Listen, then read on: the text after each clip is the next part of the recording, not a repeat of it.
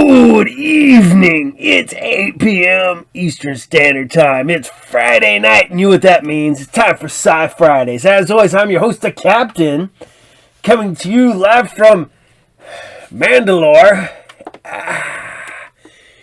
As I don my Moff Gideon helmet there. So, I hope you guys had a great Christmas. I hope you guys had a lot of fun, because as of shooting this, it's actually Christmas Day.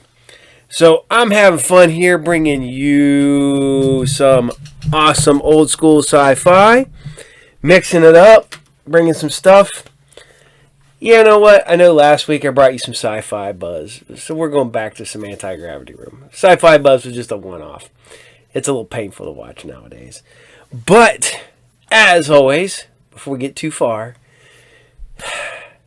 SciFridays is brought to you by Are You Game, the best comic book, collectible, video game, magic, toy, collectible, role-playing, and more store located at 124 North Sunset Drive, Pickle, Ohio, 45356. You can find Are You Game on the Facebook. You can find the Captain on the Facebook, the Twitter, and the Instagram.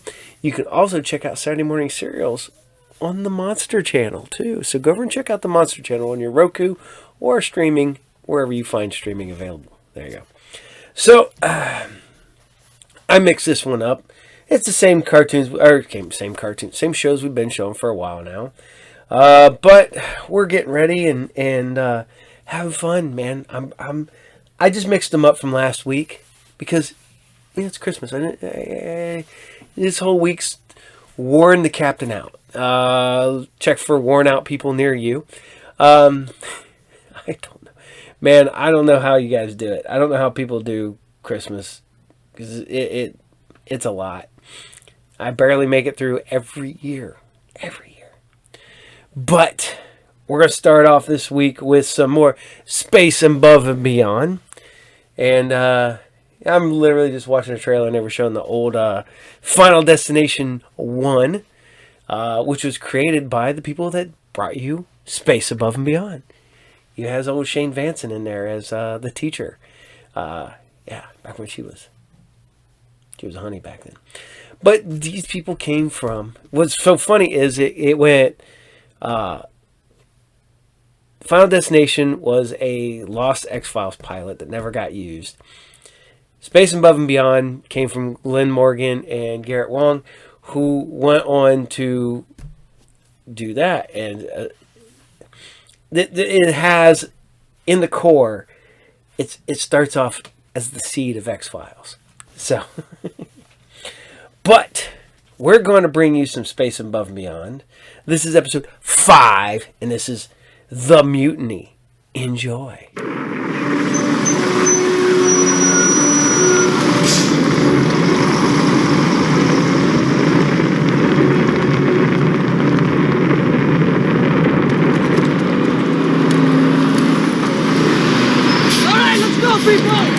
Pretty close. Man, I don't want to miss my ride. The MacArthur will wait for us. They gotta wait. I've been TDYing Groombridge 34 since April. You going to her side? I've seen my wife since before the war. She's probably forgotten what I look like. I know. In my case, maybe that's a good thing. Still, it'll be nice to have dinner at home. Man, would I love a meal that wasn't freeze dry. Just having a break's gonna be good. Hey, come on! Take cover! Dig divers in the tower! Dig divers in the tower! Careful, Mark! Cover the right flank! Faith and West, take the left!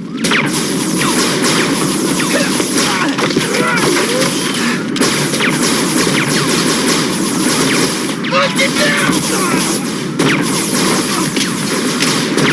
Better!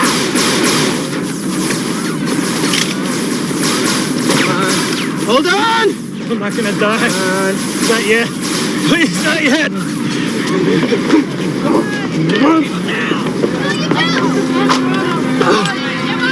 Medic!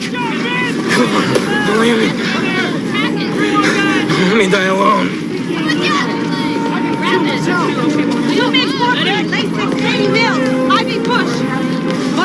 His name's Salmon Monk. Doesn't need a doctor, Lieutenant. He needs a rabbi. Look, maybe there's a chance. These men have a chance. Tell my wife. I don't mind going, except for her. She was my wife.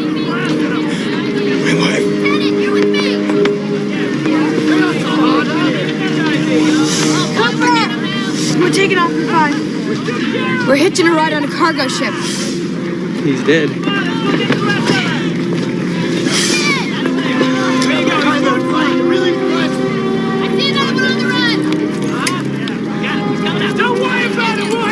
His family will want these. Come on, let's go.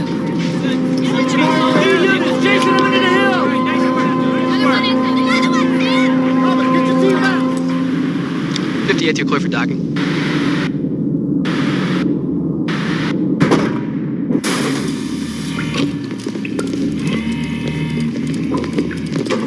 Captain Llewellyn, I'm Colonel McQueen, 58th Air Commando Group, en route from Firebase Langston to the carrier Saratoga. I waited for you, Colonel. I didn't want you to miss your ride. How bad is it down below? Langston's still hot. Lost a good man to a sniper tonight. We have new orders. Our course will take us through Blood Alley. It's dangerous, but it's the only way out. I don't suppose there's a chance of a fighter escort. Not this lifetime. Careful of that. 16 pounds, prime rib, black market. And what'd that cost you? I traded my only 1986 Dan Fouts card. Better be a pretty good prime rib.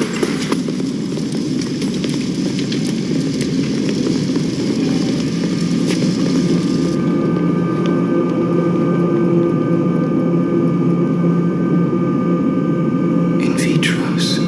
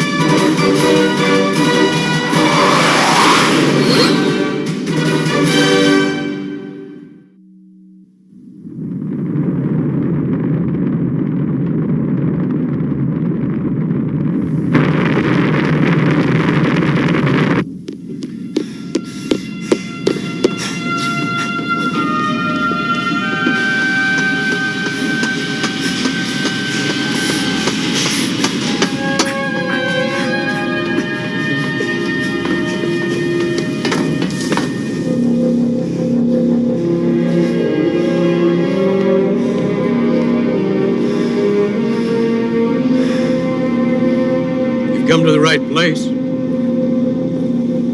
Every man down here is a tank. J.J. Keats. Hawks. Cooper Hawks. Ashby. The engine room foreman. Sorrell. Howdy. Chief engineer. Everyone on the crew a tank? 6 of us. 7 humans, including the captain. Computers. Do the rest of the work. Ever notice how tanks always get the dirty jobs? Isn't that why we were made? You got that right. You did good for yourself. There's no trick becoming the chief petty officer in a tramp steamer. Do the dirty jobs, keep your mouth shut, go along.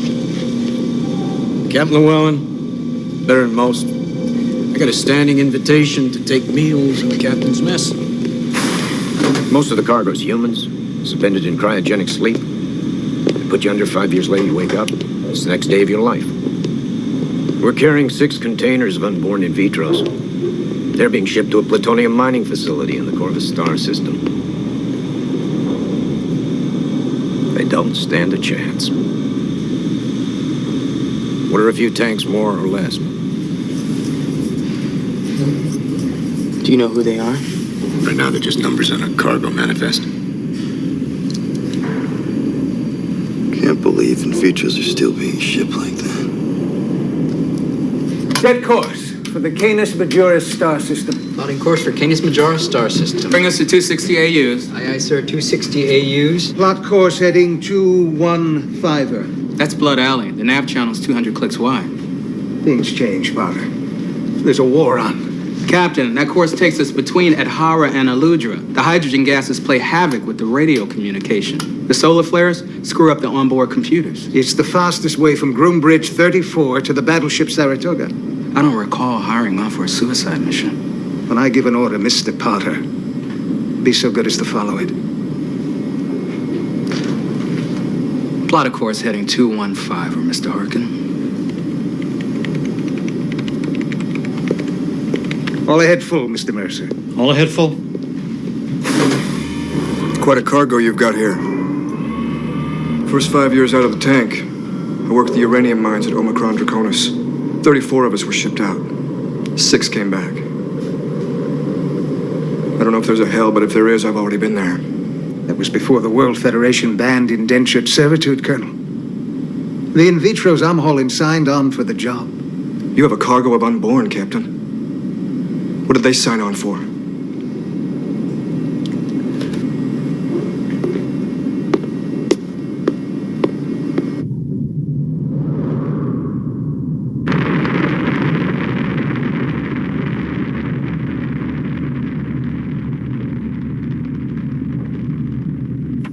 Janice loved your present. I took her to Detroit Disneyland for her birthday, and she loved Mr. Toad's Wild Ride. I miss you. You're still my favorite wild ride.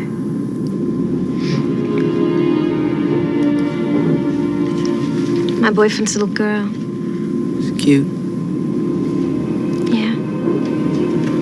She still misses her mother, though. Big time. She learned to love you. Love isn't learned, Nathan. It just is.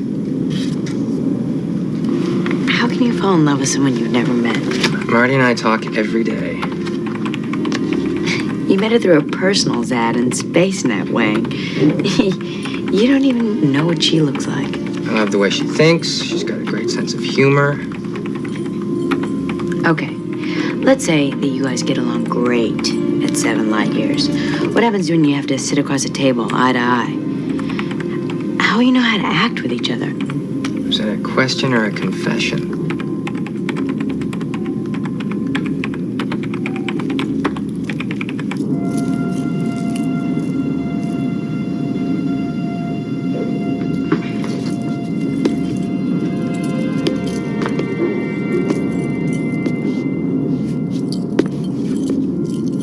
Right, Monk's wife?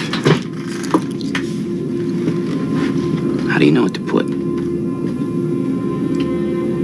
I tell his wife he was a good man and will be missed. Is that what it says in the regs? No, that's what it says here. How do you know what humans are feeling? I see the laughter and tears, and I know. I don't feel that stuff. They take us out of the tank at 18, Hawks. Can't get 18 years back in a day. Do you ever wonder what it would be like to have a mother or a father? I don't think about what never was. But it don't bother you that when you die, there's going to be no blood relation there to say words over you. Core is my family, Hawks. The men and women I served with will know what to say. Yeah, you got that right.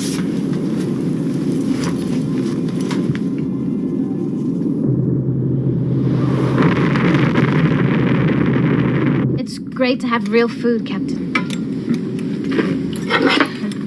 Captain. The in vitro manifest. Cooper, not now. I'd like to see it. You know what he's trying to do, Captain. The same thing they all do. Look for family.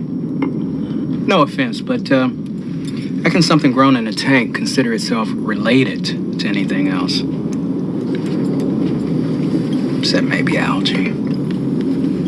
Stuff a sock in it, Potter. Whoa, what is going on? Okay, hold on, watch out. What the hell? Take a damage control team aft. Secure the cargo hold. Coolant can spike to 700. Step the rods down. Got it. Take it offline. Going offline. Run hot. Generator room, go to secondary power.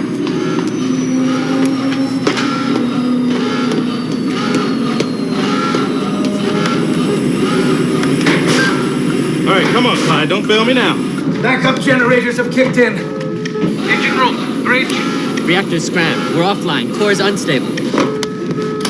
What hit us? Solar flare. What else can one expect when flying between two unstable suns? I want you midship with Keats. Yes, sir. What's your weapons package? 2 laser pulse cannons, unmanned. Benson, Wayne. With your permission, Captain. Just in case that wasn't a solar flare. Under the circumstances, I think there's room for 2 on the bridge. Defus. I know, Colonel. Engine room. Hawks. I want you to go work with Keats. I want one of us on damage control.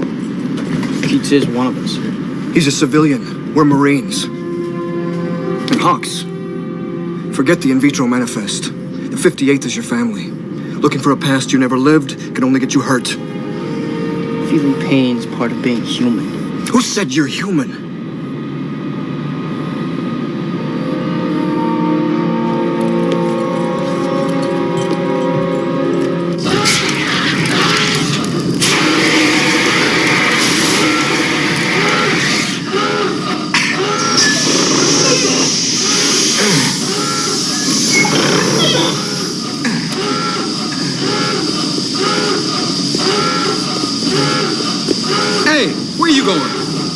What about Section 46? We don't inspect it. People are the priority here. Oh, yeah. I forgot. Tanks aren't people. Look, you just stay away, pal. You got no business over there.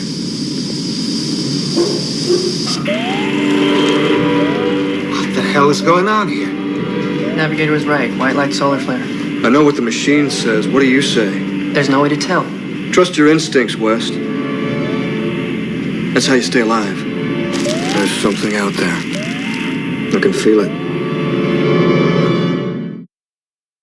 Engine room, bridge. Core temperature stabilized. Estimate to get the reactor online. Maybe today, maybe Malava Day. Stored energy. 4.5 kilotons in the containment vessel. Keep the engine online. Yes, sir. Plat temp, 600. Let's go back online. Don't know what caused the coolant temp to spike. It could happen again. Worst thing that can happen is we could blow up, Mr. Ashman. Then I don't see the problem. The coolant density's at 800 kilograms over m cubed. I think we're in the clear. Let's do it. Raise rod 1. Rod 1 raised. Raise rod 2. Rod 2 raised. You know your stuff.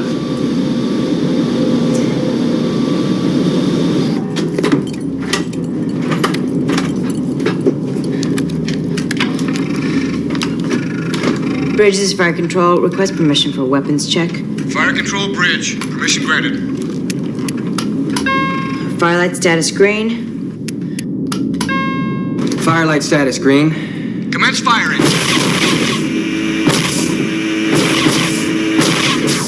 Looks like a mule. West. Anything? I'd have better luck reading tea leaves, sir. At least tea leaves would tell us something. Let me see that.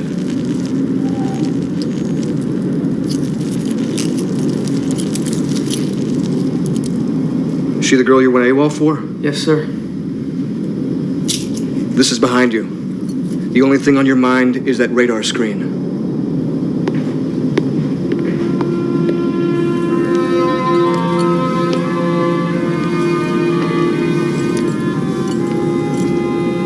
I figured you'd show up.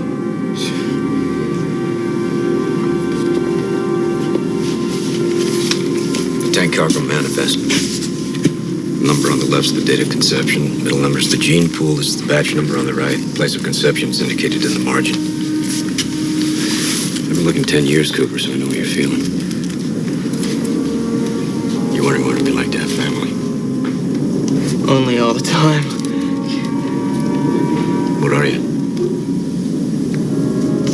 March 6, 2040.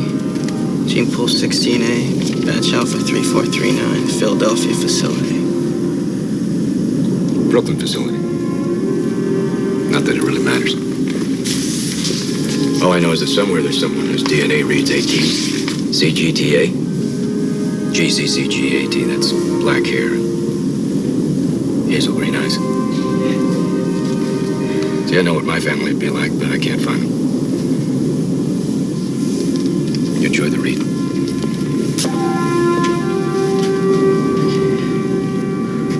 Hand me a reverse torque wrench. Here's what I think. Human beings are nothing more than highly evolved animals. Tell it to Einstein. We're attracted to a person because of the way that they look, the way that they smell, the way that they feel to the touch. So what's your point? How can you fall in love with a woman that you met on SpaceNet? You don't believe in the soul and spiritual connection? I believe in what you can reach out and touch. Then reach out and touch that morph head.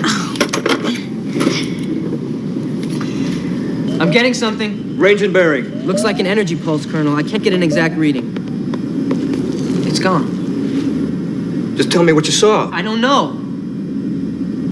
Solar spike. I need to know what's out there, West. Figure it out. Ceramic fuel temp 1200 and holding. Bridge, engine room, reactors online. Well done, Danfoss. I'll need full power. Full power. So, how come you got detailed down here? 4 years at Caltech. 2 summers I interned at San Onofre. What kind of lunatic interns at a nuclear power plant? My father was chief engineer. A lot of people won't work with nipple necks. Let me tell you something, Mr. Ashford. I'll work with anyone who wants to work. Not a lot of people feel that way. I'm not a lot of people.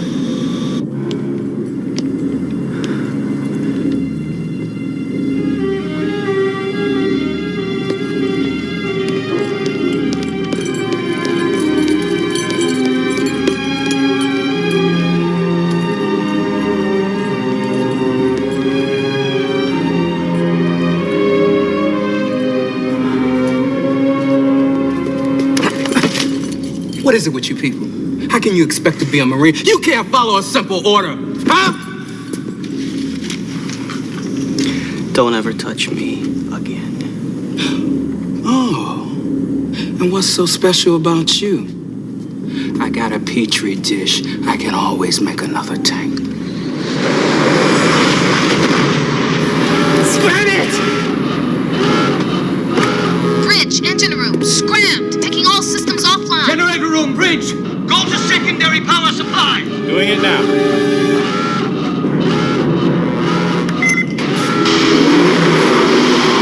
Captain!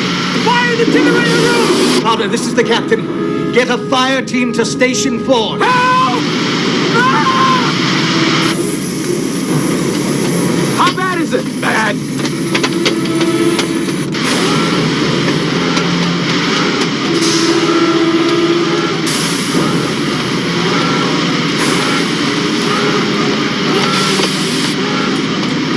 Gotta get to the emergency shut-off valve.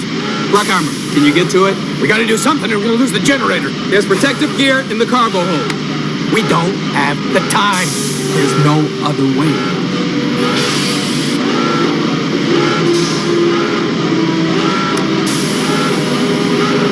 Cooper, what are you doing? You don't know this, Cooper. Cooper! Kill yourself! Don't do it! Protect yourself down there, Coop. Protect yourself.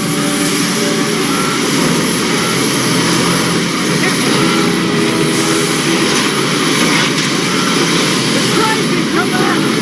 Come on back!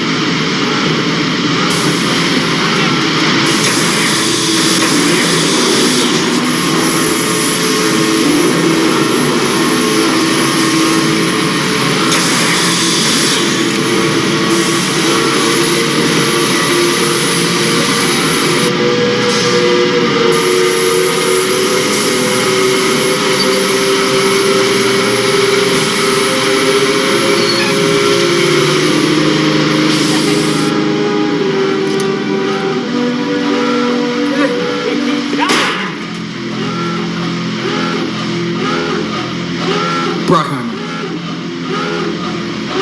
Cargo hold.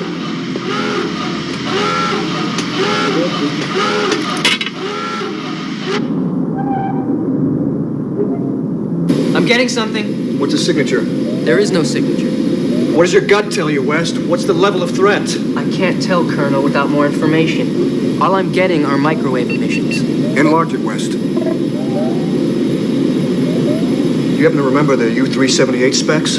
What we have here is an unidentified blob. Give me the U-378 specs! The U-378's alien, Class D destroyer, a hunter-killer. Weapons package. Rockets, mines, guided weapons. What else? Special Ops thinks she has advanced microwave technology that screw up communications.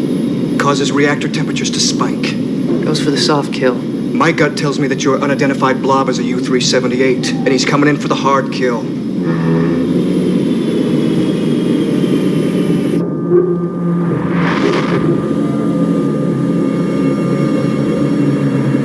Sir, I have radar contact. Bearing 276, range 2 parsecs, azimuth 49er. There's not enough power to get us out of harm's way. There's only one way to take the load off the second generator. Cut power to one section of the cargo hull.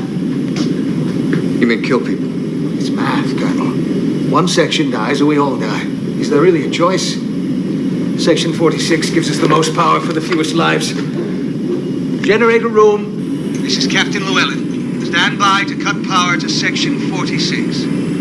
Repeat, stand by to cut power to Section 46. Section 46 houses 12 containers of in vitros, Captain. That's 168 lives. It's the only way to get the reactor back online. There has to be another way, Captain. That's an order, Keats. Section 46. Stand by. Queen won't let this happen. It's one of us. You hear his voice raised in protest just now?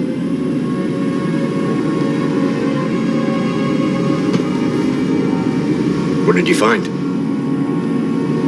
I got a sister in Section 46.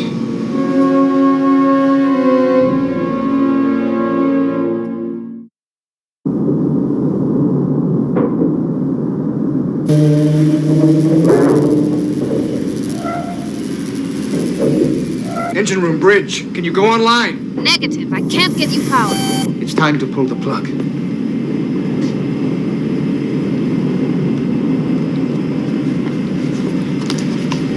Gates, this is the captain. Cut power to Section 46. Negative, Captain. Just what the hell is the problem? I'm the problem, Captain. There's not a lot of room for interpretation in your orders. I won't do it, Captain. Too many of us have died fighting your wars. You're putting every life on this ship at risk. Then we die equal. Keats! Some are more equal than others.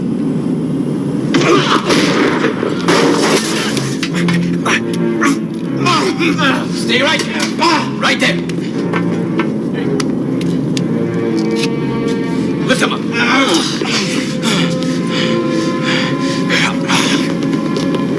You can help me save those tanks. Because I know one thing, you're not going to kill your own people. Gates, confirm you're cutting power to Section 46. Keats, answer me. Keats, what's going on?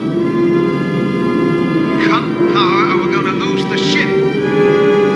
Keats! Keats! Do it, man! Keats! Keats! Ceramic fuel temp 1600. Ashby, Sorrel, come here. Yes. What's the problem? Captain's giving orders to kill the in vitros in Section 46. You can't let him do that. I can't stop him. Not alone.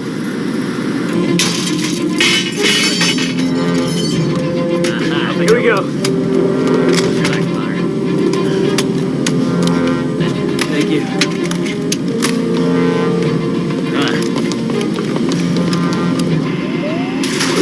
Missiles launched. Confirm that. They're off the rails. Engine room, bridge.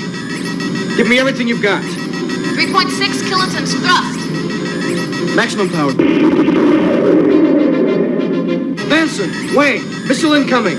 Lock on. Bingo. We're locked on. Let's rock and roll. 2,100 clicks. 1,800 clicks. Colonel, launch the cargo haulers. The missiles will go for them, not us. Launch starboard cargo haulers. Prepare ship for impact. 8, 7, 6. Fire! Come to mama. Hard left rudder! Hard left rudder.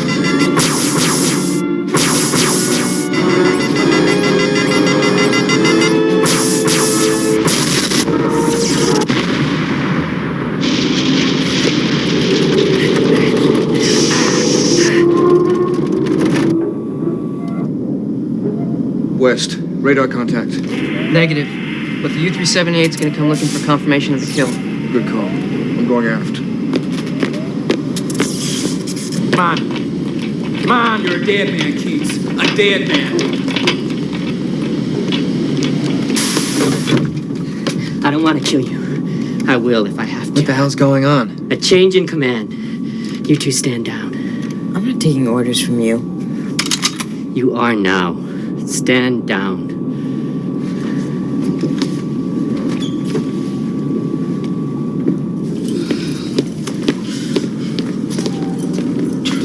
How can you let him kill in vitros?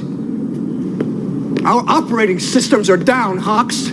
The captain has no choice. You can stop him. The captain's word is law. If someone decides to kill an in vitro, it's not my law. And it shouldn't be yours.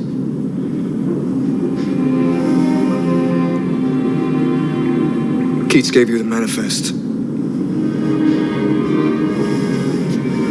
Who'd you find? A sister. How could you kill your own people? How can you? Answer me!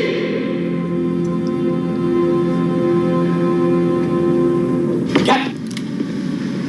Taking the helm. Are you adding mutiny to your resume, Mr. Keats? Mutiny, Captain? He's adding murder. He'll kill us all. Whatever it takes, as long as in vitros don't die. Sit him down. Stay at your post, son. I need you alive. Tell McQueen you need him on the bridge. Tell him! I'll buy us a little more time. I'll give damn folks 5 minutes to get the reactor back online. If she can't, I have to pull the plug. Colonel McQueen, report to the bridge. You're making a mistake, Keats. It won't be the first, sir.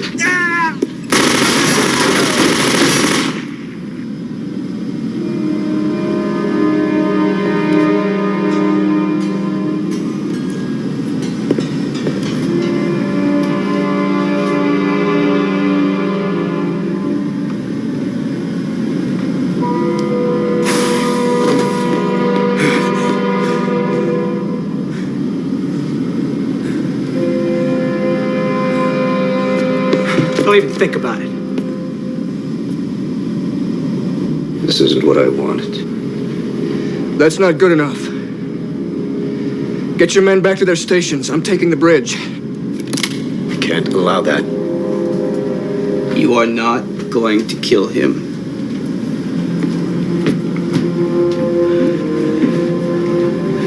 And you are not going to kill the tanks. You can't have it both ways. I'm picking up an active gamma pulse. He's doing a Yankee search. Yankee search is an old Navy term. The bastard who's hunting us figures we're a pile of space garbage. He's coming in to confirm the kill. And right now there's not a damn thing we can do.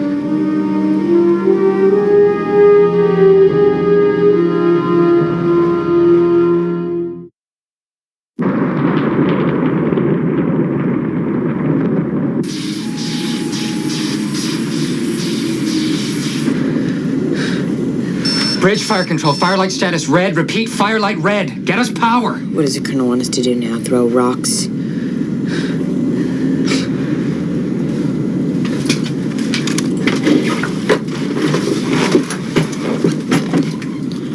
Pretty soon you're gonna have to decide if you're gonna kill us.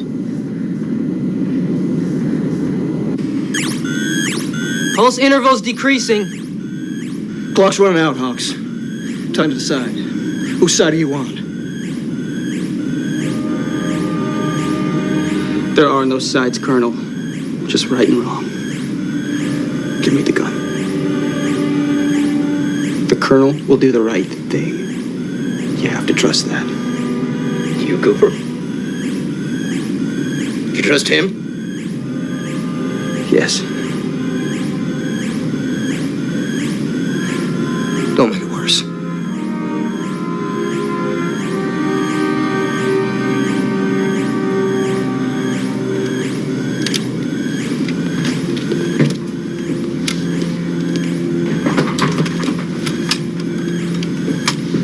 Sir, the bridge is yours. Thank you, Mr. Hawks. Engine room bridge. We have incoming. Get me back online. No can do. Pressure shocks hit the primary system hard. This whole damn thing's gonna melt down if I don't get some help here. We work together, or we die. It's that simple. I need your help, Mr. Keats. Be good enough to get your men back to the engine room.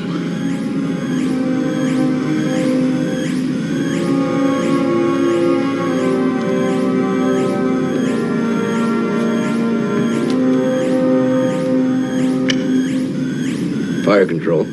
Bridge. The captain's dead. We have a Class 9 emergency report to the engine room, or the nuclear reactor's gonna melt down. Maybe later you'll tell us what the hell is going on. You ever try to do the right thing, only it turns out wrong?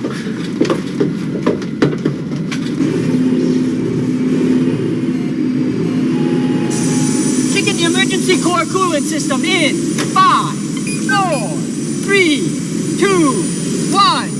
Now!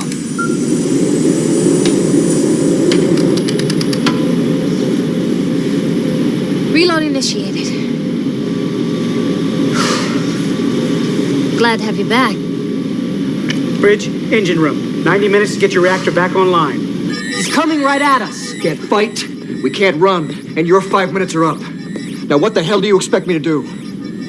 Cut power to another section. Pop quiz, Hawks. You cut power to section 46, 168 tanks die. You cut power to any other section, 400 humans die. Now how does the math work out? What do you do? We're dead center in the gamma pulse. We have one advantage, Hawks. The U-378 doesn't know we're ready to fight. Are we? Are we ready to fight?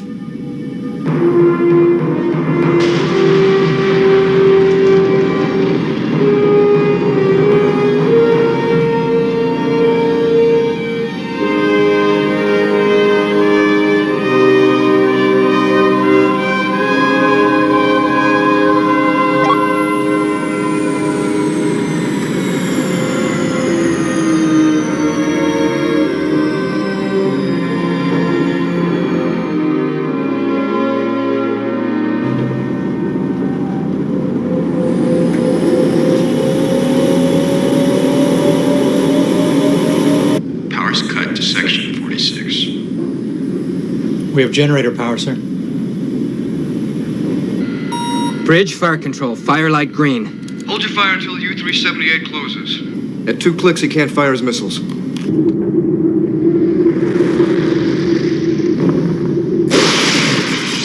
Solar flare! I got no screen! We lost the targeting system. The solar flare scrambled the screen. The only way the U-378 can make contact is visual. Right now, we are not on his radar screen. Estimated time for his radar retrieval, 3 minutes. We're blind, and he's blind. Let's play a little hide and seek. Hard left rudder. Hard left rudder, sir. Fire control bridge. We don't know where she is, but she's out there. Lower the blast shield! Lowering the blast shield, sir. It's coming right at us. Wayne! Benson! Puppy bears 339er. 1.5 clicks. Azimuth, 90 degrees. Weapons hold. Fire a perigee kick motor, Mr. Mercer. Sir, we'll break up. Fire a perigee kick motor!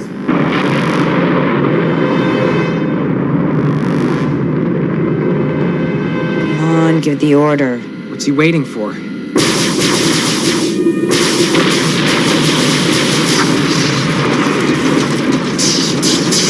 Weapons hold. Weapons hold. Now, fire! Fire!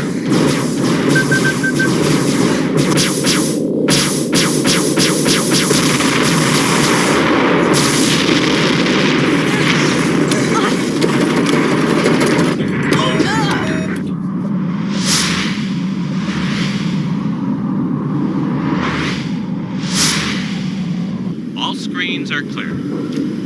Pressure's at 18.5. Climbing. Core temp's cooling. Bridge, engine room. The reactor's stabilized. We have 90 mics until we're online. Good work, Danfus. I had a little help from my friends, sir. There's gonna be hell to pay. It was my call, Sorrel. I'll take the responsibility. We stand together. Plot a new course, Mr. Harkin. Yes, sir. West.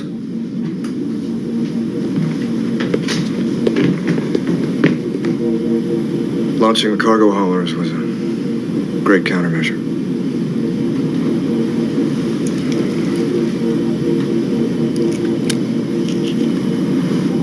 I thought I had to make a point. No. You were right. What I did, going after her, was selfish. It won't happen again. I know that, West.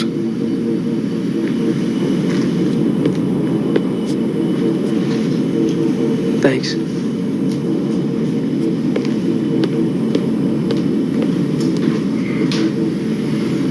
My pleasure.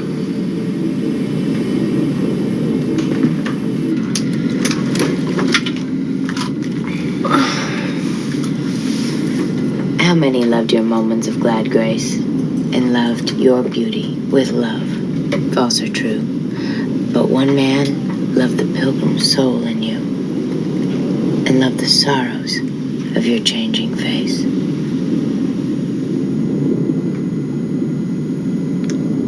Try sending that via SpaceNet. The way I figure it, if you've had bad times and joy, then you've lived. No, the way I see it, you only end up with a broken heart, and I don't have the time.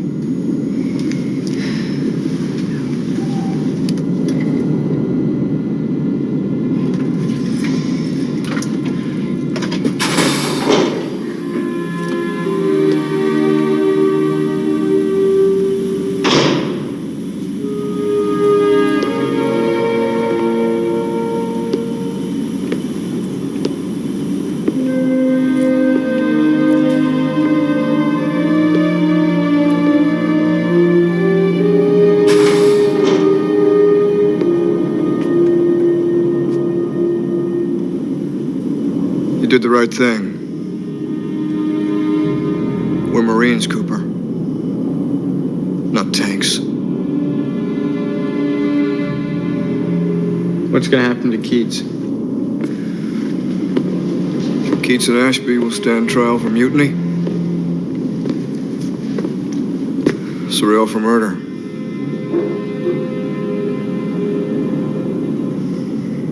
Sorry for... I'm sorry. What would you know about sorrow?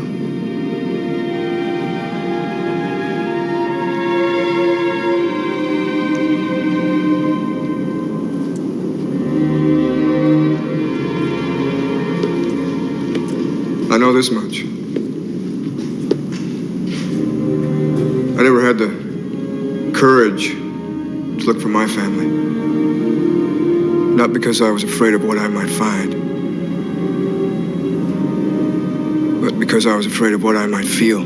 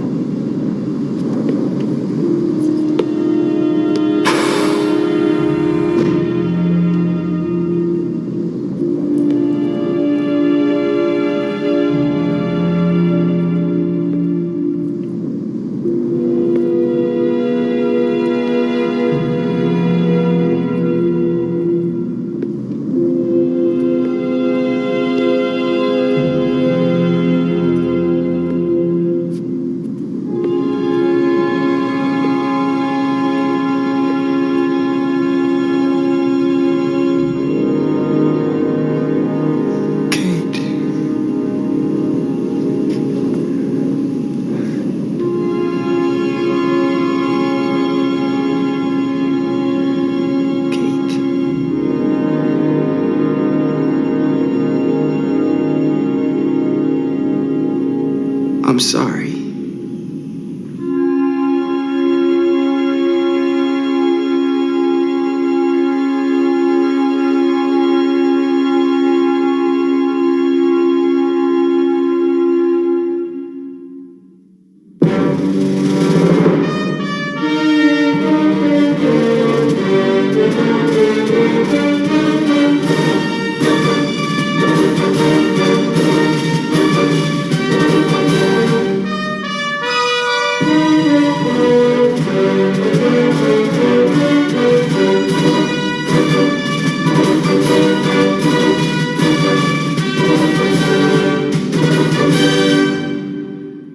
Watch your hands, watch your hands. Discover a world beyond your wildest dreams. Discover Atari. Pioneers in coin video games like Centipede,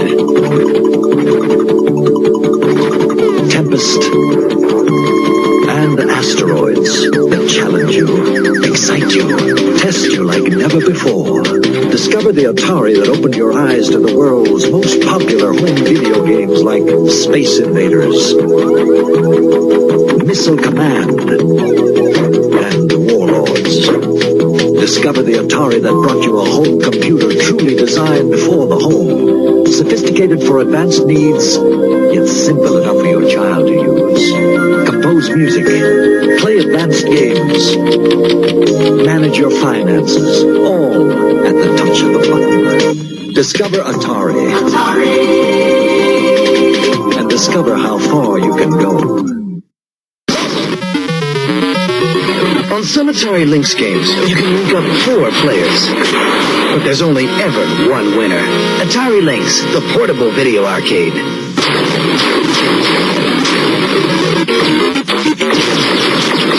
The Atari Lynx sound quality is so good, it makes every game seem more realistic. Atari Lynx, the portable video arcade.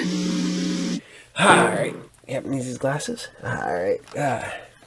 So, you know, I love doing the sci-fi show. Yeah, it doesn't get the numbers that the Saturday Morning Serials does or whatever. But, dude, tell me, who else is doing this? Everybody does the cartoons. I'm doing sci-fi shows. And always on the lookout for more sci-fi that you guys have never watched or has never aired. And literally, at the gym, Tuesday afternoon, or morning, because that was Christmas Eve, so they shut down early, so it was still morning technically, because I left at 11:55. But me and the Mark were sitting there talking about the how good the Sci-Fi Channel was back in the day, and how much it's changed, and how neither one of us watch sci-fi anymore, and it's sad. Go back and if you can find it, man, that early sci-fi was so good. You know, you had your blocks every day. You had your, like, Monday was Star Trek The Next Generation, and like Tuesday was like Battlestar Galactica. Wednesday was Buck Rogers. You know, Thursday was Stargate, SG-1, and then Friday was what they call like premium. So you got like the sci-fi shows that only had maybe like 8 episodes or whatever, or Kolchak or something like that. But we got that, and it was so cool. And I remember watching Matthew Starr on there. And, you know, it's bad that we lose that.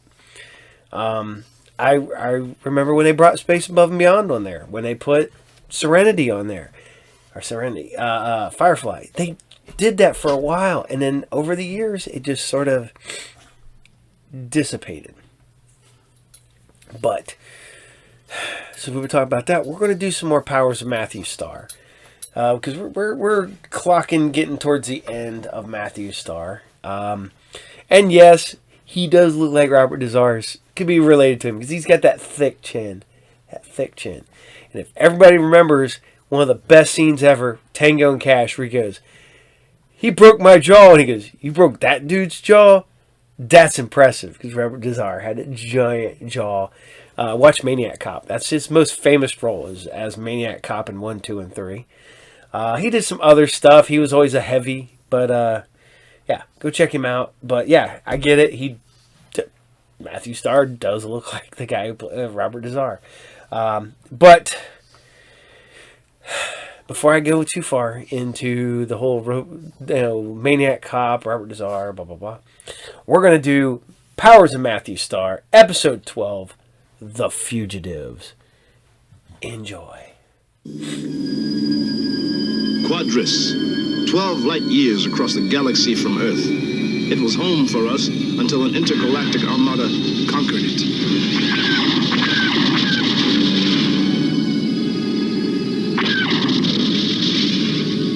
I fought by the royal family's side, but in vain. Even their remarkable powers weren't enough. The Crown Prince and I escaped to the nearest planet on which we could survive and further his powers in order to someday return to free his people.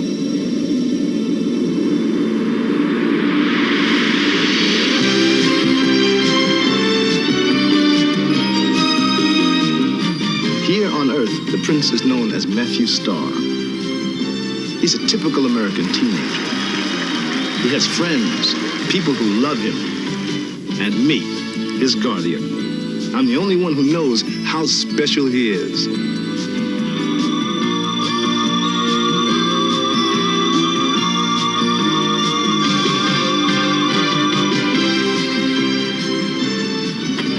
Life for us is a series of joys and dangers, for enemy assassins constantly come to destroy us.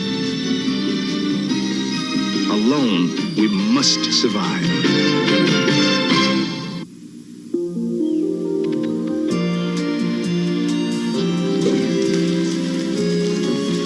X-ray technician on call. Please call the emergency. X-ray technician, call the emergency.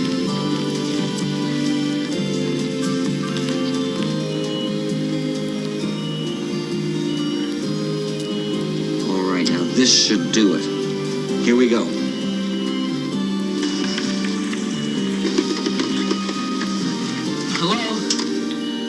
Salvation, and I'd just about given up hope. Hi, Matt. I'm sorry it took so long, but finding a parking space around here is almost impossible. So is shaking down this equipment. Oh, Matt. This is Dr. Lindsay. Matt and I cracked the same textbooks together at school. Hi. Love to chat, but can't, if you'll excuse me. I've got French fries on the brain. I'm sorry you had so much trouble finding me. Well, if it means you'll go to the movies with me tonight, it was worth it. It was worth it. It would make my day if this multi-million-dollar piece of electronic magnificence would perform the way the literature said it would. I've got an idea, Dr. Lindsay. Why don't we just try it with a real person rather than a dummy? Good idea. Let's do it. Come on, Matt. Wait, no, Pam. Pam, no. Come on, Matt, come on. Pam, I'm just a delivery boy here. Come on. It takes a neat 3D shot, mixes it in his computer, and out pops a picture. No pain, no fuss. Pam.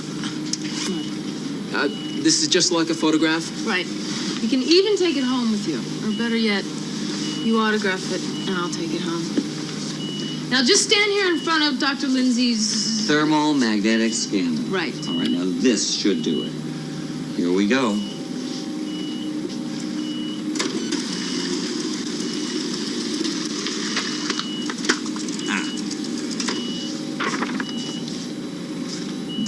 Dr. Lindsay, I always thought that I had two arms. Hey, this is my best shot to date. Yeah, I'll just tell the chief you only had one arm.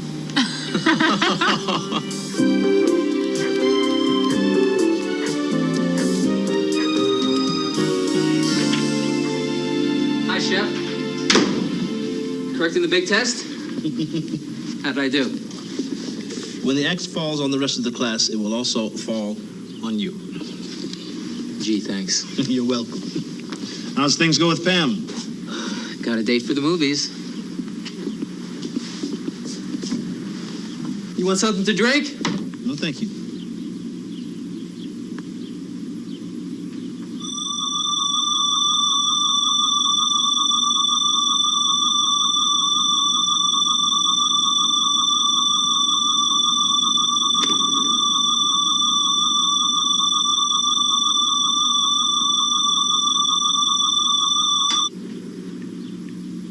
Matthew!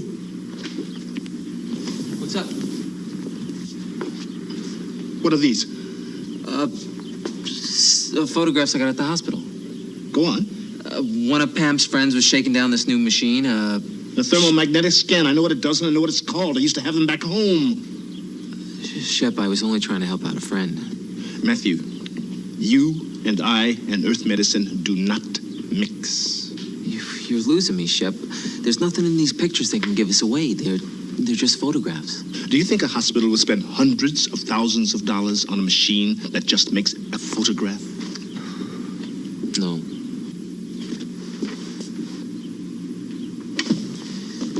It makes a detailed sketch of everything that is inside the outlines. I didn't see any other pictures. If it works like the ones used to work at home, it has stored inside of its computer a detailed sketch of everything that is inside of your body. Well, there's got to be more than just the two of us on this planet with 15 ribs. With 2 hearts and a pulse rate of 12 beats a minute? Didn't take my pulse. Yes, but when the doctor sees what's stored inside of that computer, he'll come looking for you. Well, I'll just go and get whatever it is out of that machine. No. You, just go to your movie. I'll take care of it. Shep, I didn't mean to cause this problem. I'm sorry.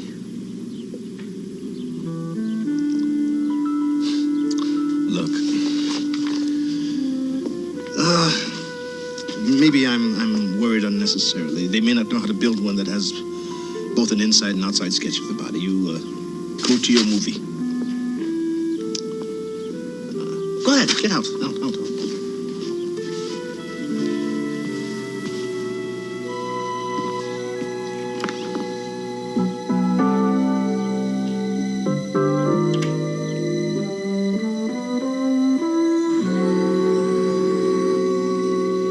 Dr. Cottrell. Dr. Janet Cottrell. Emergency admitting.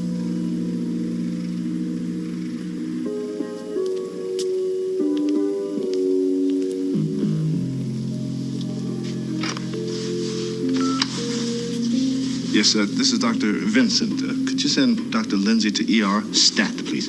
Thank you. Dr. Lindsay to ER. Dr. Lindsay to emergency, please.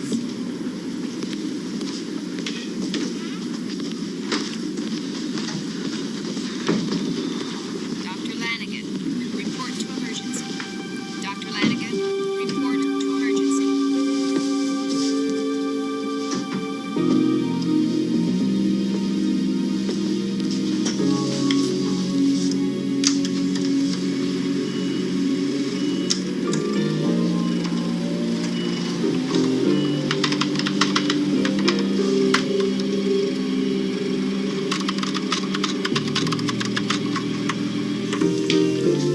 Give me another sponge.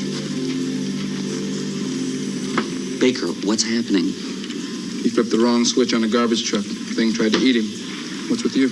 I got paged to ER. What do you need? More luck than I think this guy's got. Wasn't me that paged you. More's Alacane. Sponge. This is Dr. Lindsay. Who paged me to ER?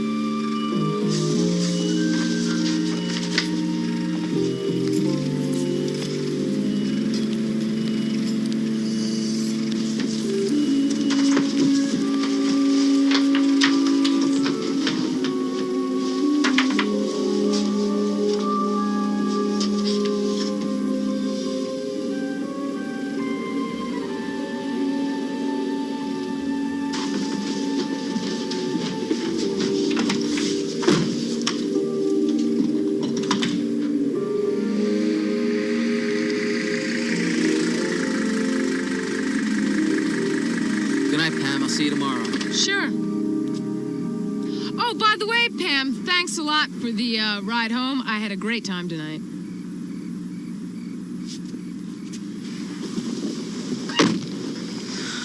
I'm sorry, I just had something on my mind.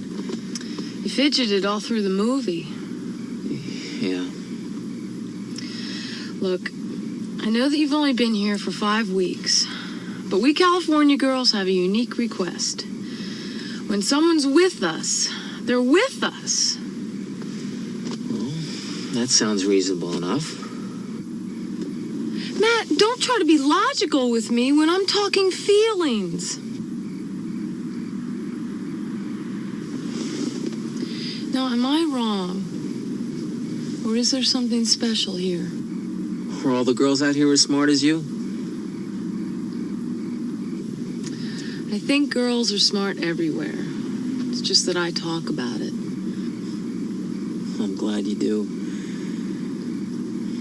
Makes you special. You do. I'm not that special. I just better get inside and do some studying before I go to sleep tonight. I'll see you. You know, one of these days you are gonna quit running from me. What do you mean running? I went all the way to that hospital just to get a date with you.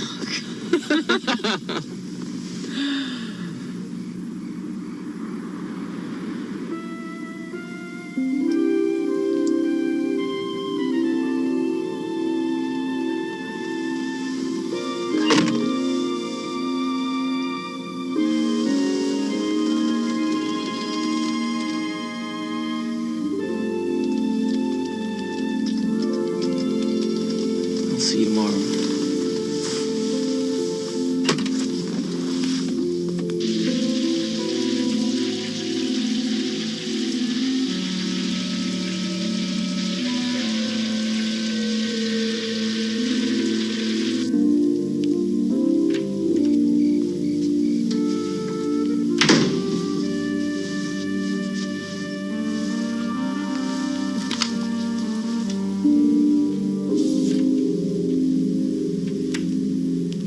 Hi, Matt.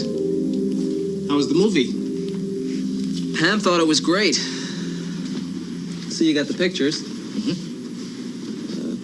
No problems? We're okay? Oh, fine. Just fine. Good night, Matt.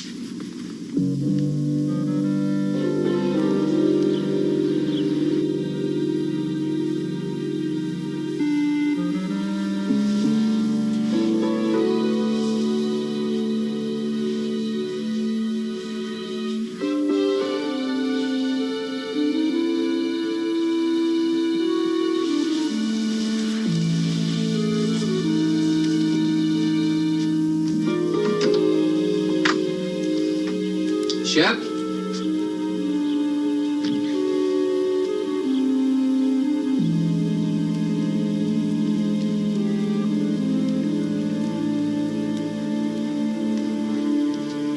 Shep?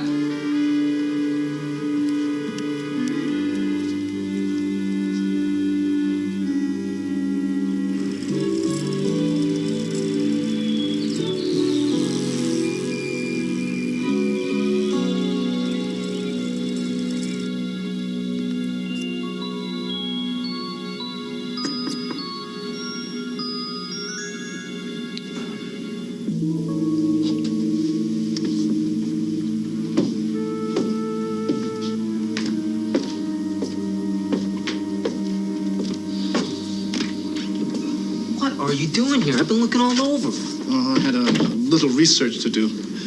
Must have lost track of time. A little research with the chemicals on this planet would take you an hour, Shep, not all night. Well, not unless it's important research, Matthew. You okay? You don't look very well. Oh, I'm fine. Minus, it's been a long, long night. Look, why don't you get yourself some breakfast and get back here in time for class? I'm fine. I'm fine.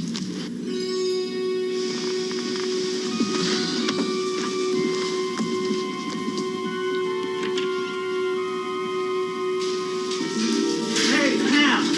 Wait up, I want you to class. Oh, no thanks, Mike. I already have an escort. 2 of them, as a matter of fact. Yeah, stick with us, kid. We know how to treat a lady. Yeah, Mike, why don't you go wax your surfboard? Yeah, I've already caught my wave.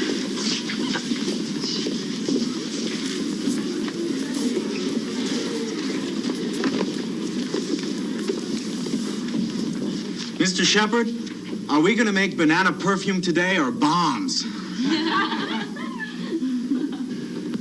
It depends.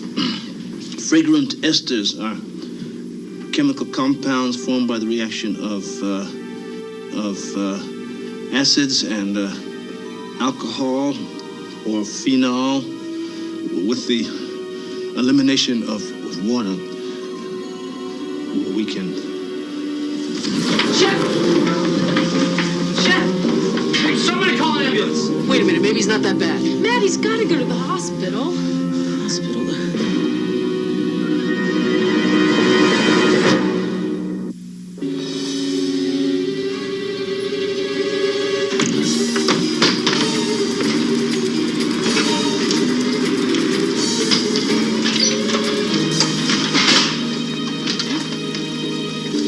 Give me an ABG and a complete blood count. Right. We'll also want an EKG, EEG, and a CAT scan. What's an EEG? It's a test. What for? It tells him if there's any activity in the brain. And that other monitor's an EKG, and it tells him how the heart's working. What's that? I want a sample.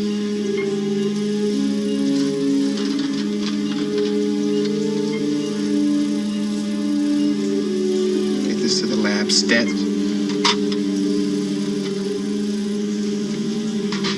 Vitals. Blood pressure, 80/30. Temp, 102. Heart, 12 per. For what? Per minute, doctor.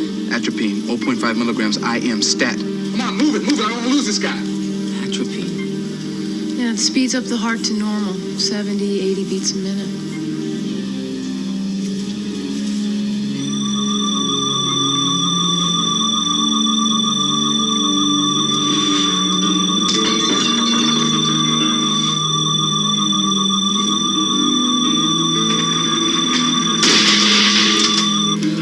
What are you people doing?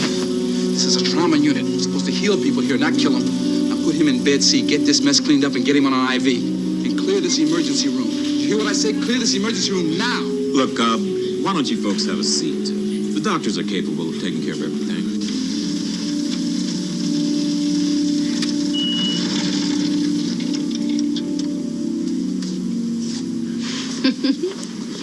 Looks like fun and games in the emergency room again. What'd they send up?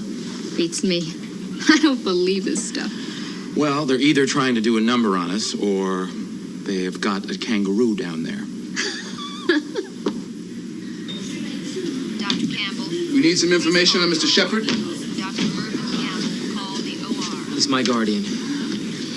We need where Mr. Shepard lives, occupation, insurance data, and what other medical information you can... Yeah, 1 second. Could you tell me what's wrong with him? We don't know yet. Only that he's a very sick man and must be hospitalized. Now, He doesn't want to be hospitalized. Unfortunately, he can't tell us that himself. And since you're a minor, the state has to decide what's best for him. Well, I'm telling you, you're violating his rights. I'm trying to save his life. That's what I'm doing. Look, I don't have time to waste. I got half a dozen red blankets in there, and believe me, I'd much rather work on the ones who want to be treated. But the law doesn't give me that choice. Okay. Just give me a few minutes with him. Maybe he'll come around and I can make him understand what's going on. Please. 2 minutes, that's it. And then go to admissions and ask for Miss Singer. Dr. Shadle, please call the page operator. Dr. Oscar Shadle, call the page operator.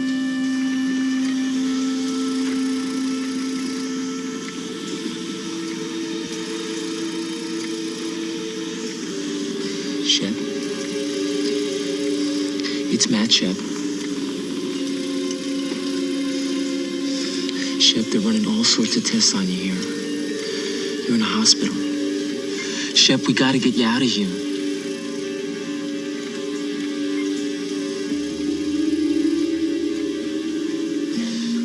Can you help me?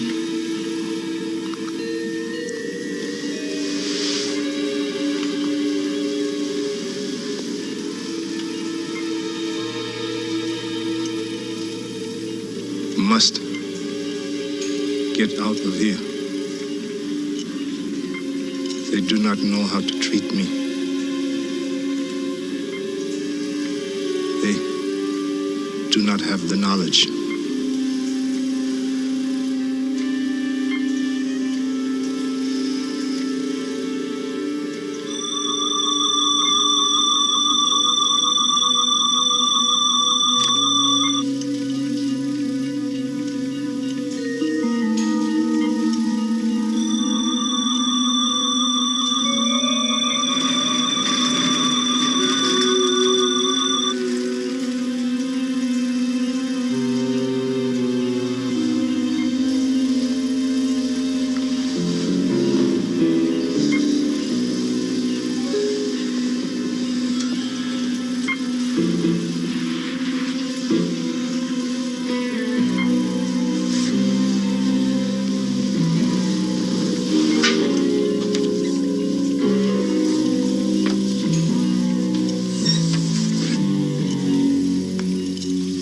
Whatever he is, he's probably dead by now. Either that or they put 3 different blood types in the same vial. Dead or alive, he's worth a look. I want these tests finished as soon as possible. If this man's for real, he could help me make medical history. Can a comatose patient vanish just like that? Don't you people monitor those vital sign indicators? Didn't you notice they stopped? I know it sounds strange, Doctor, but they didn't stop. They didn't stop. Come on. Doctor! Excuse me. I'm looking for one of your patients. Shepard, Mr. Walter Shepard. You sent his blood sample up? You're looking for him too? We're all looking for him. That's right, he's gone. Gone? That's impossible. The man shouldn't even be alive. I've got to find him right away. You want him, you find him. I've got patients who need my help. Where's his chart? I need his address. I've got to find this man right now. No chart on him. He was unconscious when he arrived.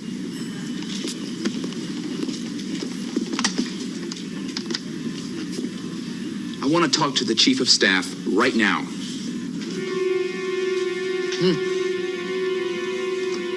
Oh, can't. Got to get out. Shep, we're home. You're out. Burning up. Shep, drink this. No, I gotta get dressed. I've got to get to the school lab. Shep, listen to me. You're slipping in and out of consciousness. You may be endangering your life. How did you get me out of the hospital? Did you touch me? I didn't float you out.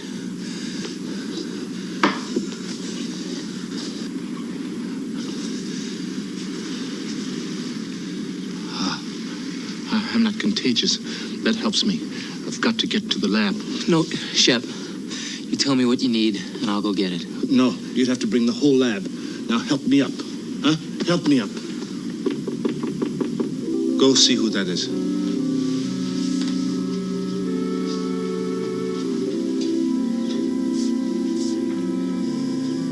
It's a man in a suit. I'll get rid of him. Wait.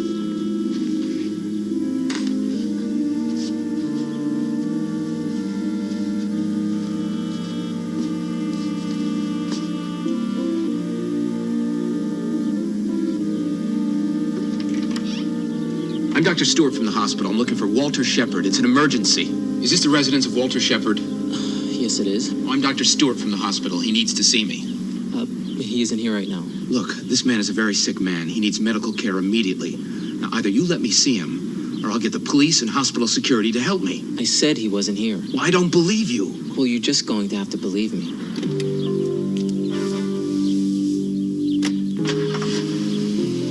Shep! Wait for me!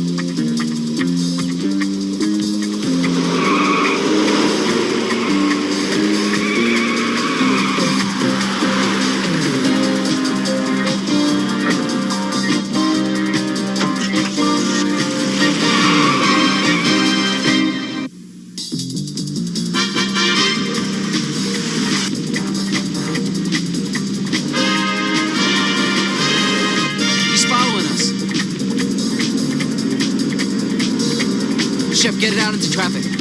Try to lose him.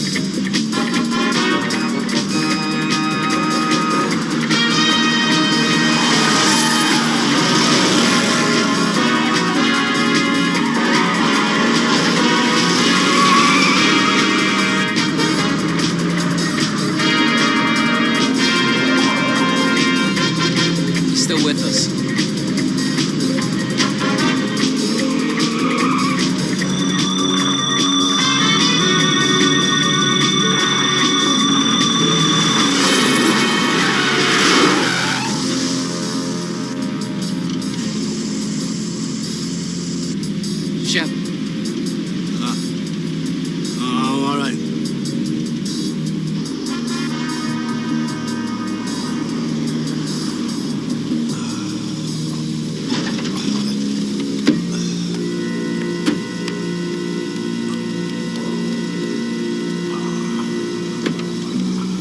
Come on, Shep.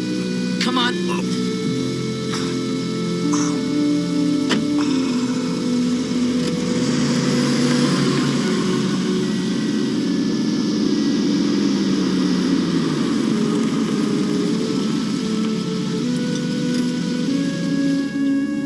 Shep, wake up.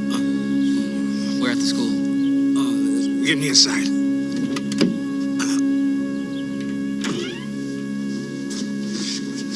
Calendar, quick.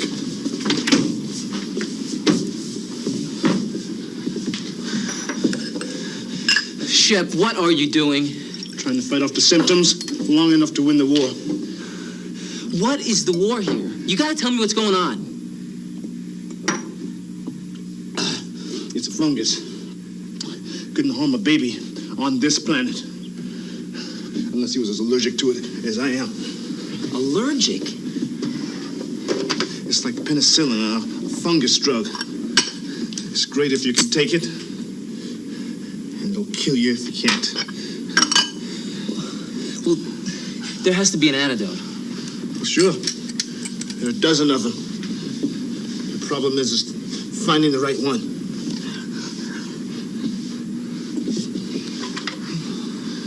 Wait, you're gonna cut yourself with that? I gotta get a sample. Gotta get a sample. Okay.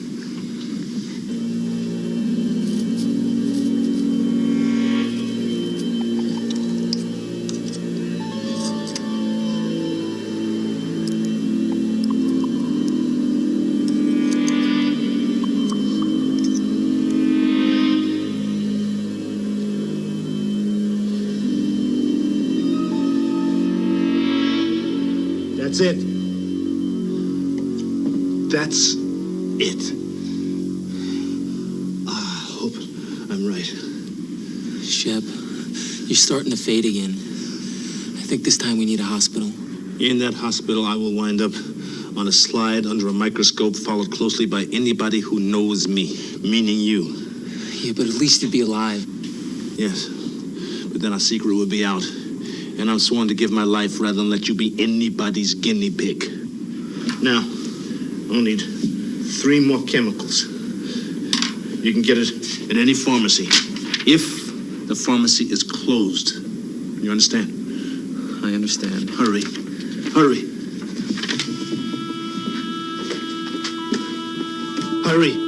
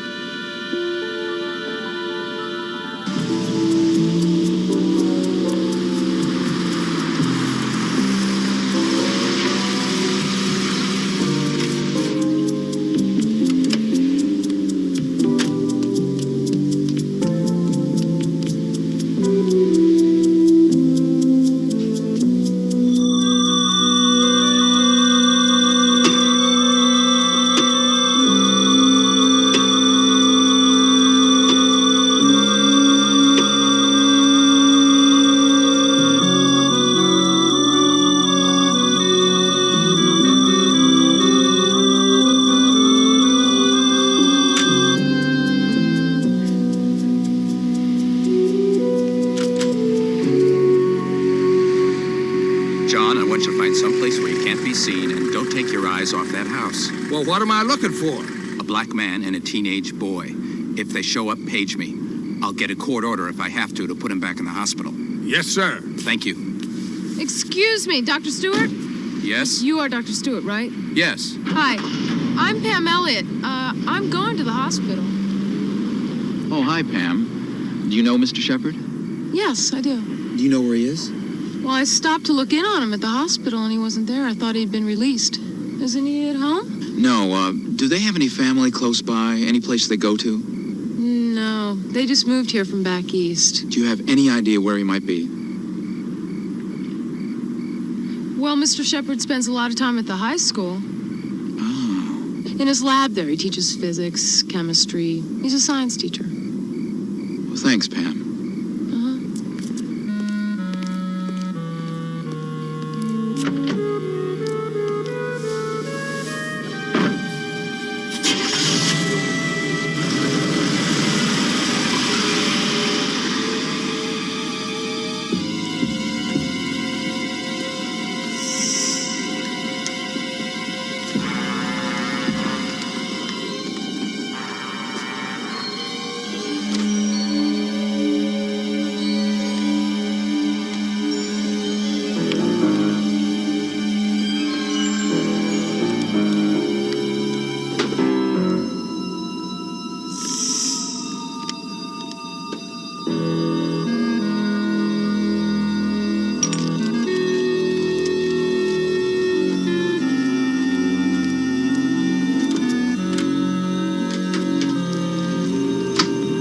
Right there, son.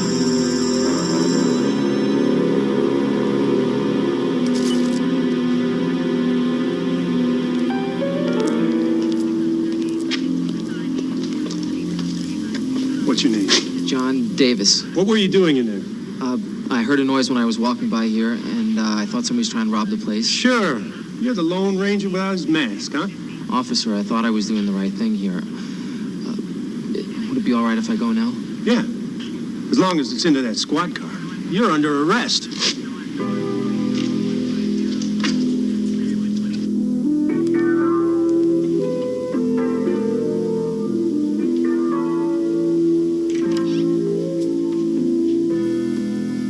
It's your doctor, Mr. Shepard. I don't need a doctor. You appear too weak to argue, Mr. Shepard. So you'll be leaving with me. Let's go.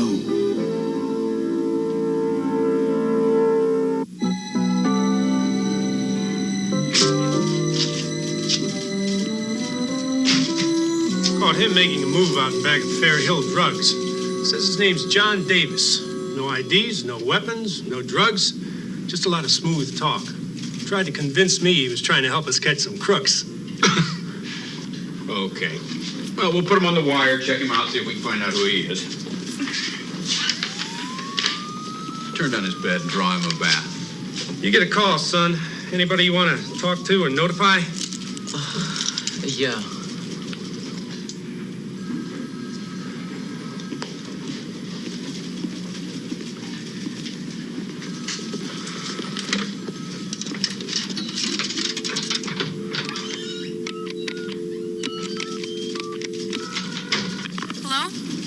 Pam, it's Matt. I need a ride somewhere. Could you, no questions asked. Matt, where are you? And where's Mr. Shepard? Pam, trust me. Matt, where are you? Look, just be at the corner of 33rd and Elm in 10 minutes. Okay. Here you go, Tom. Come on, son.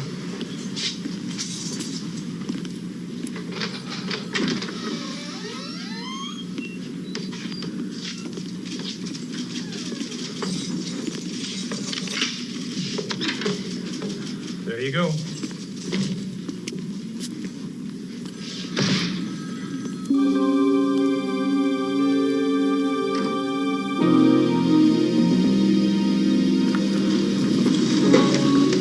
Coming through.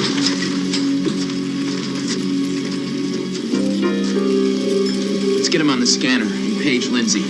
I want to find out what's going on inside this man once and for all.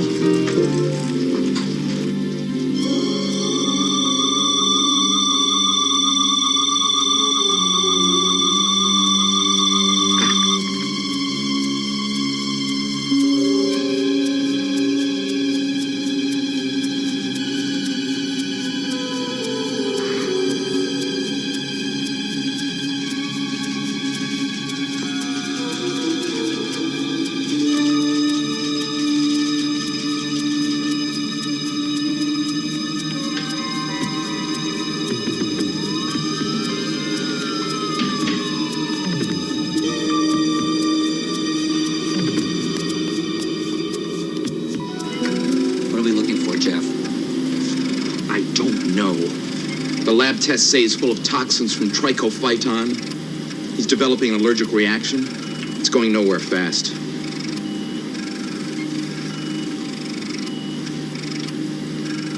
You're right. His lungs are developing fluids. Could you move him a hair to the left? Yes, Doctor.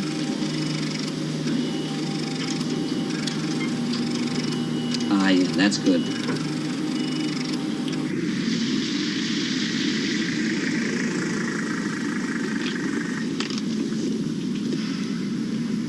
Thanks, Pam. Matthew? I feel like a gangster's girlfriend. You call me up in the middle of the night to come pick you up on some street corner and drive you all the way across town. Now, I know something's happening, but you just won't come clean and tell me. Pam, I'll make it up to you, I promise. Well, take care of yourself.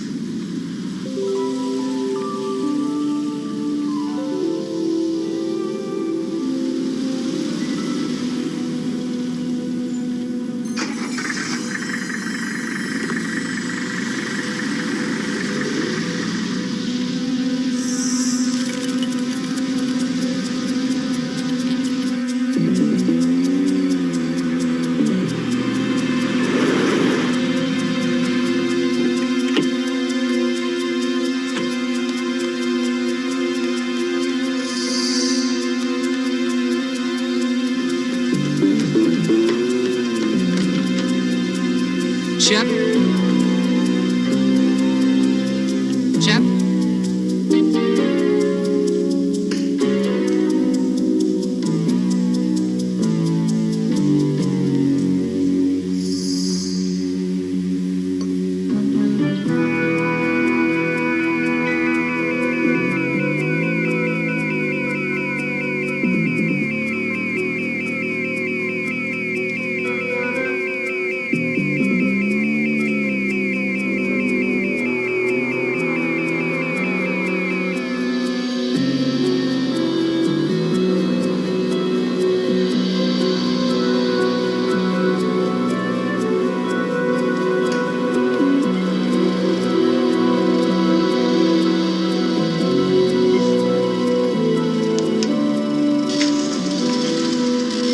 Going on with this machine. We'll have to have the manufacturer in here. We've been shaking it down for a week now, and it's still distorted. Will you look at that double image?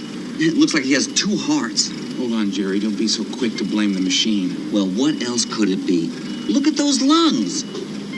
Precisely. They're twice the size of a Peruvian mountain climber's. They're incredible. And those air pockets don't look distorted to me. Distorted or not, the man's got a blood clot.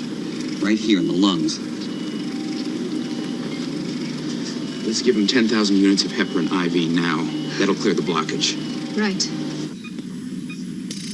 floor, nursing supervisor, please call your office. 6th floor, nursing supervisor. Call your office.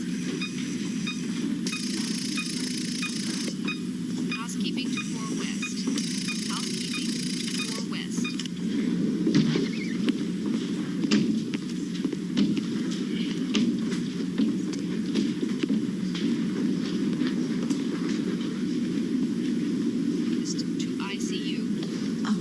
May I help you? Yes, I'm looking for a patient, Walter Shepard. Not on this floor. Thank you.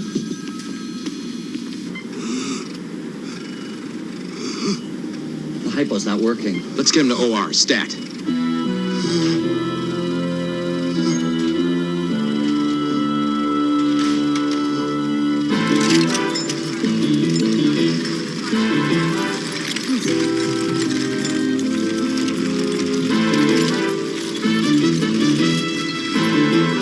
Take any room that's open. Get Dr. Baker for surgery. I'll scrub and assist him. What's going on? What's with the lights? Turn the lights on. Must be an emergency. Back up. Turn the lights on.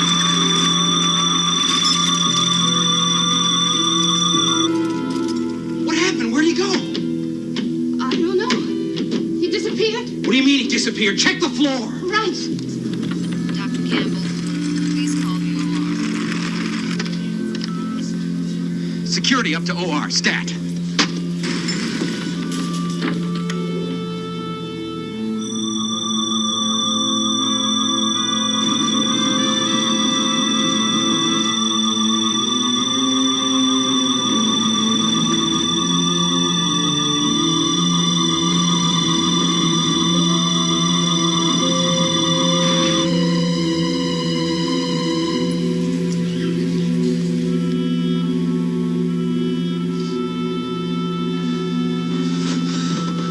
Shep, I have the drugs, but I don't know what to do with them. Shep, try to pick up on what I'm saying. Shep, let me into your mind.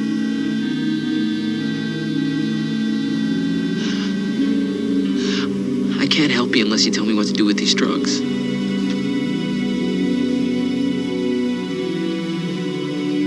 Shep, you're gonna die unless you concentrate.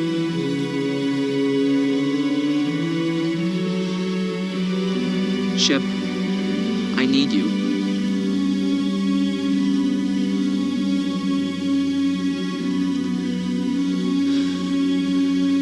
I love you.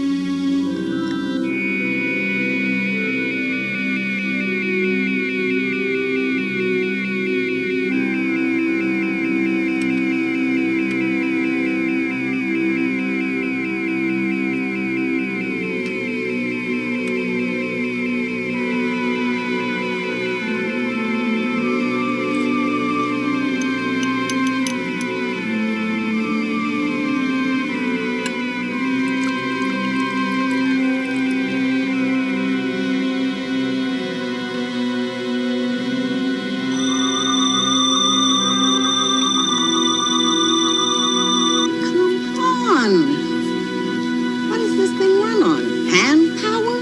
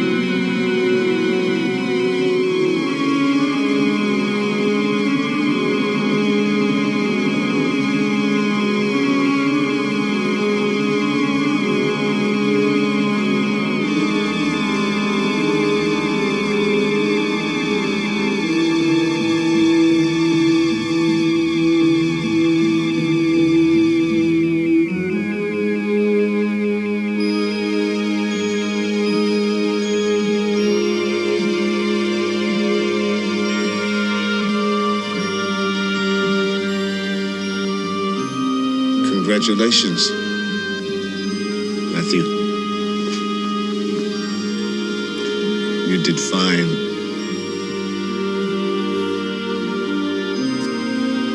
Now let me get you out of here. No. How are you going to do that? Trust me, I've done it before.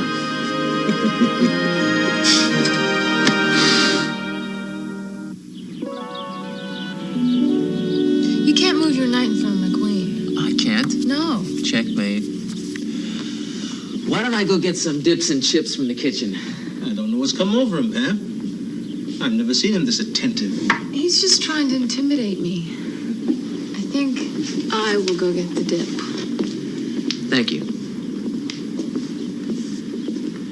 It was sure nice of the police to understand how the cell door just popped open, don't you think? Yes, and replacing those bottles at the pharmacy didn't hurt us any either. I'll get it.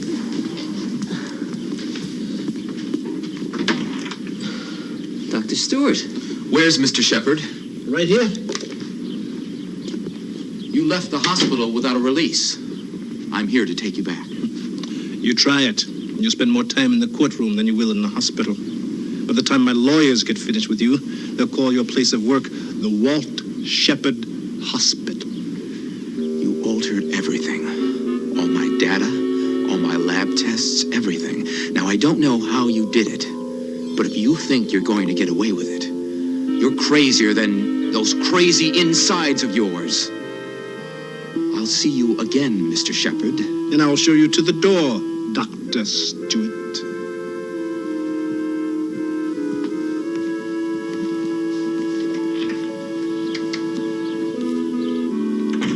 Now, one of you gentlemen, please tell me, what is going on?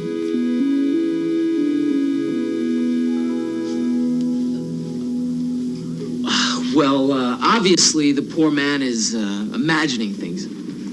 Doctors don't make house calls anymore. Matt.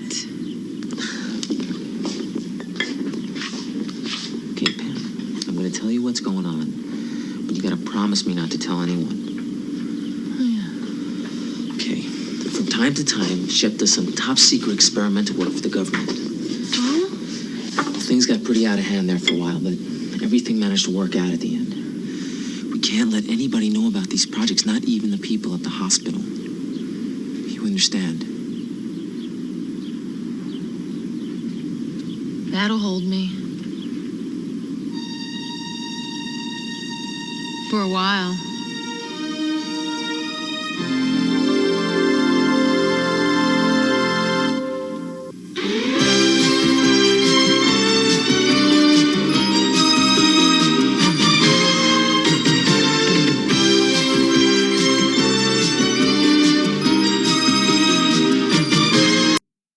Here's your french fries. You want ketchup on those? What do you think? I think you've got to catch me first.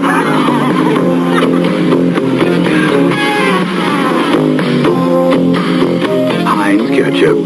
Hey, looking for me? So rich. You're getting warmer. So thick.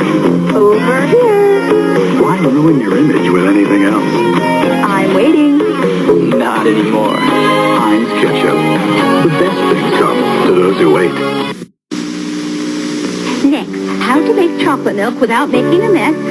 By Marvin. Messy Marvin's more like it. For delicious chocolate milk and no mess. 1, I always use thick, rich Hershey's syrup. 2, stir well. And 3, always delicious. So remember. Oh, Marvin. Good old-fashioned Hershey syrup in the no-mess bottle. It's delicious. All right. Hope you guys still dig Powers and Matthew Starr, because, like I said, it's coming to an end soon. It's almost done. As my cat's being weird over there. Yeah. So then we'll find something else to replace Matthew Starr. Because, why not? And we had this discussion, and we'll continue to have this discussion, is network TV, they'll find one sci-fi film, one sci-fi franchise, namely Fox, it was X-Files. ABC was Lost. They'll get behind one. They'll produce 2 or 3 sci-fi shows a year, and they might last a season if we're lucky. I think the only one really NBC, NBC was the one that got behind a few. They did Quantum Leap, they did Airwolf, they did Knight Rider, they did all these. But even the sci-fi elements of like Airwolf and Knight Rider really weren't that prominent. So I could see why those lasted. But no network television knows what to do with sci-fi. That's one thing I liked about the old Sci-Fi Channel. They embraced it. They jumped on it, man. We got Stargate. We got Farscape. We got Lex. We got, all these good sci-fi shows that lasted multiple seasons on the Sci-Fi Channel. Had they been on regular cable, they probably would have lasted a season if we were lucky. So, or they just ended up in syndication hell and kept getting moved around like Babylon 5 when I was younger. I mean, it was ridiculous. So, but we're going to go to one that did not. And we're going to go to Swamp Thing because it was on the USA Network. And they really jumped on the sci-fi. They embraced it like big time. So they actually did good with it. Hi, Vince. Hey. How you doing? Yakuza 0. He got Yakuza 0. Did you get it for Christmas? Yeah. Yeah, you gonna tell everybody you hope they had a Merry Christmas? Say, I hope you all had a Merry Christmas. I hope you guys have a Merry Christmas. Had a Merry Christmas. Yeah, he knows what you're talking about. Tell them you're gonna have. Tell them you're gonna have. They all gotta have a Happy New Year. Happy New Year. Yeah, because you're gonna have it, and also if you're gonna do something cool, make sure that you stay safe on New Year's. That's all I gotta say. But Swamp Thing. Going back to Swamp Thing. Swamp Thing. USA Network knew what they needed to do with it in 3 seasons of it. Better than what they did with the new one, which was really good. And one guy screwed it up for everybody. So, all right. So here you guys go. This is Swamp Thing, episode 9. I didn't think about it for a minute. And this is Treasure. Enjoy.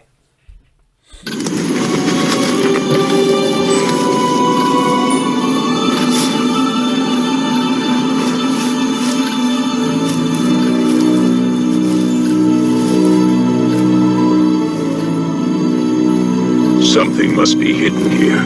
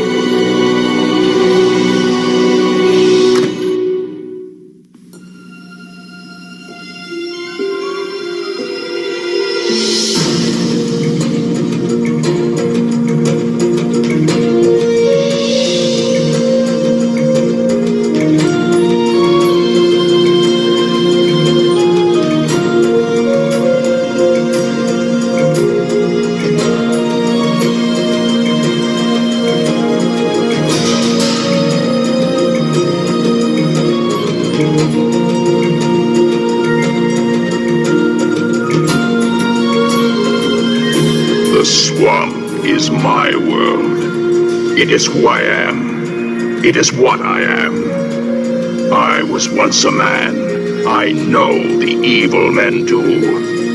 Do not bring your evil here. I warn you. Beware the wrath of Swamp Thing.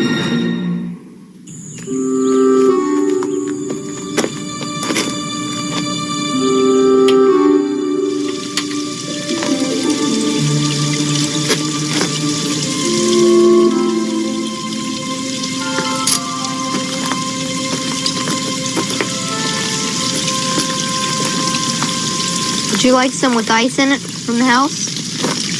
Sure could use a bathroom, though. Name's Buckhold. People call me Bucky. Jim. So, you live here now? You come from around here? I was born in this very house. My mother threw me out when I was 17. Nicest woman this side of heaven, just couldn't stand my lying ways. I wonder where she moved to. What's the matter? Maybe you know my mother. I don't think she would have moved out of this town. She loved it so. And the whole town loved Mrs. Langford.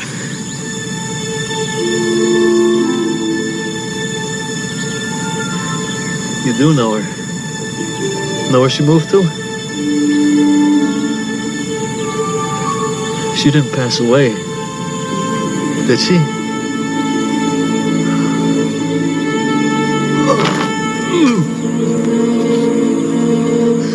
I gotta have a bathroom. It's upstairs.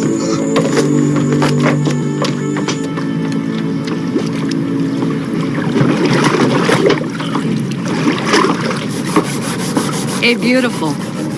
Did you rent some guy a motorboat this morning? I don't rent motorboats. I rented a rowboat, though. He's a big guy, carrying an aluminum valise. He used to live here years ago. Must have been before my time. He's not that much older than you. Then could you tell me where the Langford house is? It's right over there.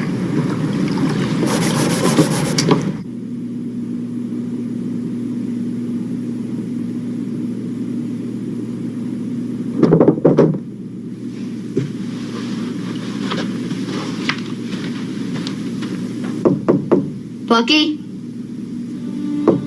Hey, Bucky. Anything wrong in there?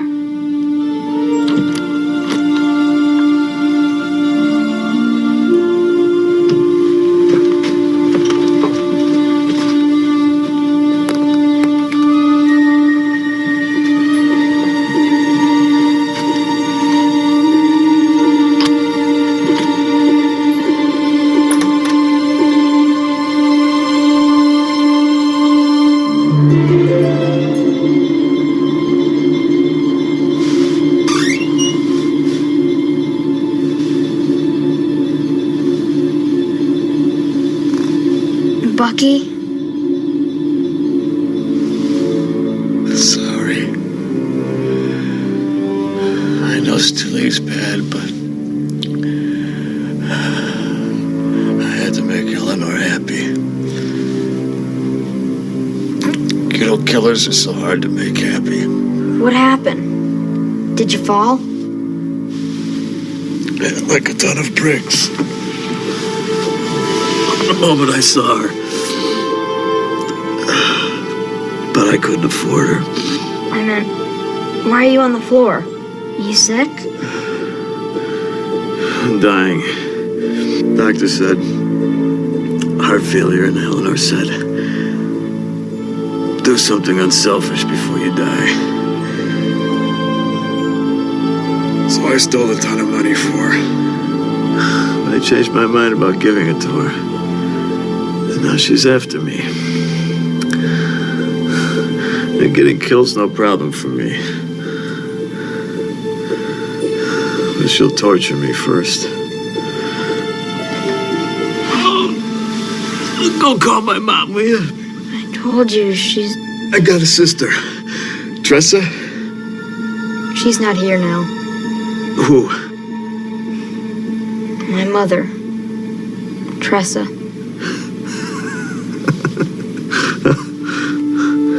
A hell of a way to meet family for the first time. But you say hello to your...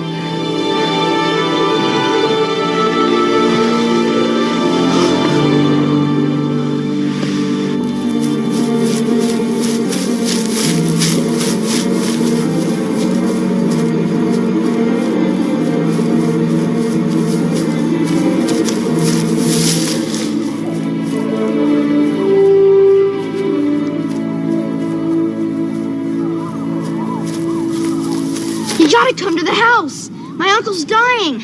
Will you come? The risk, if someone should see me. I guess I should have called for an ambulance. Why didn't you? He said he stole a ton of money. I was afraid they'd arrest him before my mother got to see him.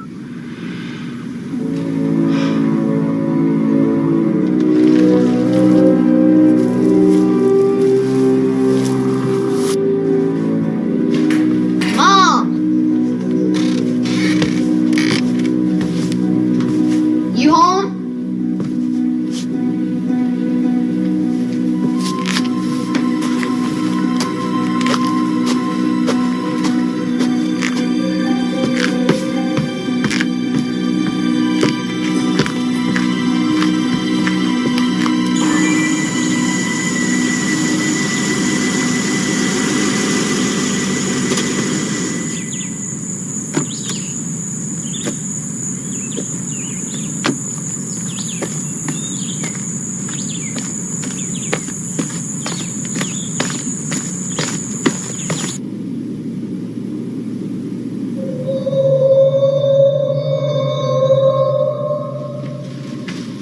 Jim?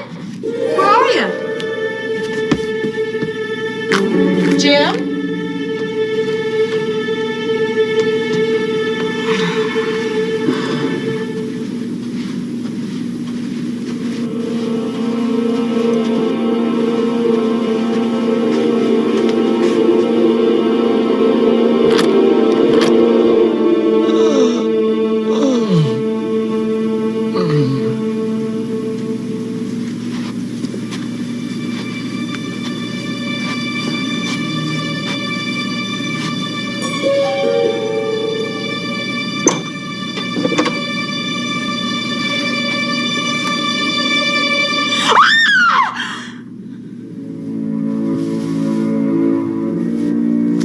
Go to her.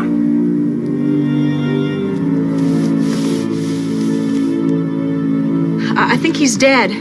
Get here fast, will you? Where have you been? Didn't you hear me calling you? I heard you scream. It woke me up. Who is that up there? How did he get there? I let him use the bathroom. And then went and took a nap? What's going on here? He's your brother. For your information, Jim, I don't have a brother. You told Dr. Arcane your mother had a son. I just said that to be hostile.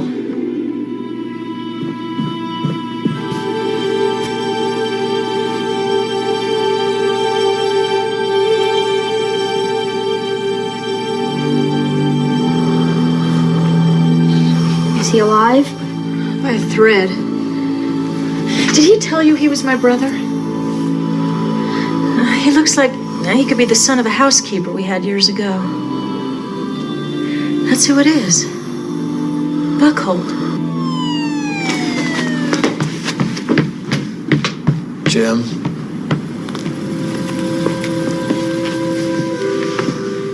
There's a dump out in the swamp.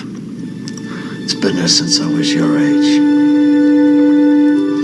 The money's under the sink. What are you telling me for? I don't want it. What would I do with it?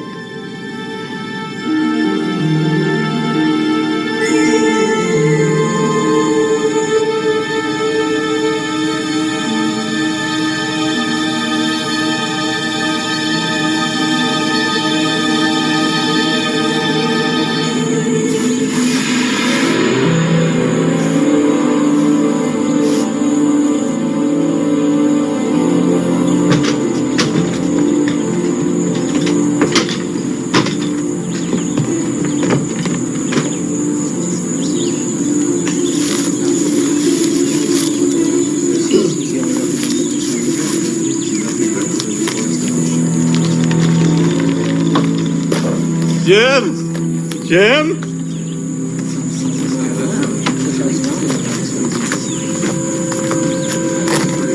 I lied. I used to wish Savannah Langford was my mother. She wouldn't let my father beat the crap out of me 7 days a week. As for the money, you give it to the Indian Mission. That's what I was going to do with it.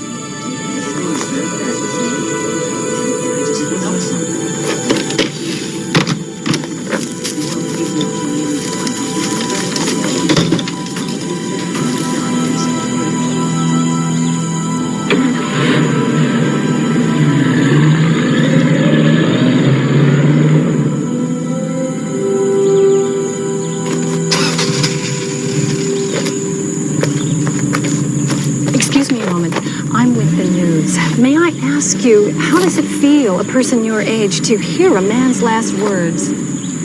Doesn't feel like anything. Not anything I know the feeling of. What did he say? Nothing important. Excuse me. He told you about the money.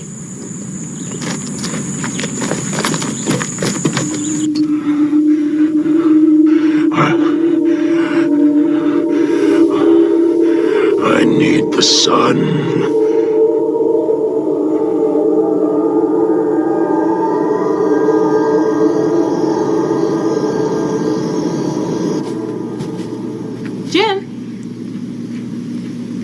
What's wrong? I dozed off reading. Good night, Mom.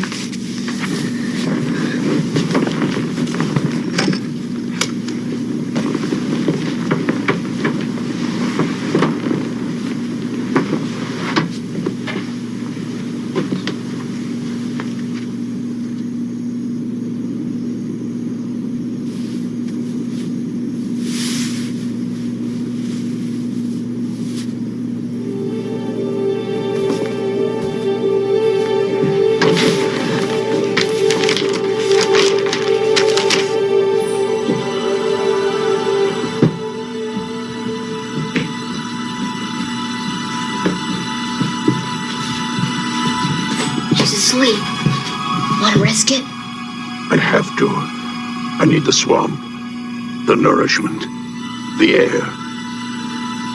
Go back to bed. I can make it. You look like you need help.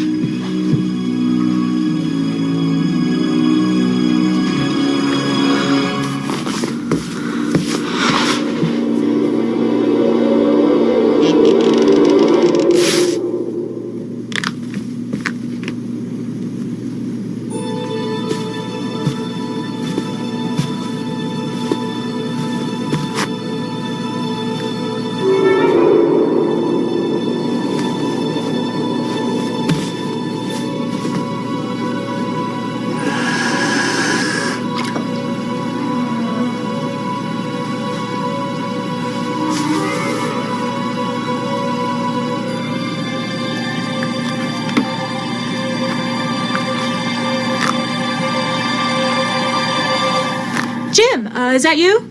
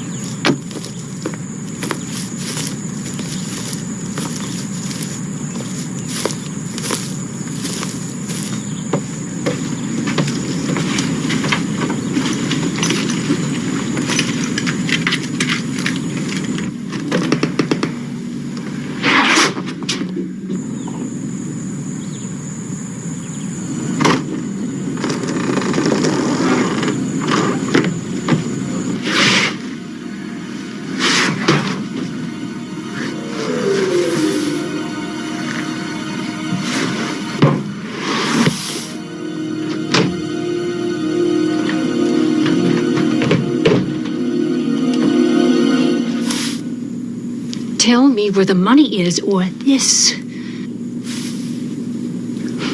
No, kid. I'd never kill a minor. But your mom's over 21, right? In the attic? No, honest. I mean it, honest.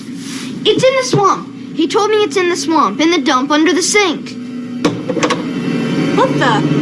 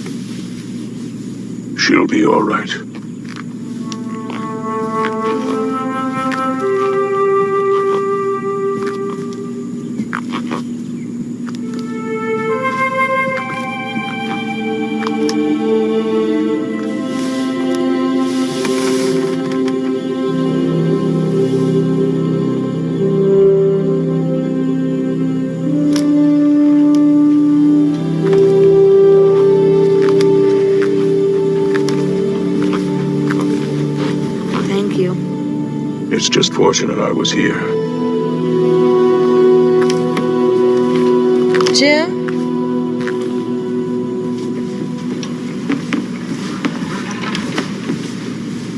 What's the matter? Nothing. Why? I don't usually wake up and find you standing in my doorway. I thought I heard you call me. Get some more sleep. What's that green all over your hand? Beats me. I dreamed I was in the swamp. Yeah?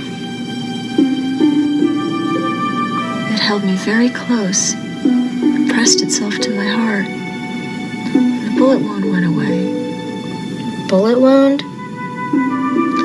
The first part of the dream, somebody shot me. Oh.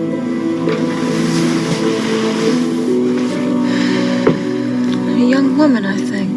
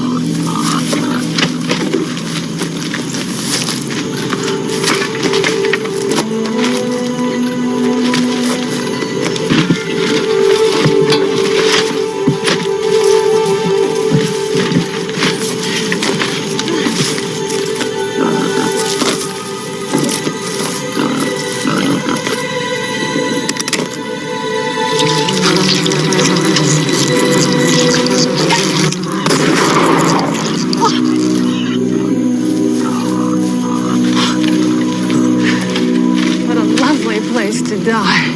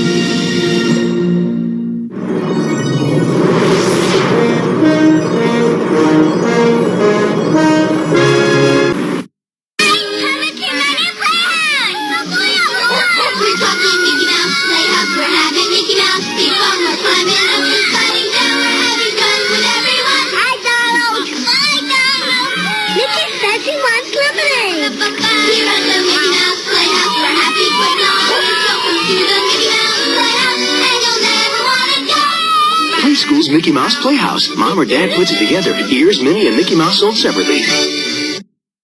Presenting the adventures of Mighty Dog. Here at the hallowed halls of Schnauzer State, there's chaos at the cafeteria. The students demand pure beef. Byproducts and fillers don't make the grade. Don't worry, Gene. Mighty Dog's on the scene. Guardian of good taste, he brings Mighty Dog beef for dogs. The only leading brand that's beef, pure beef, and no animal byproducts. So even a college-bound hound can enjoy pure beef thanks to that high-flying teacher's pet. Alright, so I hope you guys still like Swamp Thing. I know it's having fun. The other day we were talking about, in the stream, we were talking about Claudia Christian from Babylon 5, Ivanova. I've told this story before. I guess I can tell it again for those who maybe missed it the first time I told it. Years upon years ago, I was supposed to go to a big convention where she was at. She had to cancel. I believe it was because her dad was sick. Jump a couple years later, I'm at Chicago Comic-Con. This is before it's C2E2, when it's still like the number 3 comic book convention in the world. Okay, so, like I said, skipped a couple years. ran into Claudia at DragonCon. We're sitting there. Tina's off getting autographs across the room. I go up to talk to Claudia just to say hi. And she's like, oh, I come over to me. I go over to her, talking to her. And she's like, hey, she goes, oh my God, I haven't seen you forever. How's your wife? Blah, blah. She knew who I was. And I was like, never thought it happened, but she did. So she goes, after you run into a restroom, she goes, I'm going to grab something to eat. She goes, can you wait here? I'll be right back. And she goes, can you watch my table? Long story short, I hang out there, watch her table. I tell everybody, I was like, she'll be right back. Just stay in line. She'll be right here. She'll get everybody accordingly. So she eventually comes back. We're hanging out. We're talking. She's like, first thing she does, big hug. And I'm like, oh my God, I can't believe, And she's like, oh, you're white, and ask how Tina was doing and whatnot. We chit-chatted. She signed everything. You signed the Playboy. And I even looked at her and go, I heard you weren't signing Playboy. She goes, oh, for you, I will. Signed it. Signed a couple other things for me. Signed my VHS copy of The Hidden and a couple other things I had. And we're sitting there. She goes, you going to be here for the weekend? I was like, yeah. She goes, I'll find you later and we'll talk. And I was like, okay. So she proceeds to get up as I'm getting ready to walk away, gives me a big hug, kiss, and then goes, I'll see you soon. And I was like, all right, bye. And I'm sitting there putting my stuff away. Well, the guy behind me comes up and gets his stuff signed. She's like, hey, all right, here you go. And then she's like, how, and the guy just looks at me like, why'd that guy get it? And I'm like, I just turn around.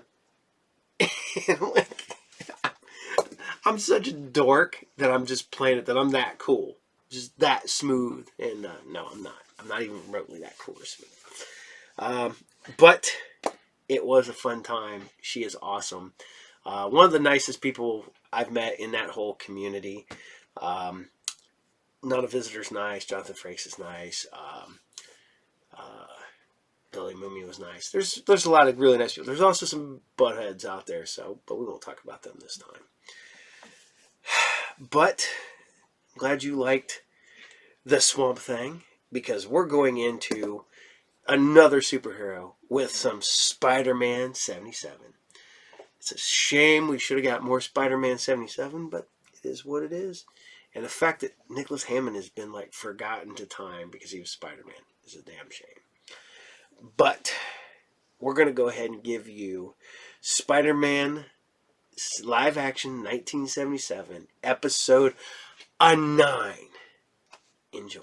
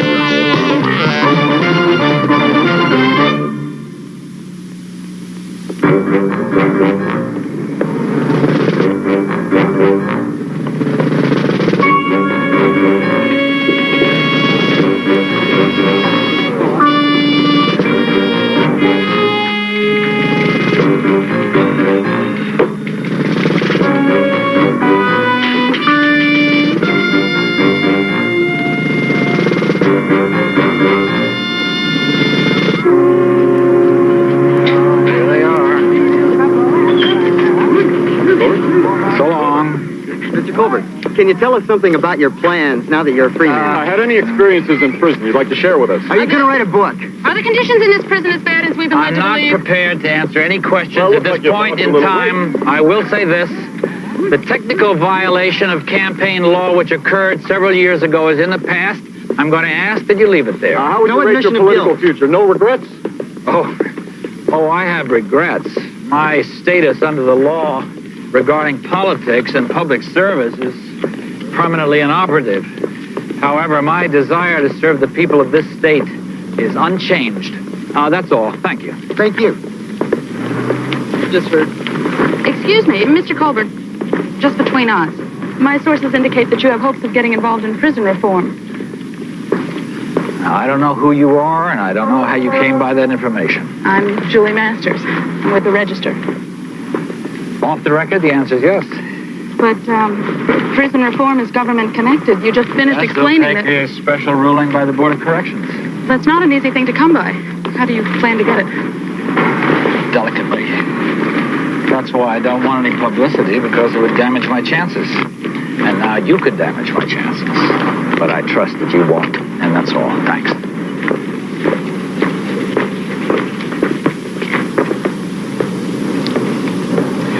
For he's an innocent fellow, for he's an innocent fellow, for he's an innocent fellow, that's finally free. Oh.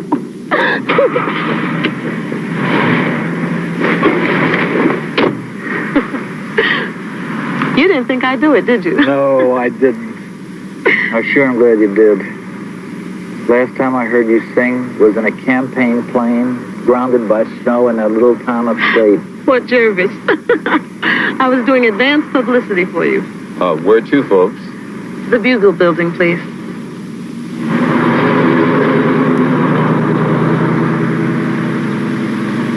He said yes? He said he'll see you, reluctantly. I know, Mr. Jameson. It's going to take a lot of convincing to get him to your side. I wish I could do more, but... You've already done far more than I thought anyone would do, Rita. I've got to get him to listen to me. I don't have to listen to a convicted felon, Mr. Colbert. And I never did like your brand of politics either. Your editorial page has made your position very clear over the years. Why did you agree to see me? To take personal pot shots at me? Because of that young lady out there. And incidentally, she has an ally in Mr. Parker here. I'm here because I need your help, Mr. Jameson.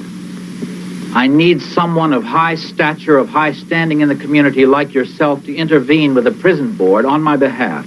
Can you give me one good reason why I should go to bat for you? Just give me one good reason. Time. And the thousands of discarded men who are running out of it and who are running out of patience as well. The conditions in that prison aren't fit for animals. I've seen zoos with bigger cages. Well, you know what it's like. I mean, prisons are supposed to offer some kind of rehabilitation. And in fact, they do. For jungle survival. Certainly not for life in the community. So what makes you think that Colbert here can do a better job than the experts who've tried and failed? Because I've lived it. I know what the problems are. I know what causes them. And I want an opportunity to do something about it. I want to make a contribution. Call it retribution if it makes you feel any better. But I need your help. You know, we've got an opportunity here not only to help, but also to get a good story out of this. Well, I need some time to think it over. That's the best I can offer you right now. If I do agree, the Bugle gets an exclusive, and Parker goes along to cover the story.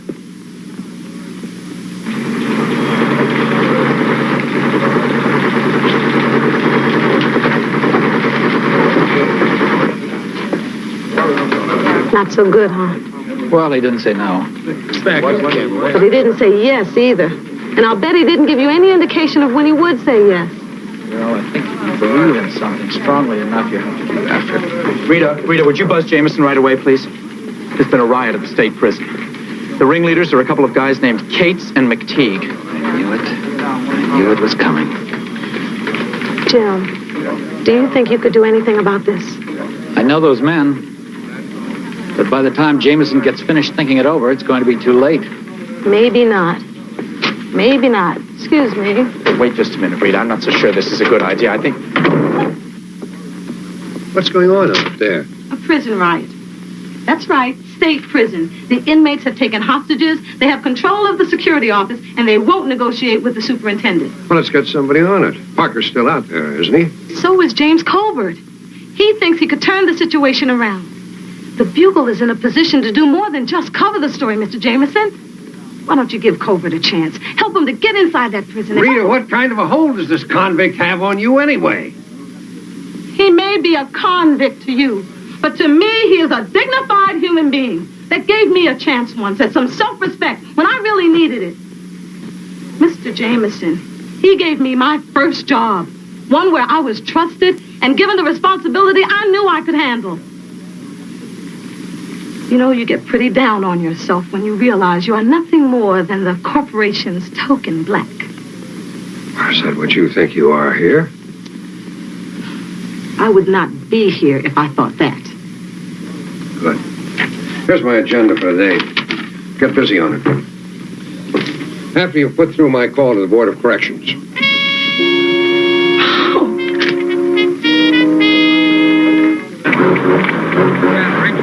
All non-riding prisoners are ordered to stay in the exercise yard until further notice.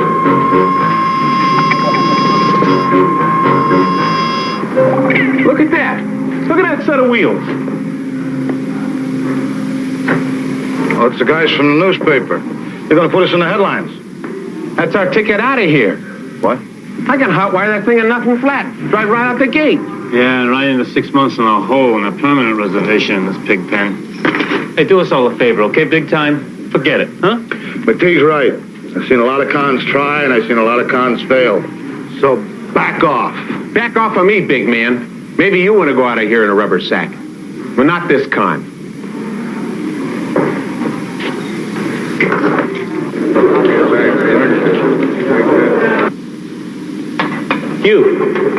You on the end. Yeah, you have it. Come on, stand up. With the biggest shield I could find. Come on. Come on. Up against the wall. Hands high. Up.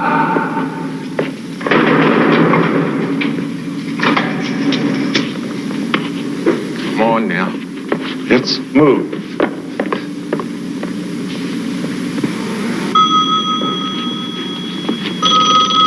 No, let me. Yeah. Hey, I said I'd contact you if and when I had anything to say, huh? Hopeless. I told you you were wasting your time, Colbert. Warden, may I talk to him? At least let me try. Take it on the extension.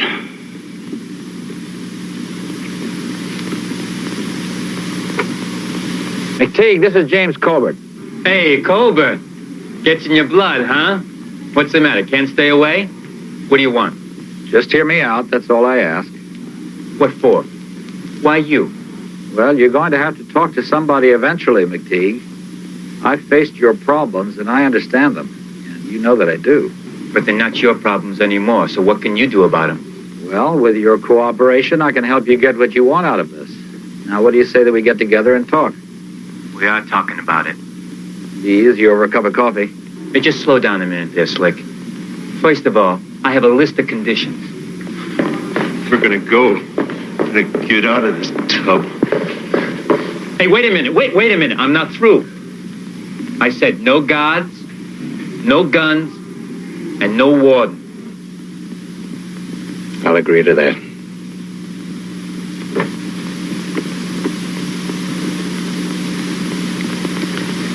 McTeague, what do you say to a reporter? I say lousy. A reporter? He doesn't want you involved. Now, look, I mean, you made a deal, and he's making a mistake. More than that,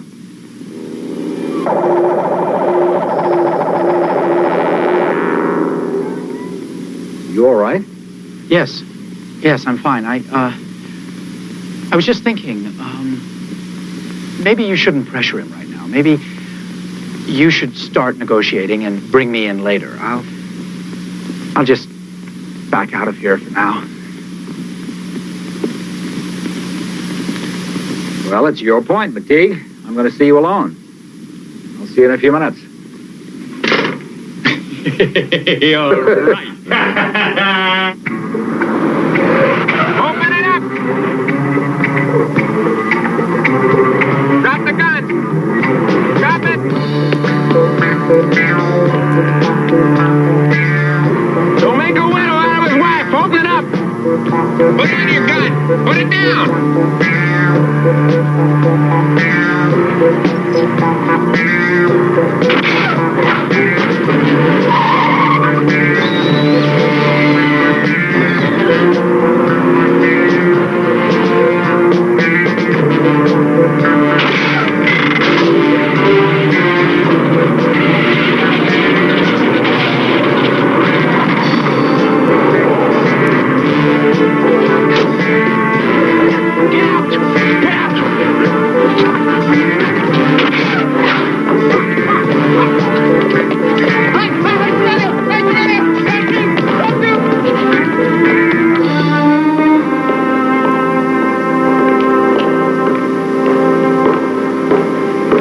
Okay, Colbert, like a statue.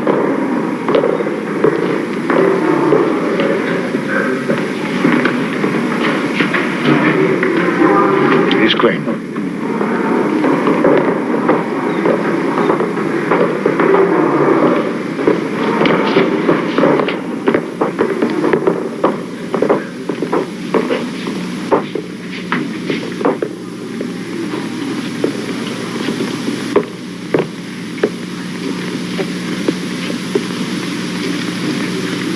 Right on.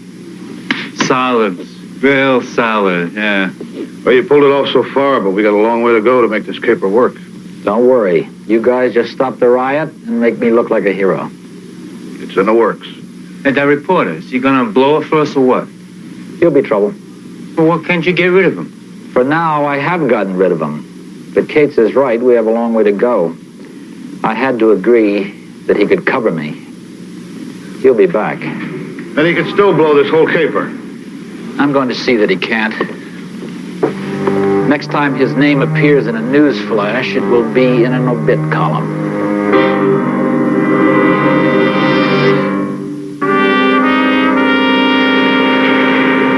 There's a whole long list of grievances still to be thrashed out, but I've got to tell you, Jim Colbert really handled those inmates during the riot. After 3 days of negotiation, all you've accomplished is the concert at the prison. Well, the negotiations on the other things are still underway. Why, a command performance by my administrative assistant. Well, Jim thought that some live entertainment might help to settle things down. So, he asked me to sing. All right. The right deal with Colbert still stands. I want you there, Parker. Don't worry about a thing, Mr. Jameson. Now, Mr. Colbert is going to meet me at my apartment, and we're going to arrange all the coverage.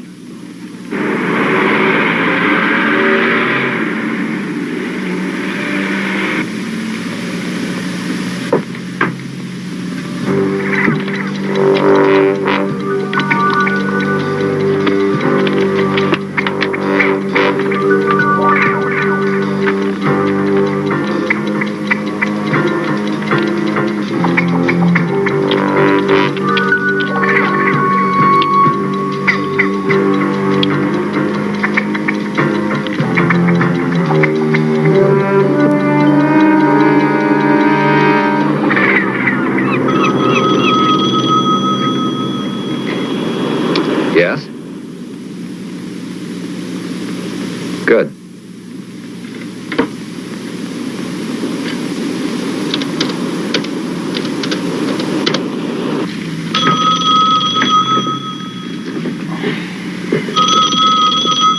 Hello? Pete, it's Jim Colbert. Oh, hi, Jim. I thought you'd be here by now. Yes, I thought so too, but I'm running behind schedule here at the prison. I think that you're going to have to meet me here. Can you leave now? Yeah, sure. Just leave my pass at the gate. It's already done, Pete. Oh, wait a minute. What about Rita? We were supposed to pick her up. That's right. Stop there first. Bet.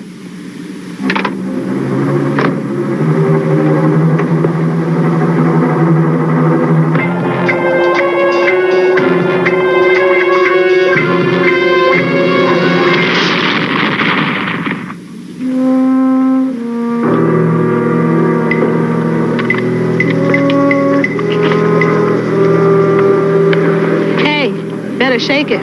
We've got customers out there. Little case of the jitters? The giant economy size. Whew. We have just a few loudspeakers left to position, then we should be ready to go soon. Okay. I told you, I'm a reporter and I've got to get into that concert. Fella, there's no pass here for anybody by the name of Parker. Sorry, but no pass, no play. Look, Mr. Colbert, James Colbert, now he was supposed to leave it for me and I was supposed to pick it up. Yeah, I know Mr. Colbert. He arranged for 2 passes. His and the gal that was with him. I let him in before. Was that a young black woman with short hair, kind of attractive? Yeah, I figured she was with the show. I checked out her guitar. Hey, listen, do you want me to try and contact Superintendent Bishop?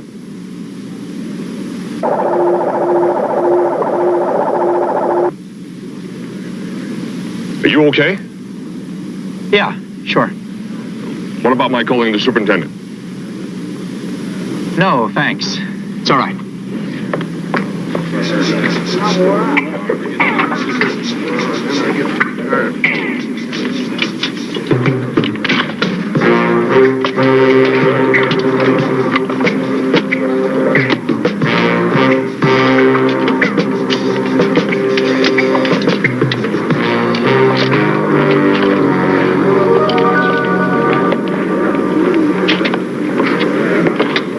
Time for your intro.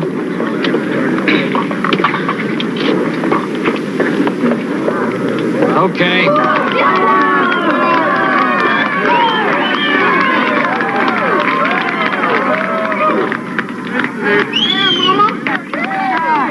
Okay. Now the reason you're here, a talented, beautiful performer. And now, Miss Rita Conway.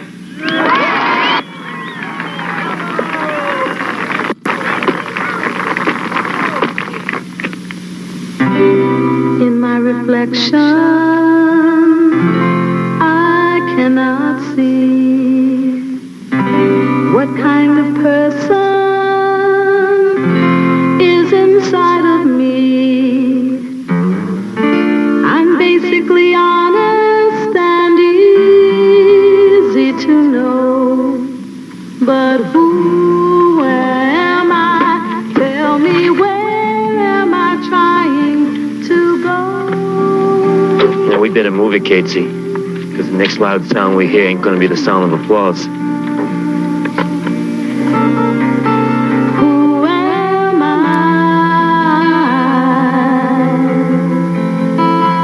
I want to understand who I am. Silently I lie asleep, trying to decide for me who I am and what I will be deep inside. Who am I? I am someone that no one else can be, just like the ocean can never be the sea, and the flower.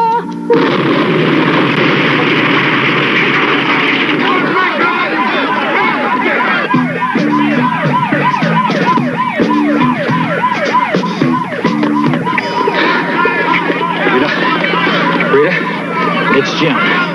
Talk to me. Are you all right?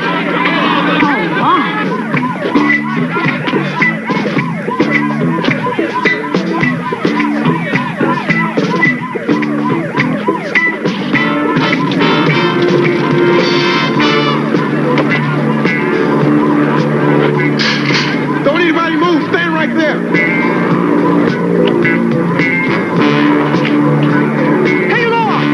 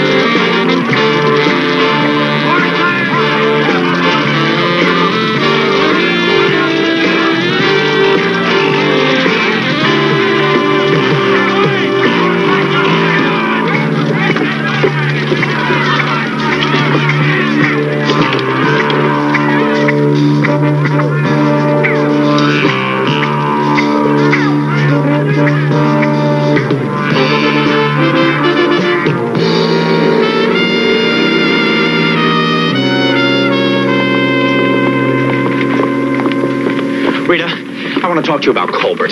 Did he take you to the prison before the concert? Yeah, he picked me up at my place. I was supposed to take you there, remember? He called me at my apartment at the last minute and canceled our meeting. Said he was running way behind schedule or something. I don't know.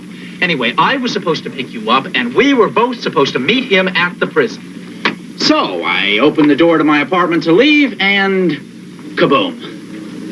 He lied to me, Rita, and he lied to you, too. But why? That's what I'd like to ask Mr. Colbert. Now, do you know where I can get in touch with him, where he is, his address? You're back. Good. You were with Colbert now. Where are the riot pictures? Oh, I didn't get it.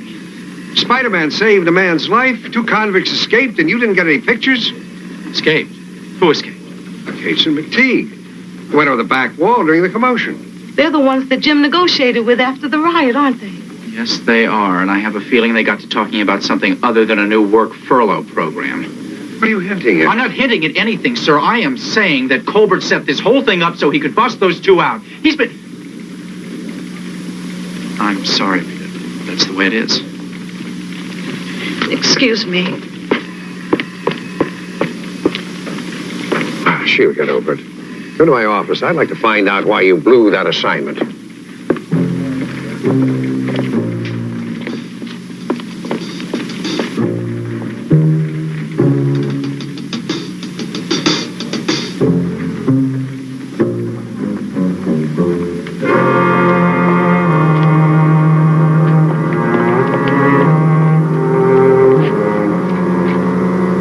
What's Colbert doing with a couple of long-termers like those cons? Maybe we should run it through the riddle box. What do you get when you cross a disgraced Politico with an ex-biker, ex-boxer, and an over-the-hill aerospace technician who got caught taking home a few circuit boards in his lunchbox? Beats me. I haven't the foggiest. Well, maybe we should ask Rita. She's been working this riddle longer than any of us. Parker, wait a minute. Parker!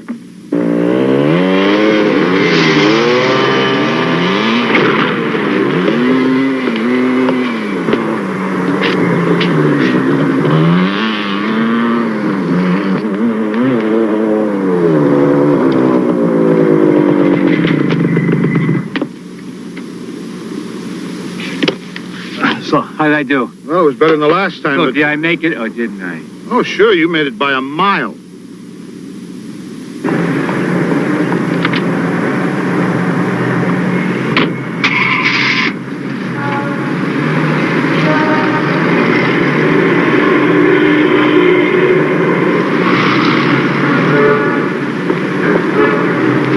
Hey, Peter, wait. Oh, not now. I'm sorry. I can't wait. Great. Listen, we did have a date. I was supposed to meet you here. Oh, yeah, that's right. I apologize. Something big has just come up. I'll have to make it up to you later. Oh, yeah? Well, not good enough, friend. You're on some kind of a hot lead, right? Back off, would you, Julie? I'm really, really in a hurry. Look, you beat me 6 ways from Sunday on the Colbert story. Is this connected? I'm not kidding. I'm leaving.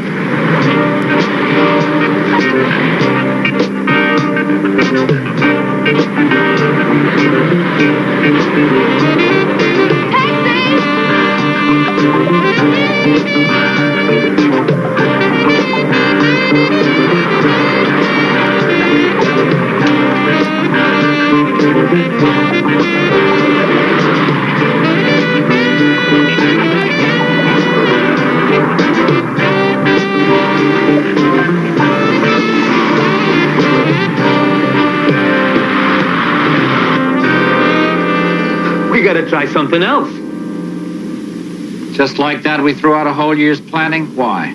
Because the cycle won't make the leap. Here, let me tell you something, Slick. We must have done about 1 million jumps this morning, right? Am I right? And I only made it once. By this much. So what's wrong with using a chopper, huh? We just can't fly a chopper over the city. They'd spot us on radar like that. Forget it. There's no other way. I know it's risky. We just have to take our chances. Hey, I'm the one that's putting it on the line. It's my ticket that gets canceled. Now listen. There's 50, maybe 100 million bucks in that vault on a top floor. The only other way is the elevator. It needs the manager's palm print to program the elevator to stop at the vault level. If I could get him to do it, I wouldn't need you. you'd still be under the rehabilitative care of the good people of this state. You're going to make that leap. We're going to do it today. Somebody there?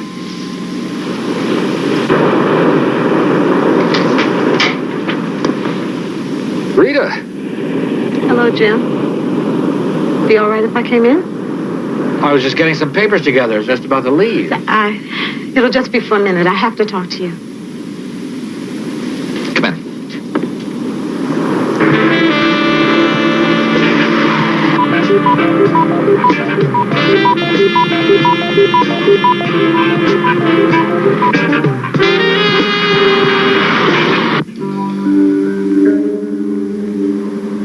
Got a lot of campaign speeches here, Rita.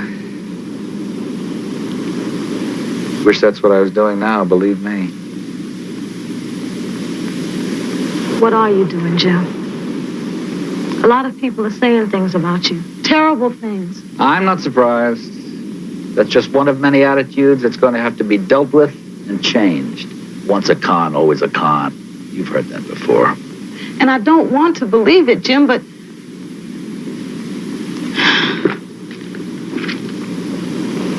I found this in my guitar case. And I know you lied to Peter about picking me up.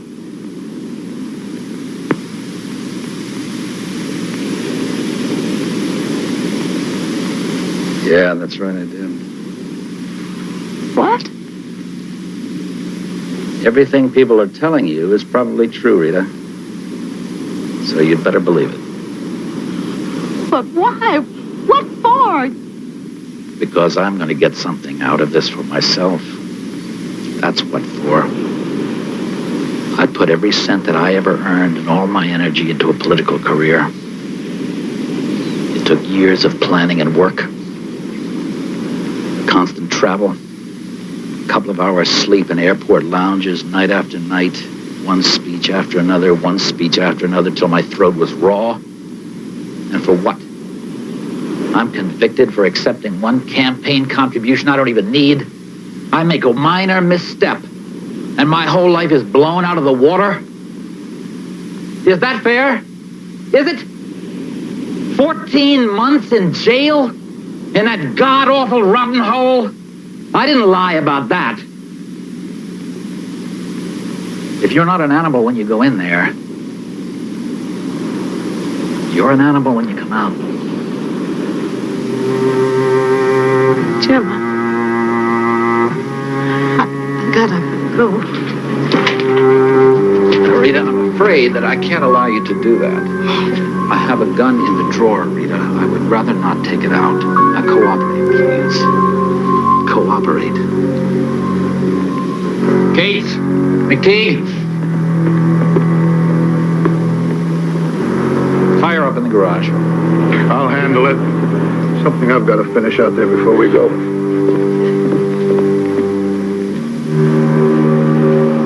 You better move her car around back so nobody will spot it. Yeah.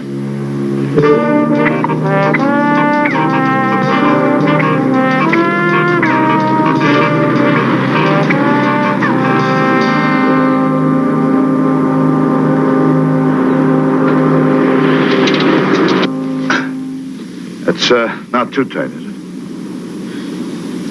There are far worse kinds of pains, mister. Believe me.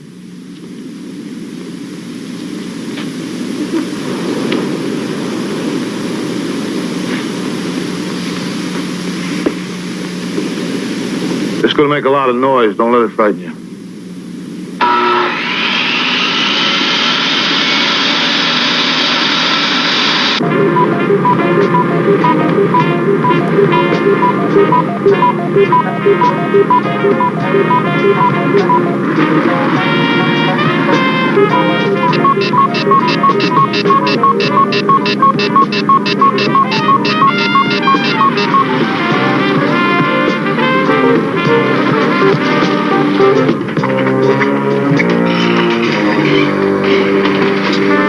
What are you doing? Whatever you're doing.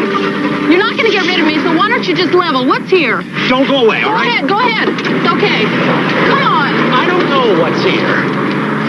Let's just say I'm playing a hunch. Oh, yeah. Well, let's just say we're both playing your hunch. Julie, why don't you do us all a big favor and go away? Any day now. Peter, I'm sticking with you for this story, whatever it is. Now, you can't change it, so why don't you just cool down and be nice?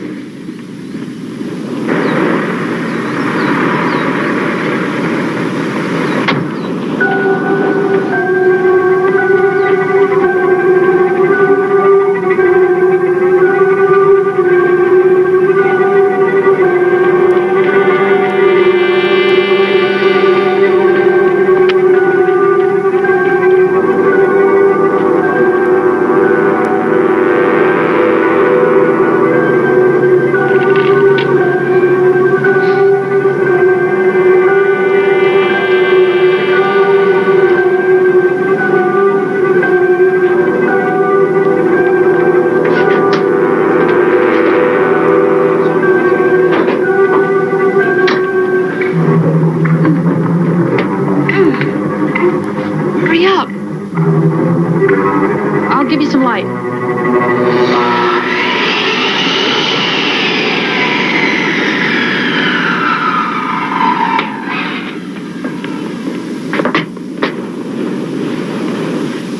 Tie them up, too. They can finger us, you know. Yeah. By the time they get a chance to, we'll be sitting pretty with $100 million where nobody can find us. Oh, yeah, that's just great. They'll go off and join some school for the deaf and dumb, right? Sit down. That's what I told myself just before I was busted the last time. But listen to me. This is not the way to go. There are not going to be any killings. Now get that through your head. Now get moving.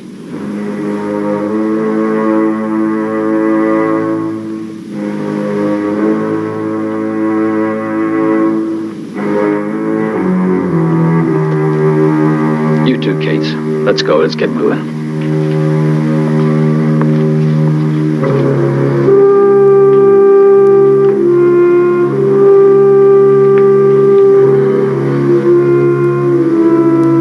I'm sorry, Rita. But don't worry, you won't be hurt. That man's crazy. I don't know about you, Casey, but if we pull this job off, I'm gonna pay a visit to that garage on the way back. I ain't gonna let anybody walk around that can put me back in the pig pen. Those three, they gotta be iced.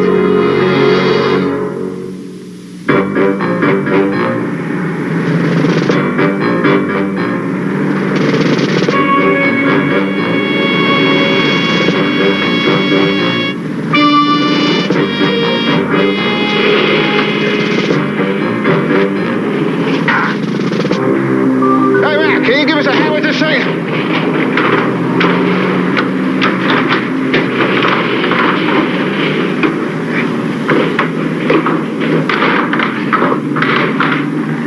Here's the invoice.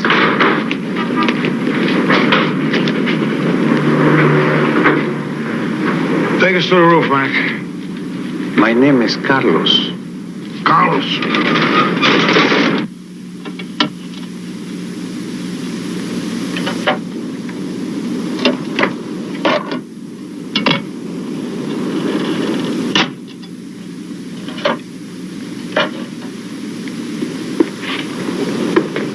Okay.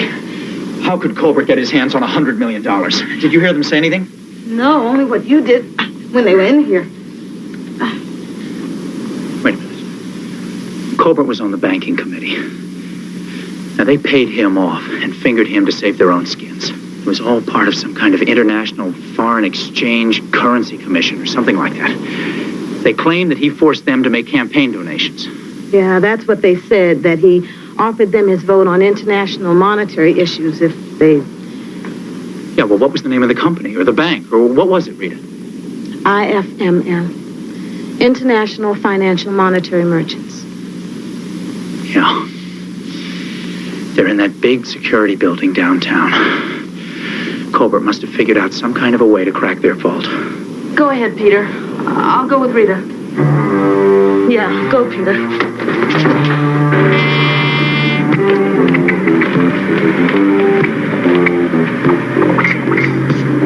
That doesn't look too far. That's 18 feet, exactly. Yeah, and you'll try an 18-foot jump with a 30-foot run.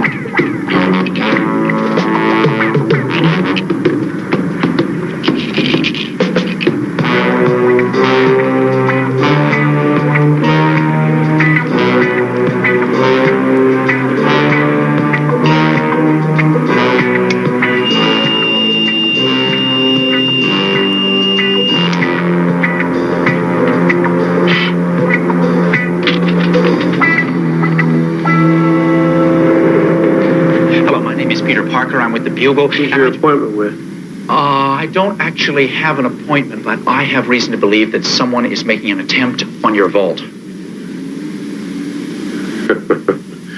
Yeah, me too. There are over 100 million reasons right up there in the vault. But let me tell you something. There ain't nobody gonna crack this, baby. There's no way to get to it.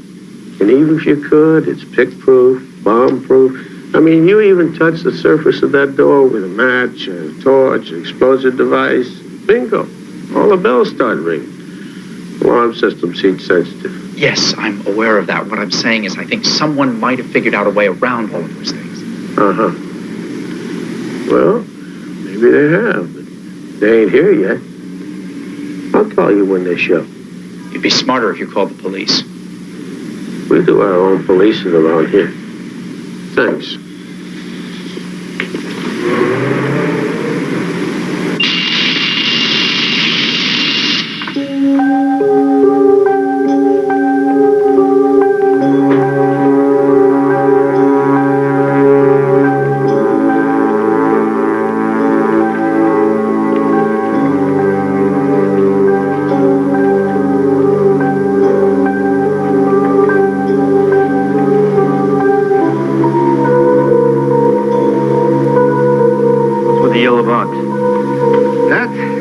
computerized ultrasonic sensor. Yeah? Well, what's this supposed to do? That is going to open the safe for us. It's going to do it without setting off any of the alarms that are sensitive to vibrations or to heat.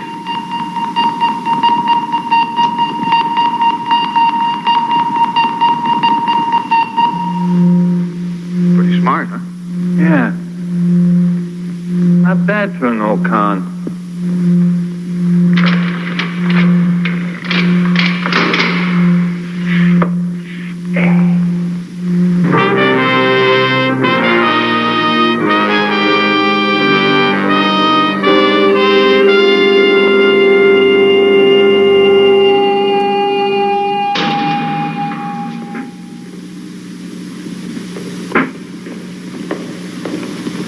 Will you look at that? All right, we can look at it later. Let's do it.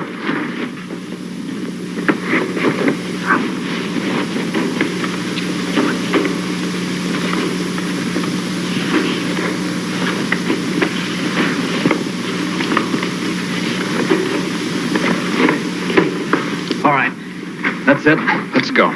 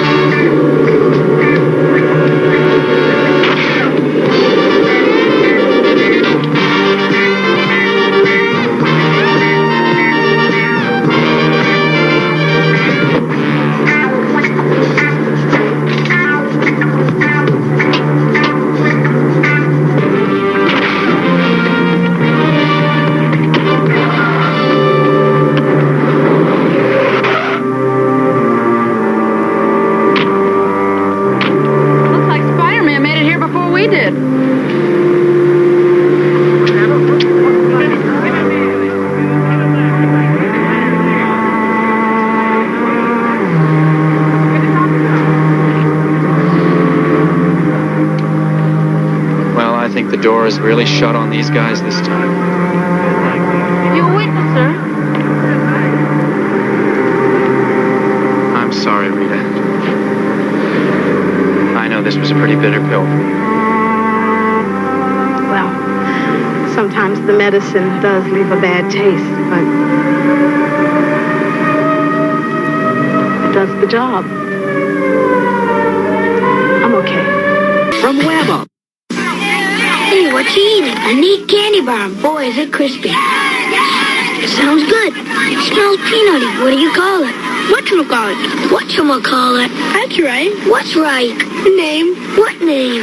Whatchamacallit?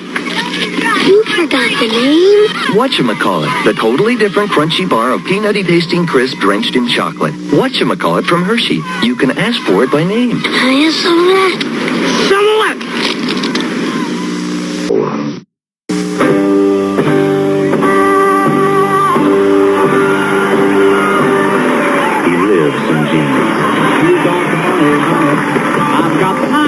Gotta be comfortable.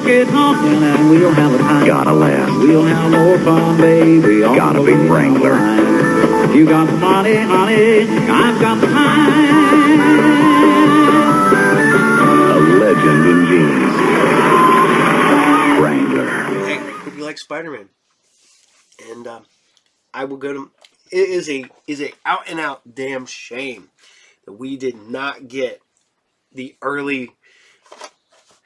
I guess I want to say the CBS Avengers. It's kind of a bummer, but we came close. They really tried. So, all right. But we're going to keep on going on. We're going to stay superhero adjacent, I'd say. Because we're going to bring you a space alien with superpowers. That's right. StarMan. Brought to you from the movie from StarMan by one John Carpenter. Yes, this is a direct sequel to that. The series was a direct sequel to the original movie. I'm a firm believer we need to bring back the movie with the original cast, all old. That's all I'm saying. I would love to see Jeff Bridges and Kristen Allen back together as,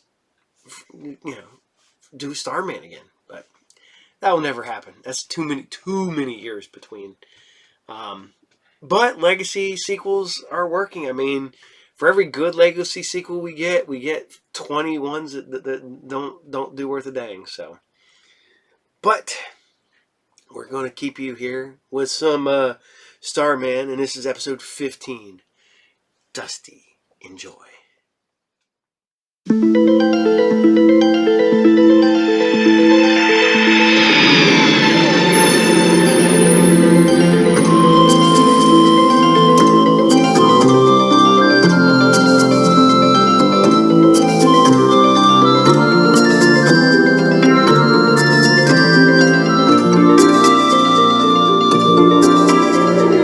Who are you?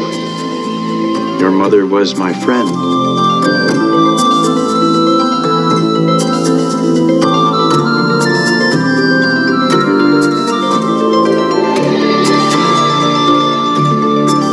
What do you want from me?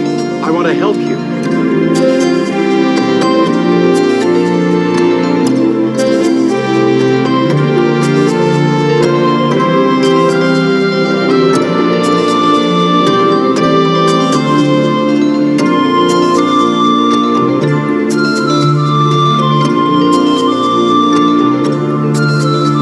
Bring you the alien, the creature, the being right on your table. You really are my father. Yes. You think we'll ever find my mom? We'll find her.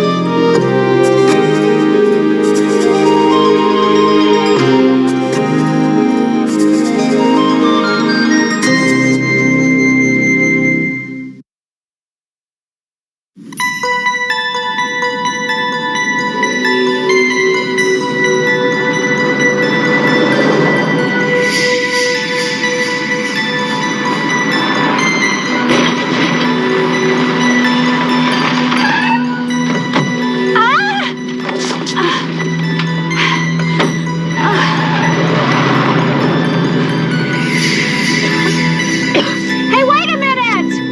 Come back! My purse!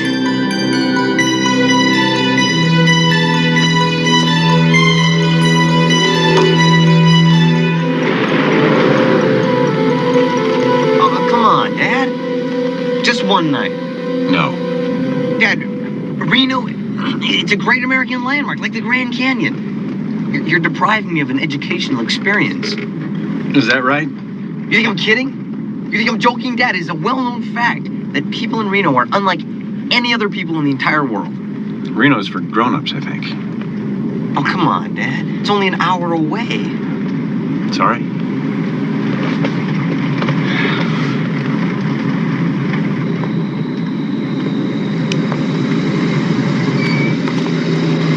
Are you all right?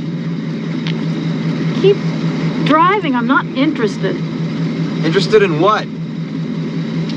We just want to know if you need a ride.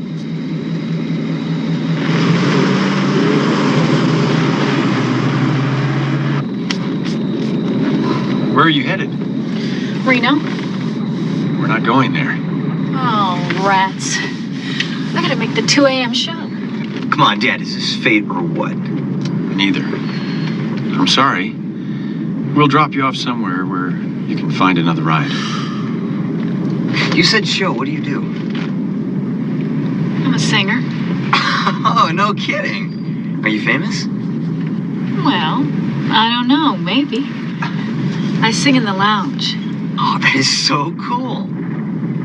Do you know Wayne Newton? Oh, sure. Everybody knows Wayne.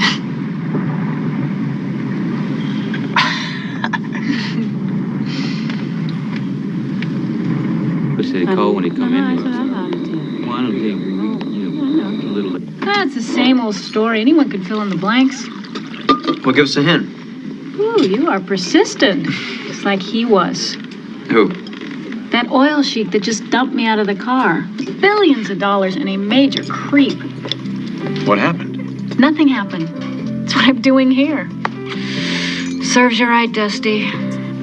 That's your name? And my condition.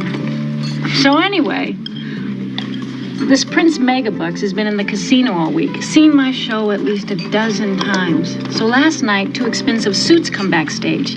Asked me if I'd have dinner tonight with His Highness Prince whatever. So what would you do? Find out his name? Yeah, well, I didn't. I jumped in the limo. Next thing, I'm in the middle of the desert. Not one of them speaks English.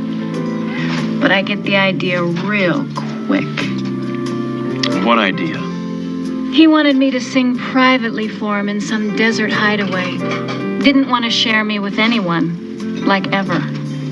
Oh, that sounds kind of romantic. What, are you kidding? Not when you got 4 goons staring at you like you were a Christmas turkey. Yeah. Kind of like that. So, I guess I'm lucky that I got away. The only thing is that they took off with my purse. Well, it's lucky for you we came along. Yeah, I'll say that again. It's kind of cold in here.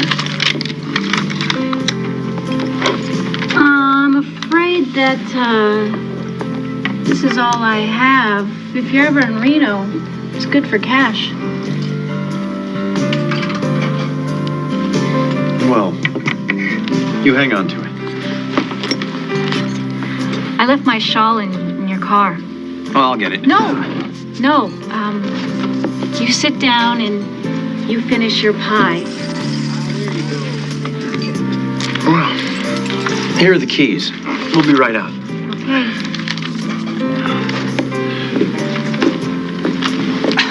She a knockout or what? Did you see those killer legs?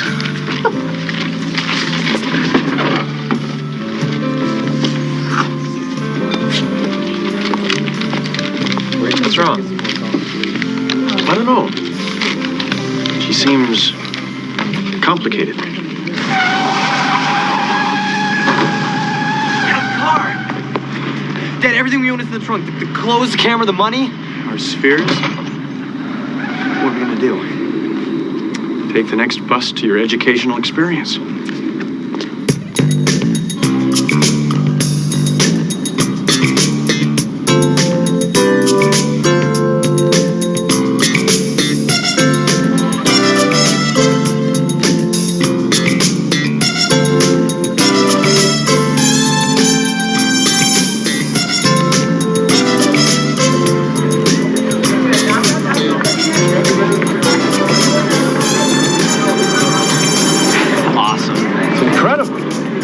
Never seen so many lights on the planet Earth. Yeah, it's a good thing we know where she sings. I still can't believe she did what she did. Must have had a reason. How can you defend her? I'm not. Something about her, something out of focus. Here it is.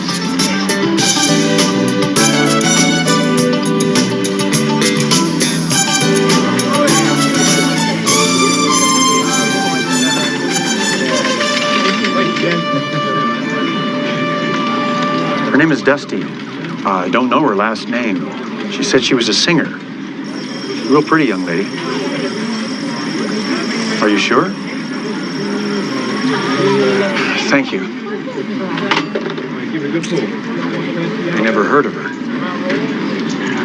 Great. What do we do now? They said to check backstage. She may be a showgirl or a dancer. Yep, I'll go for that.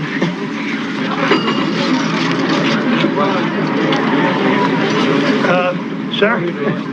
Sir, excuse me. No one under 21 is allowed in the casino. The boy will have to, Mr. Forrester, why didn't you let us know you were coming?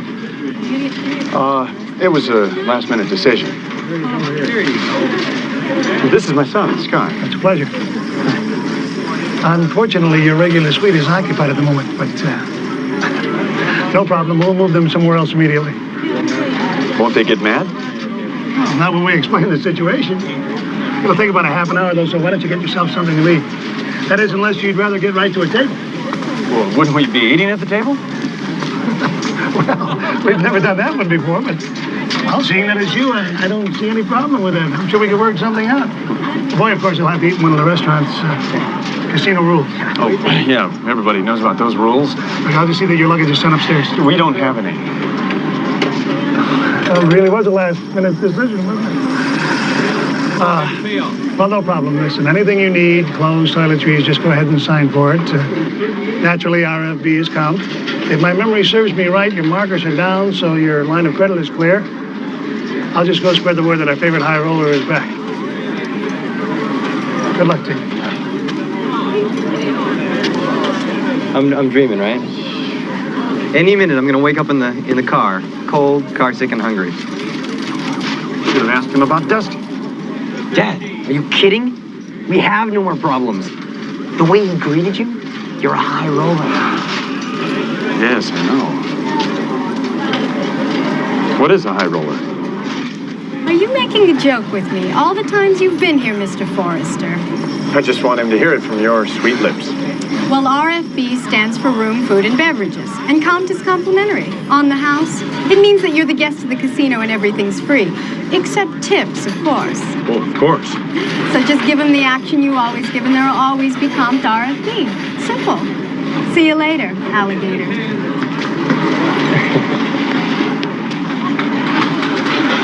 Action.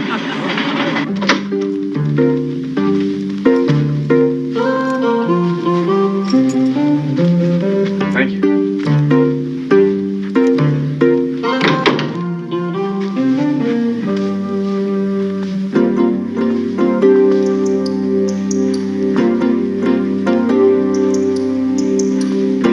Wow. Double wow. Scott, how can I play anything? I don't have any money. Well, they'll give you money. That's what a line of credit is. Nobody gives away money. Well, they're not exactly giving it away. They'll want it back. Right, but you win and give it back to them. Well, what if I lose? Dad, you can't think this way, especially when you're gambling. You gotta think positive, like you're gonna win. I don't know about this. All I should be doing is finding Dusty, getting back our spheres so we can get out of here. Well, there's always the alternative. Which is? Just explain to them that you're not Paul Forrester. Deal.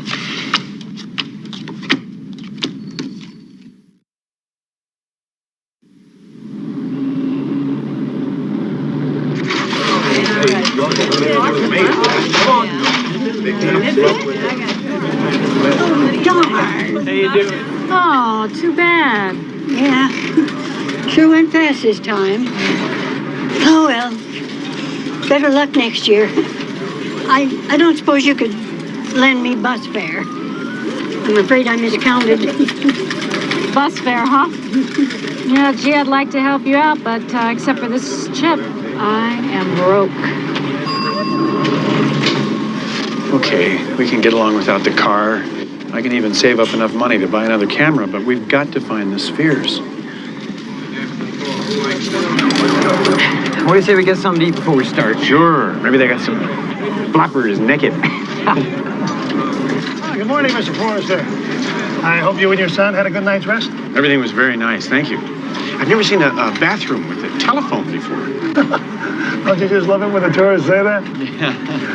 Anyway, I had your usual table roped off for you, and I was right. Your credit line is intact. And is there anyone special you'd like to have deal for you today? How about you? Oh yeah. Those were the days, weren't they? We're gonna get some breakfast now. Of course. Listen, ask Sally for some of those blueberry muffins that you like, and whenever you're ready, we'll be here. And if there's anything I can do for you, anything at all, just ask. Thank you. Have a good one.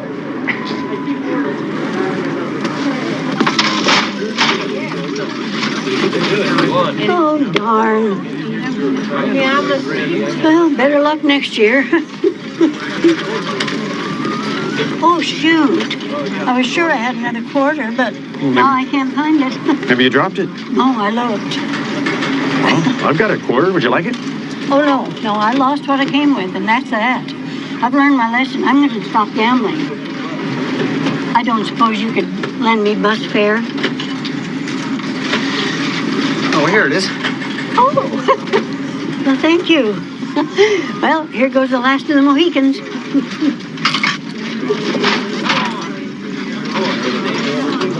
Oh, nuts. I'm sorry.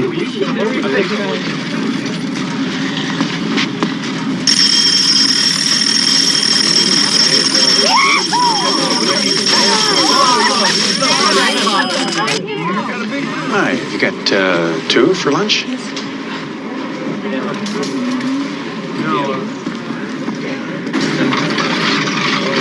Kathy, see that guy over there walking in the coffee shop with his kid? No? Yeah, Paul Forrester. He's one of our best customers. And one of our biggest players, too, sweetheart. Way out of your league.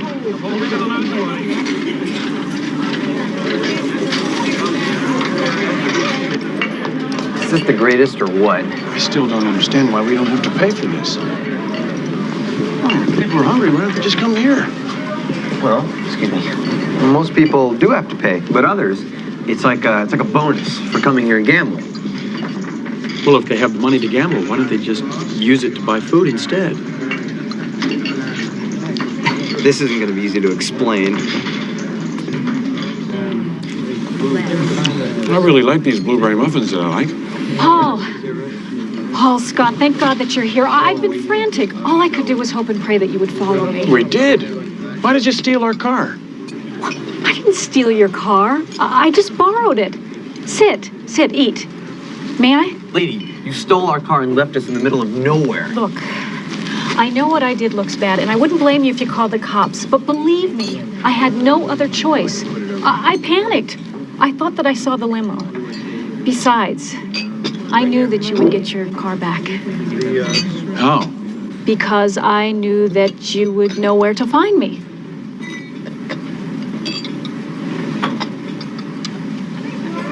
If I was a thief, do you think I would stroll on in here, sit down, and watch you two eat blueberry muffins?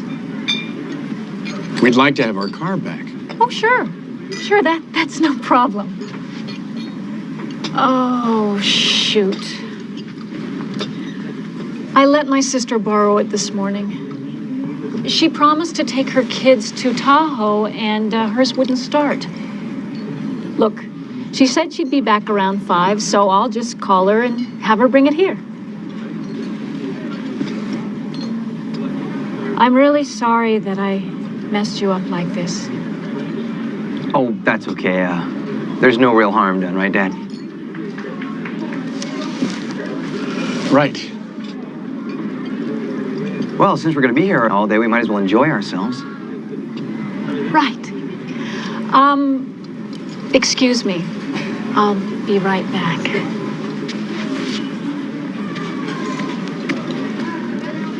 You buy that story she just gave us? I mean, first she's a singer, and then she's not. And that stuff about a sheik? Oh. I don't think she meant us any harm. There's something about her, something that we don't know yet. So, how about killing a few hours at the table? Well, I don't know. Oh, well, now's just as good as time as any. Remember, the usual action.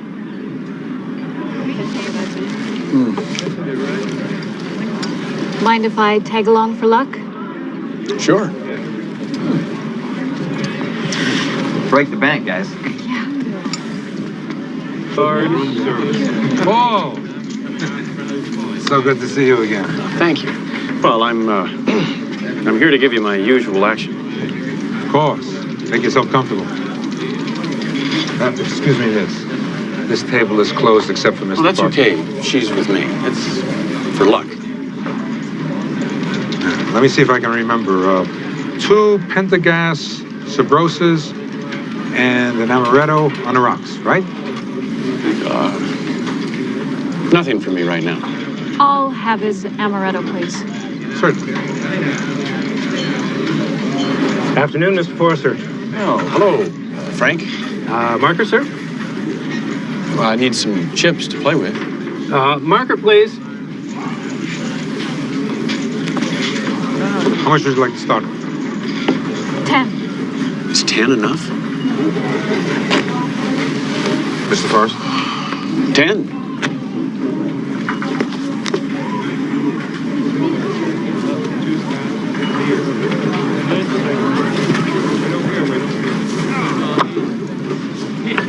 Oh, man. I'm sitting here.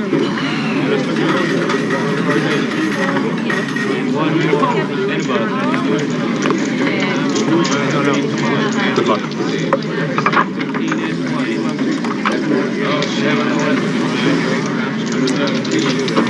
Are you ready? Yeah, I'm ready.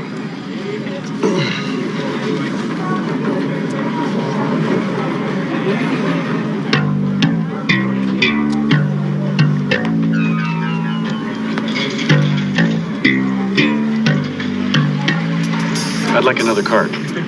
Come on, Mr. Forrester. What are you trying to do? Get me fired? You know I need a hand signal. You do? Give me a break. Just scratch the table.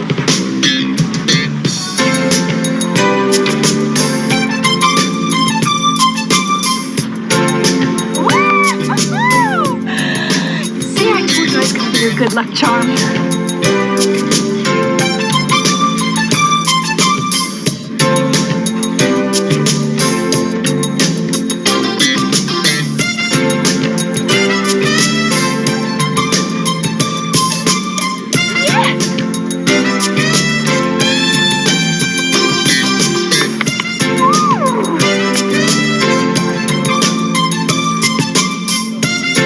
We're on a roll now.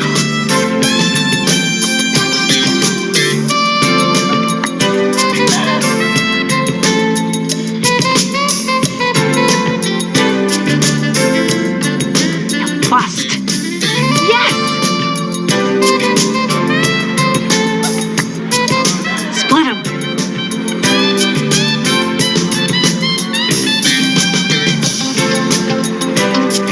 $21. All right, Paul, you got him.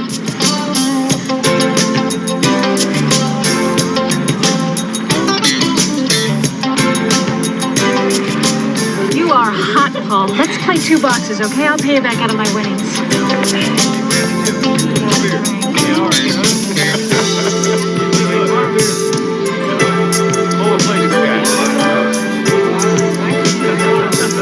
Maybe the security guard.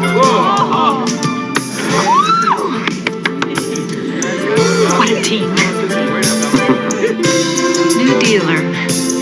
No problem. Nice to see you again, Mr. Forrester. Hello, Tony.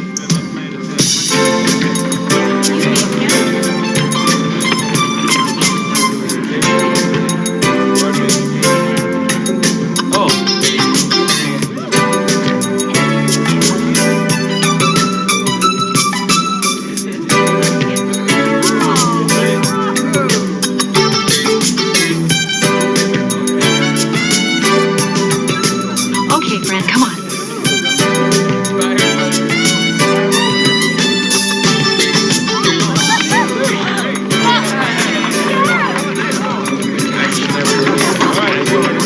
Hey, Tony.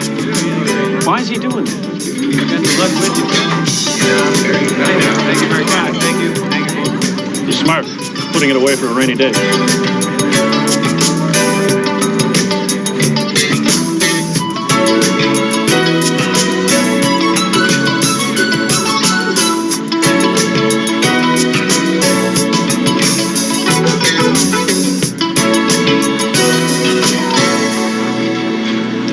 find my son. What, are you crazy? You're gonna walk away from a rush like this? It's for a rainy day. Shall I wait, sir? Paul? Oh, Dusty wants to play. Let her keep playing.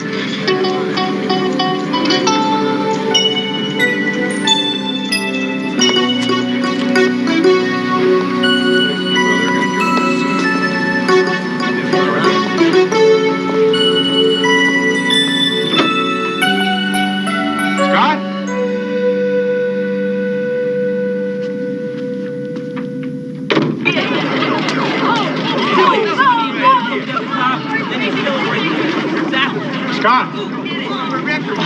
Hey, Dad, this is someplace, isn't it? I want you to hold this for me. You're winning? Yeah. You used your powers, right? No. I had what Dusty calls a rush. Yeah, there must be $2,000 here. There's plenty more downstairs. I'm not going to gamble anymore. If you're winning, why not? I'm not sure. I had this feeling come over me. A powerful force, an irresistible energy I've never felt before. It was pleasant then, but in a dangerous way. It's no big deal, Dad. You just got bitten by the gambling bug. No. Oh, no. There was no insect bite. I would have felt that. Now, this was, strange. All right, well, look, I'm going to do what you ask here. But I'm not giving it back. No matter how much you ask, even if you beg, I'm not going to give any of this back to you.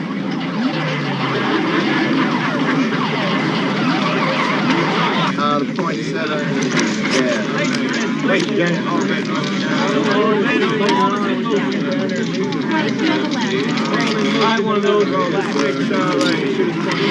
You're a real pal dealer, you know that? Mark me 1,000 on Forrester's credit. I'm sorry, miss. Mr. Forrester has to be here to sign the marker. He's gonna be right back. What's the matter with you people? He's my friend. He's one of your best customers, remember?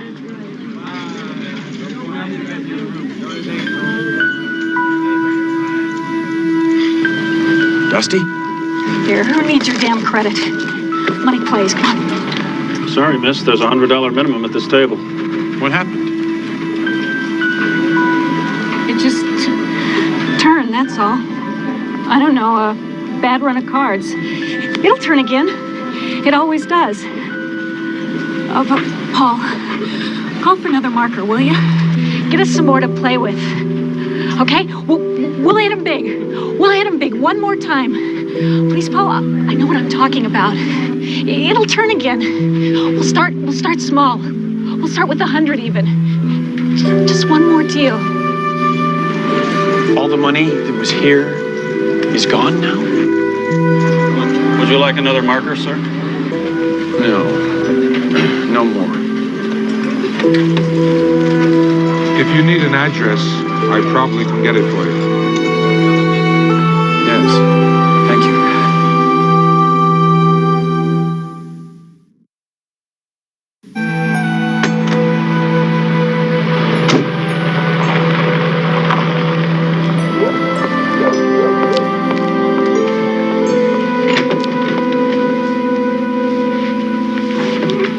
Where the hell have you been? It's supposed to be 3 hours, not 2 days. Where I go is my business. We're not married anymore. Is Charlie okay? Yeah, like this place really looks like you care. You know, you're a sick broad. You know that? You're a sick broad. Yeah, you told me. Yeah, but you don't hear. You went and hit the tables again, right? Where'd you get the money? Did you hock some clothes? Leave me alone, okay?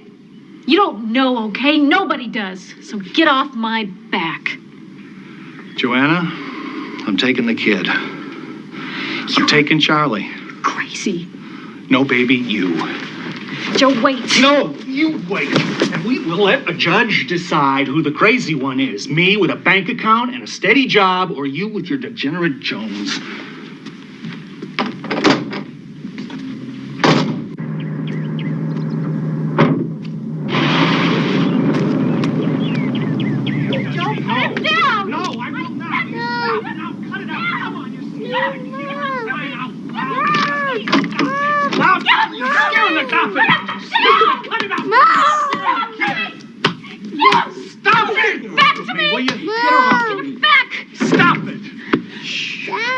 That's okay, baby. That's okay.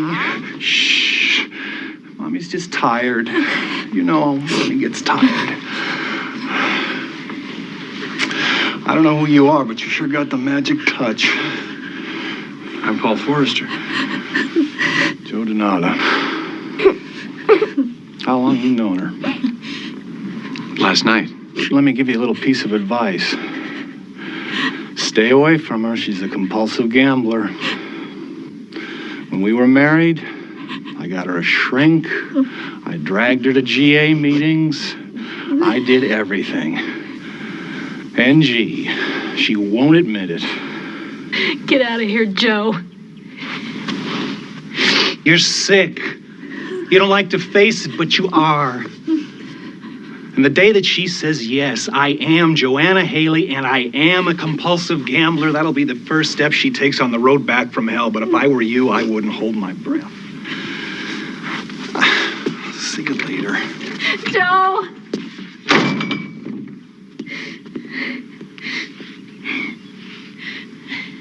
What are you looking at? What are you doing here anyway? What do you want? My car. I sold it. You sold my car? Yeah. You don't believe me? The receipt's in my purse in the dresser. How could you sell my car? It wasn't yours to sell. I had to pay the rent. My landlord's got a very thin sense of humor.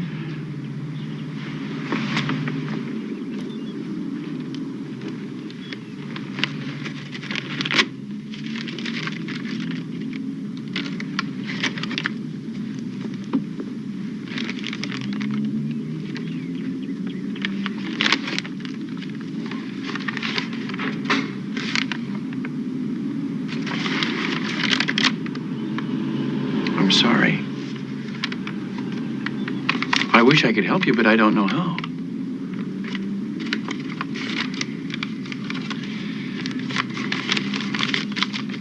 Last night, when we were gambling at the table, I felt what you were feeling. I know how powerful that force is. I don't know what you're talking about. Why don't you just leave, okay? I know what it's like to pretend to be somebody that you're not. Look, I know that you're trying to help me, but I don't need your help. You see, I'm fine. You understand that? I'm just having a little down period, that's all. It's gonna change. It always does.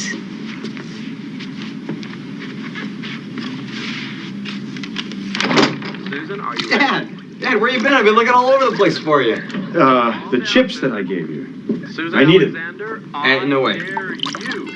You still have them? Oh, sure, I still have them. I'm just not going to give them to you. Look, if you blew all that you had, it's time to quit. I'm not going to gamble with them. Get dressed. I'll tell you about it. Hello, Mr. Forrester. Hi. $2,000. Any markers? Yes.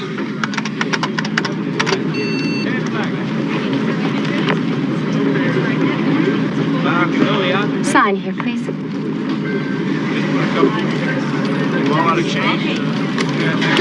Thank you, Mr. Forrester. What's this for? That's the receipt for the $2,000. Against the markers, that reduces the total you owe to $8,000.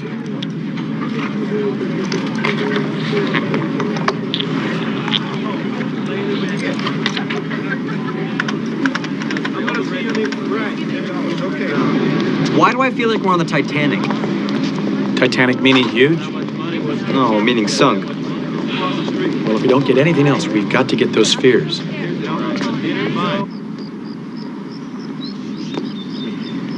you don't want to trade the Alpine for, like this guy here? Real good one. Oh, well, bye-bye. Hi, what about that blue one over there? Well, come on down. Let's take a look.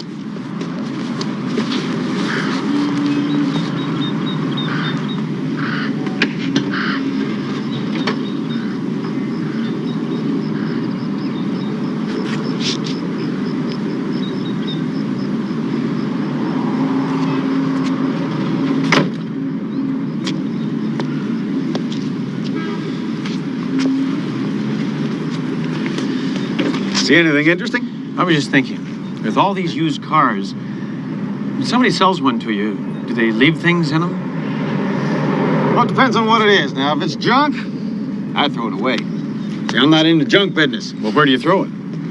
On a dumpster back there. Do you mind if I take a look? Why? Well, if it's junk, then you don't want it, right? Help yourself. Thanks.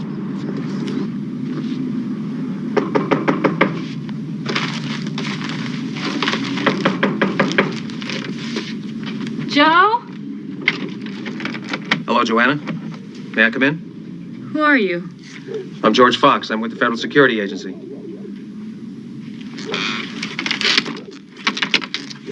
What do you want? We have things to talk about. Like what? Cabbages and kings? Paul Forrester.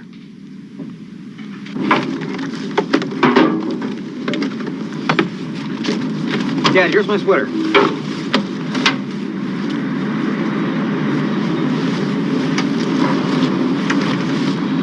Here it is. Mine too. Come on, let's get out of here. Take it. No, thanks. Miss Haley, I happen to know that you're dead broke. Look, I don't sell people. You just sell cars. How do you think I found you? Now listen to me. Listen to me. I'm here on a federal case. Local matters like grand theft auto. Let's just say that in this particular instance, I'm willing to look the other way. I have a baby. I know that. There are $200 here, miss. That's all I have on me. The other $300 you'll have tomorrow. That is $500. And instead of doing time, you'll be doing your country a great service.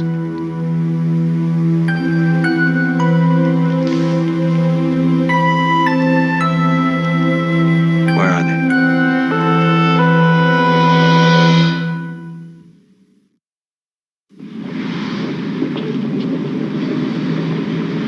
Well, why can't we just leave? Because I owe them a lot of money. It's not Paul Forrester this time, but me. Hello, honey bun. Oh, hi, guys. Did you come back to bring me my purse? Not even close. The other night, honey bun, guess what we discovered down the road? I'm kind of in a hurry, fellas. Oh, well, suppose we cut to the chase. Help me! Just keep on walking, buddy. Why are you slapping her? They think that I took their watch, but I didn't. Hey, it's none of your business, buddy. I believe her. Who cares? Take a hike. I think she's telling the truth. Okay. You want trouble? You got it. Hey! Let me go!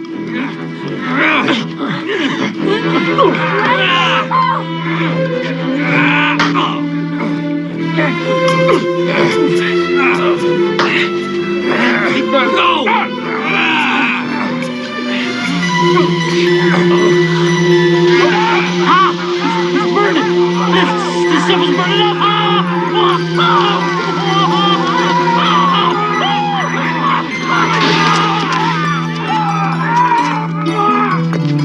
See that weird blue light? Those were your Arab oil sheiks, weren't they? Yeah, well, I upgraded them a little bit. Is upgrading another word for lying? No. Look, I had a streak of bad luck and I lost the rent money. Those guys wanted to party. I don't know, at the last minute I couldn't go through with it. Maybe I was thinking of my kid, I don't know. What Joe Donato said, is that true? No. Gambling's just a way of having fun, making a couple extra bucks. How much money do you think I make checking supermarket groceries?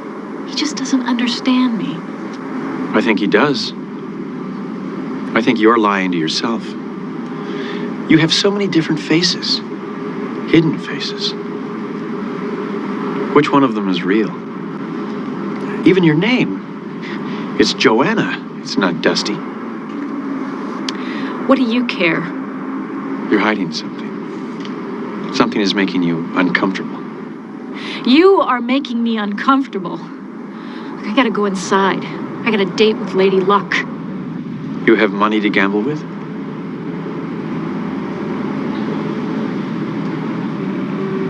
You look pale. Just leave me alone. I don't want anyone to get hurt. Does that include yourself? Do you want to see yourself? I know what I look like. I don't think you do. Not the way others see you. Not the way I saw you yesterday. Not the way I see you now, up here.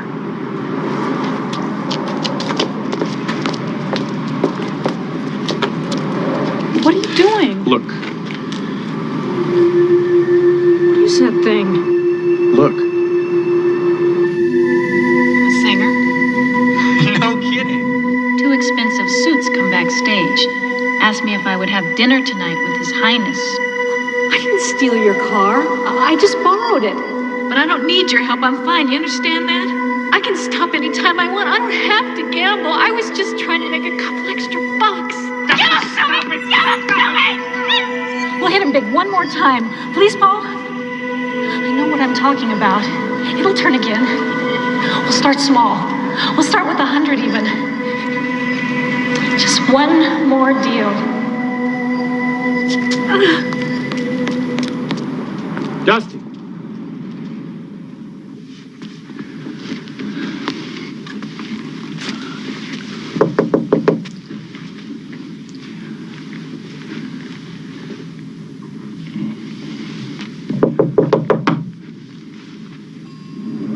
Nobody home? Oh, wait a minute. Why don't you just open it? I'll surprise them when they get back. Oh, hey, I don't have authorization for that. Well, I'm giving you authorization. I'm sorry, but only Eddie can do that. Who the devil is Eddie? The bell captain. The bell? I don't believe this. Now listen, friend. You know who I am. You know for whom I work. This is a matter of national security. Look, I'm sorry, sir, but we're talking about my job, and that's my family's security.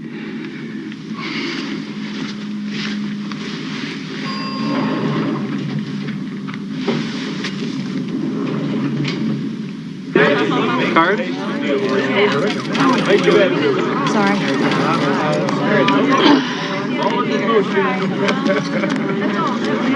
21 raise. 21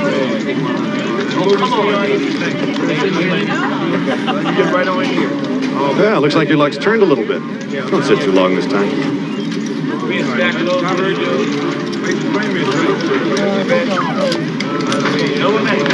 Well, you have the usual 30 days to cover your marker. That is, unless you want us to hold it longer. Yes, hold it longer. It's a good idea. Oh, no problem. I mean, I understand you travel a lot. It must be difficult catching up with banking, huh? So we'll hold it, how's 60 days? I was thinking more like 4 years. Oh, that would be something, wouldn't it? All right, you've got it. 60 days.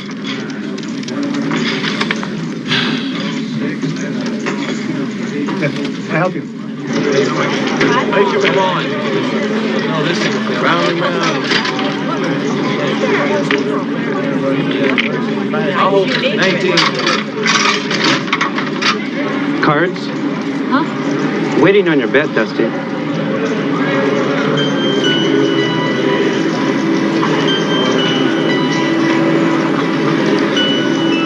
My name is Joanna.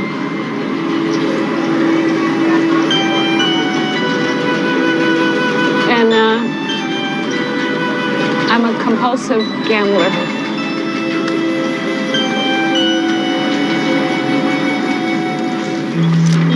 Send your mother some flowers.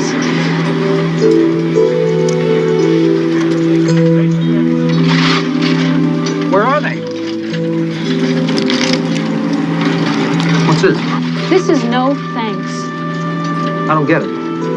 I did. Well, wait a minute. There's only... There they are. Good luck. Paul! Fox is looking for you.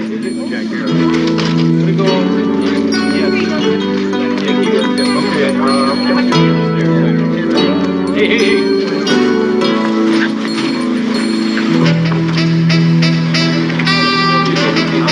Yeah, let's go. Wait.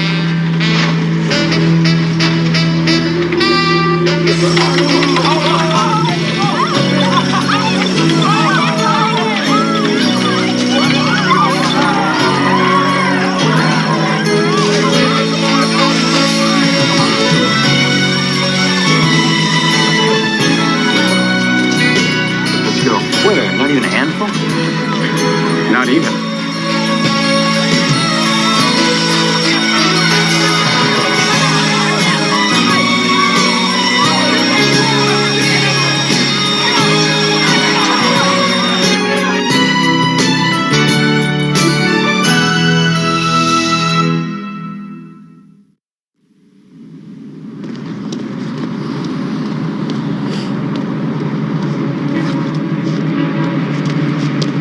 Dusty, are you sure you weren't followed? Yeah, I'm sure. I got a sixth sense about that. How'd you get that out of Hawk? The guy knows me. I gave him my lucky $25 chip on account. Well, we have to get going. I don't remember a lot about last night, other than I was pretty scared. I mean, I could have been hallucinating in the parking lot, or you hypnotized me. I don't know. But what I do remember is, I walked away from the table. For you, that's a good thing to remember. I feel really bad about losing your money. It may take me a little while to pay back, but I want to do it. Another rush at the tables? No. No more rushes. I don't want to do that anymore. Goodbye, Dusty. Thanks. Good luck.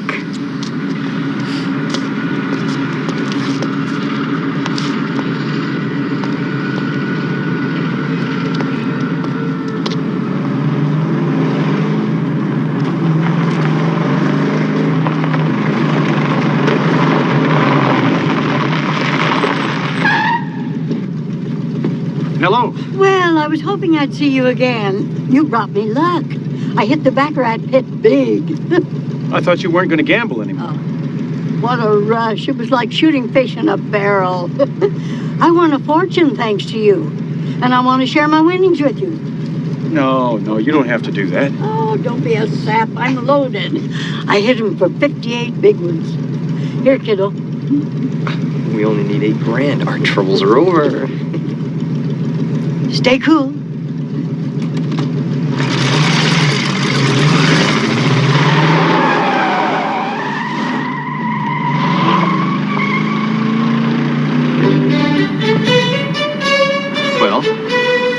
Well, now all we need, $7,980.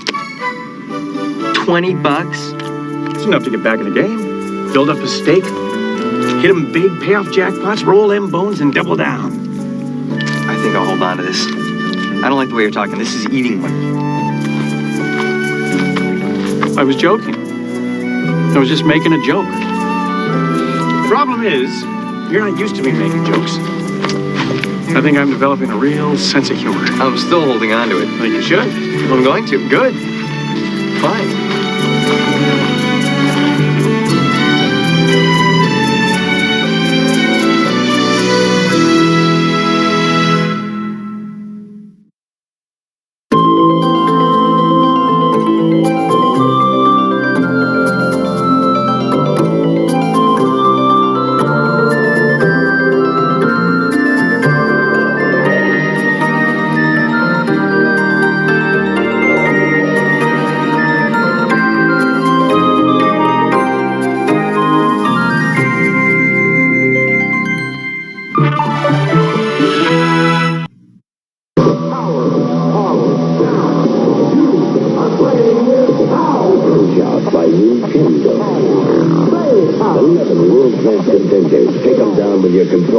Beat them all, and you've got a shot at Tyson's title.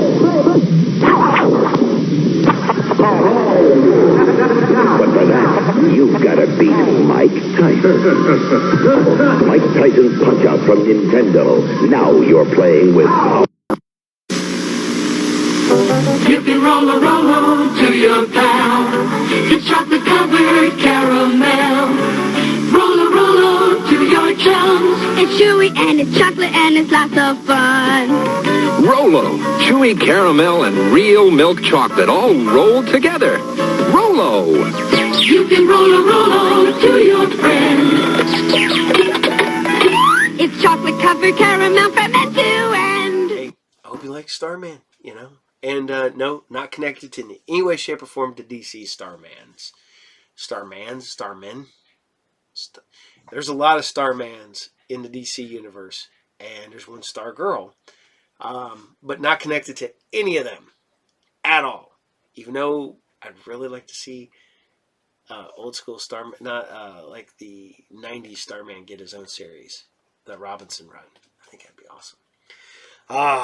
But we're going to draw it to a close tonight, and want to thank everybody for hanging out here, watching this with us. All you guys having fun. I want you guys to stay safe and be careful, because I know some of you guys are going to go out for New Year's Eve, and you're going to go out party and hang out and do stuff. Stay safe, because we want to see you back here next week and hanging out with all of us again. So,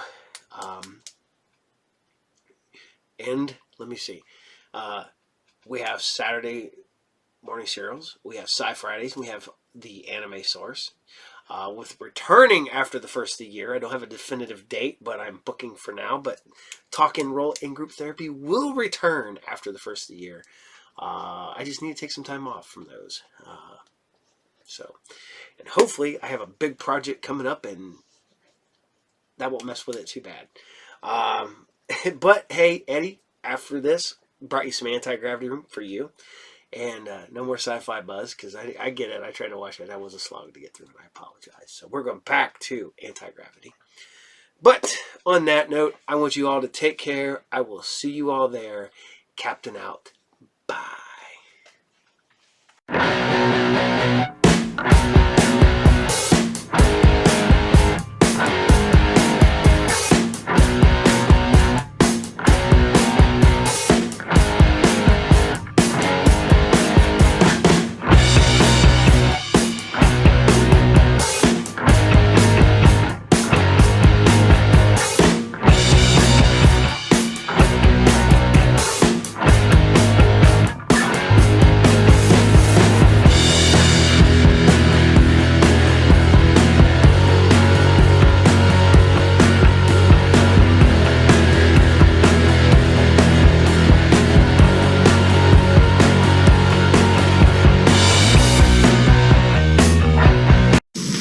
Want to know what's hot this summer? Then put down the remote control.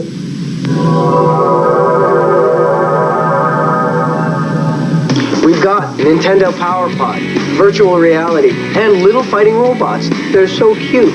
I'm Phil in Toronto. Hi, I'm Jamie and Elliot. iWorks Entertainment. I'm Nick in New York. We've got theme parks, roller coaster rides, and more cotton candy than even Matter Eater Lad could handle this time on the Anti-Gravity Room.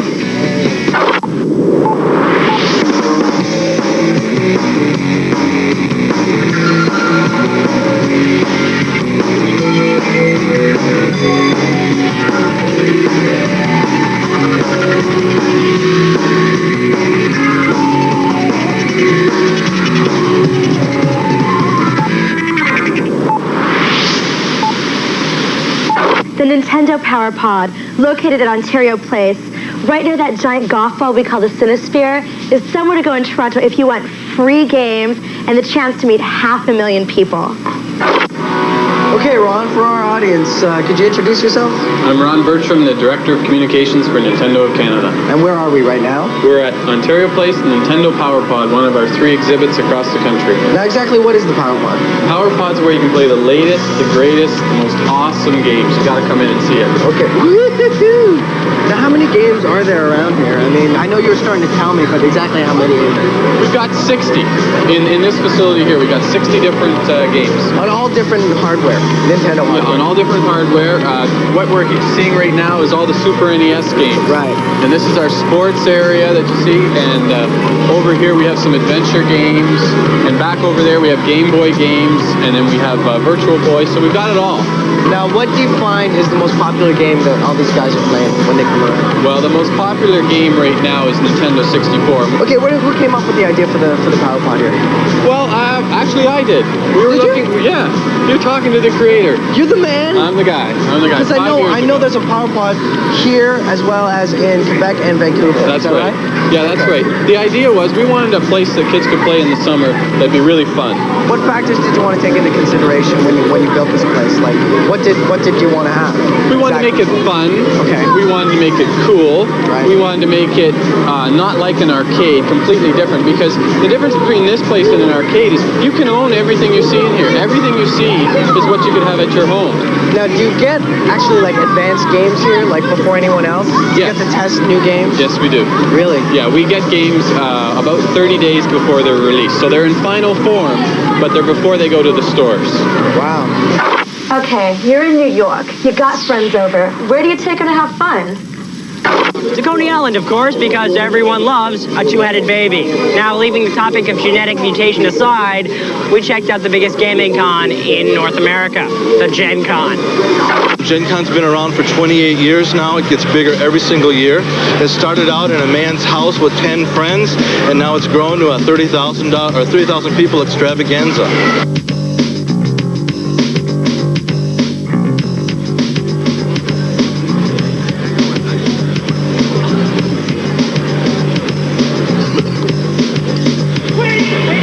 TSR sponsors and does Gen Con, and we, of course, have the largest area. TSR is the world's largest manufacturer of role-playing games, and we're best known for the Dungeons & Dragons games.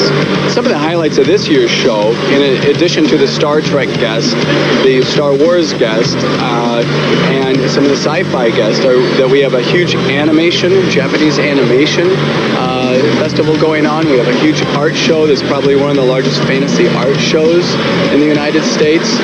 We have some of the biggest game tournaments that have ever been held. It's where you gotta be if you're doing role-playing games. A role-playing game is a let's pretend. When you're little, you play cops and robbers, you play cowboys and Indians. All a role-playing game is cowboys and Indians with written down rules. Games are developed by us in a bizarre, intricate science and art process that's it's different every time we do it. A lot of the games aren't so much competing with each other because they're different niches. You know, if you're into swords and spells, you've got that niche. Or if you're into, stormtroopers, you've got that niche. Or if you're into comics, you've got this niche. Next year, we've got an interesting science fiction role-playing game that we can't even talk about here. It's so exciting and secret. Alternity is the name of this game, and it's going to be the most exciting thing to come out in '97. We've all been on rides at theme parks, right? Did you ever want to know what someone looks like on a ride? We did. And this week's anti-gravitational poll question is, can you show us your best roller coaster face?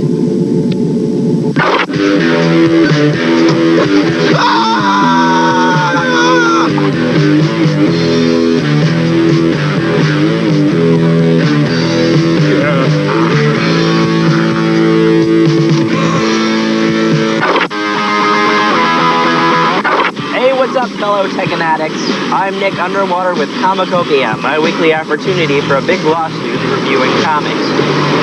Well, we're looking at fun and games this week, so first up is the comic version of a video game classic, Sonic the Hedgehog number 40. If you haven't heard of Sonic, he's a super fast hedgehog who finds himself once again going up against the evil Dr. Robotnik, a crazy scientist who is trying to turn all animals into cyborgs that will eventually band together and take over the world. Unfortunately, plots like this never seem to work when you're published under the Archie label. All in all, Sonic is a cool comic. And if you've spent as many hours on your Genesis with Sonic as I have, it really lets you follow the story of the characters. The art has a very arty feel to it, which is cool, but it would be really great to see Sonic done in an anime style, since that's how he was created. This is a fun read, so I give it 3 out of 5 G's on the anti-gravity scale. Next, if your tastes are more violent, and we all know mine are, We have the comic adaptation of the video game that made Fulgore a household name, Killer Instinct Special number 3. This is a cool book that further explores the world of Killer Instinct, the all-too-new story of a group of fighters brought together to, fight. But seriously, this is one of the better video game to comic translations. Each character has their own motivation for fighting in the tournament. Whether they want to find a cure for their werewolfism or they just want their mommy. The story is pretty good, although there are, count 'em, 2 plot lines of, "You can't fight me, I'm your brother." The art is okay, but again, it would be cool to see the comic done in the style that the game was created, in this case, 3D. Even if you're not a fan of the game, you still have a pretty good time with this book. I give it 2.9 out of 5 Gs on the anti-gravity scale. Lastly, on this gamey day of fun, we have Superboy and the Ravers, number 1. Okay, the concept for this book is pretty simple. Superboy finds a top-secret project that is actually a big party. There's one catch, though. He can't seem to understand anything they say until a mystery man comes along and tags his hand with a special translator. And also gets his free drinks at the bar.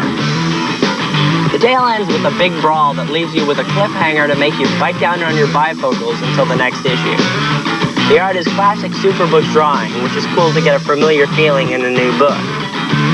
Well, if your parents won't let you go to a real party, this is the next best thing, so I give it 3.5 out of 5 Gs on the anti-gravity scale. Well, since you're dragging me down, I guess that's it for Virtual reality, fighting robots, and a bunch of commercials up next. The Anti-Gravity Room is brought to you by Nintendo. Remember, whenever you play it loud.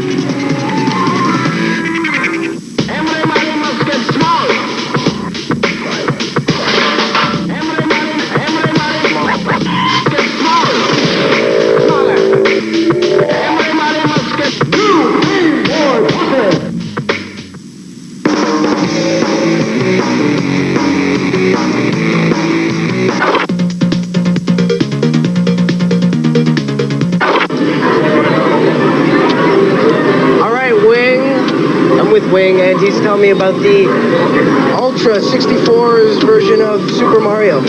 So I wouldn't call this a platform game anymore, would you? No, I wouldn't. It's a totally new three-dimensional game like I've never seen before. Now, what would you say is the big thing with this? Like, what sets it apart from everything? This game is huge. There's so much to do in this game. There's so much to see.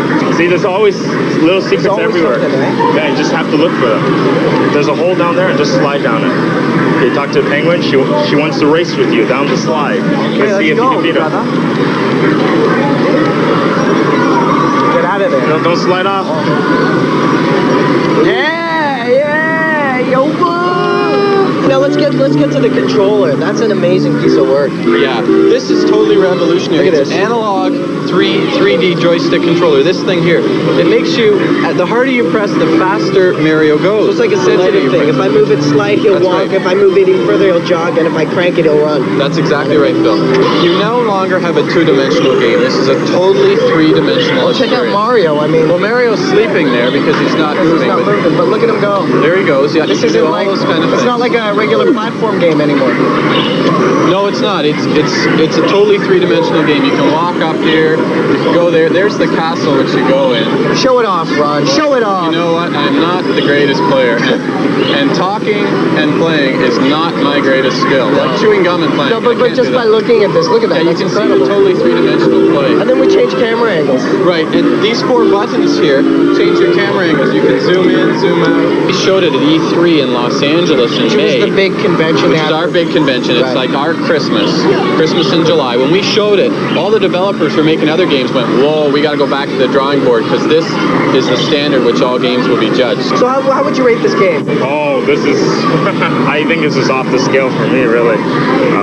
This is a great game. I think Wing gives it 5 Gs out of 5 on the anti-gravity scale because it's such a hot piece of work out of a game. Woo-wee.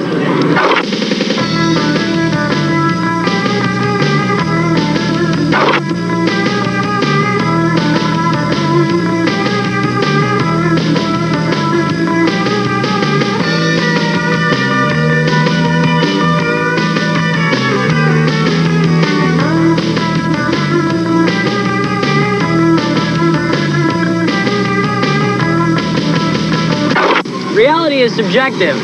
Virtual reality is therefore the topic of our next segment. My name is Daniel Kaplan. I'm an international sales representative for Vivid Group.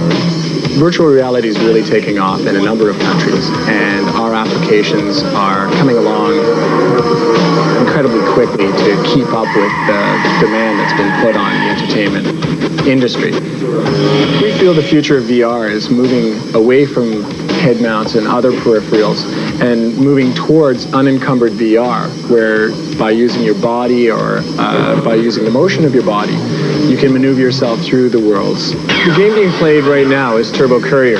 Your video image is taken and put directly into the game. And you're a courier in a futuristic city.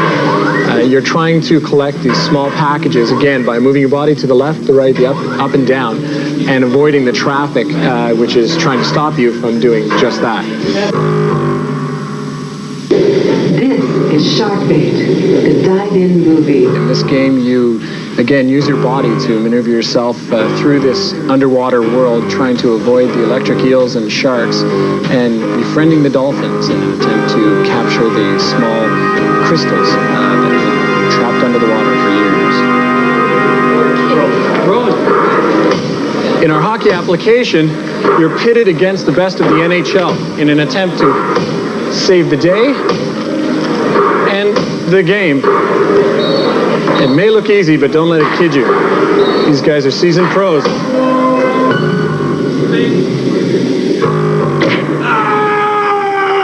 What show about theme parks and computer games would be complete without a segment about low-fat dairy goods? Don't move, because we got fighting robots and all the low-fat frozen yogurt you can eat.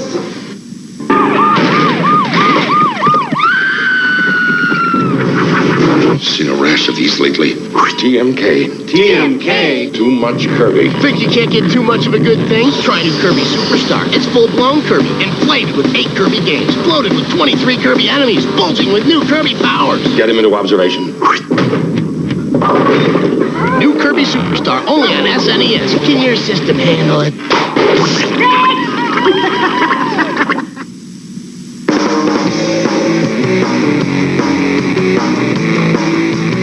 Remember the show Transformers, where giant robots would fight over the fate of the entire universe?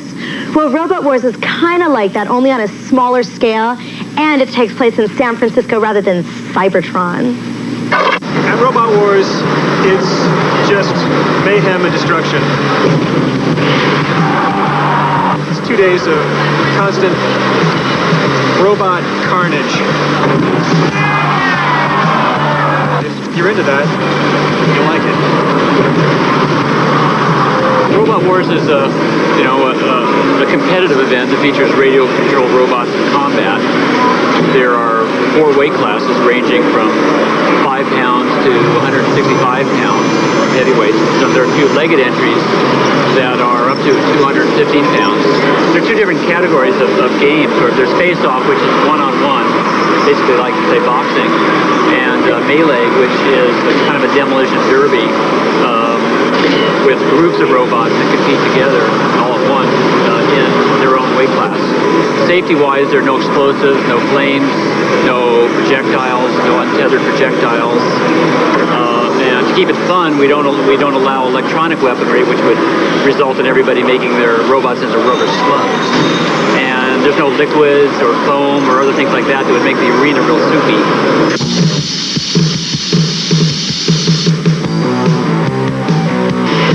It's like show and tell. Everyone brings their little creation that they made. The idea is to immobilize your opponent, either by sawing him up or puncturing him or somehow disabling him. What I'm doing here is flipping him over, a little bit less violent, but I'm hoping more effective. This is our most salient feature. That's why we're called Dragon Wagon. This is our other most important feature, fighting jaws. An old harpoon theory. Nothing high-tech, just see if you can poke the heck out of them. The idea here is to get underneath the other robot with my blades here and flip him over. Nicky will be driving. He'll be the captain. You'll probably get wiped out the first round, but heck, that's what it's all about. People spend months months or years building these fabulous creations so that other people can try to destroy them. There's a number of obstacles that the robots have to overcome. The tennis traps, these devices that you see here on the floor, spring out from the wall to try to capture the robots. We also have big flippers that come out from the wall and sweep back and forth to try to knock over or disable the other robots. You also have to overcome the pendulum that swings back and forth through the melee, so to speak. In the battle, that's when your adrenaline really starts pumping.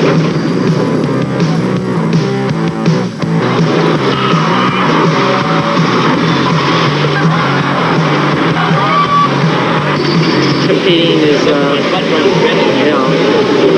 it's just an unbelievable rush.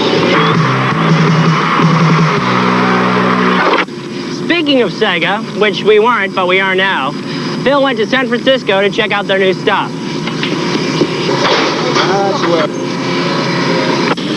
Oh yes, I'm in San Francisco, home of the famous San Francisco cable car. Haight-Ashbury, Daddy-O. The Rock, Alcatraz. And Sega of America, where they invited us down to check out all the new fall games. I'm supposed to look for this cool chick by the name of Angela. Sega of America, please hold. Sega of America, please hold. Sega of America, please hold. Okay, Angela from Sega America, how are you? Good, how are you? Welcome. Thank you very much. Thanks for bringing me out. No problem. Now, what's with the Army fatigues? Well, it's Operation Revolution, full-fledged Sega warfare. And I'm about to be drafted. You are about to be drafted. Okay, let's talk about the hot news Sega game titles you guys have coming out for the fall. Great. And what's the first one we want to talk about?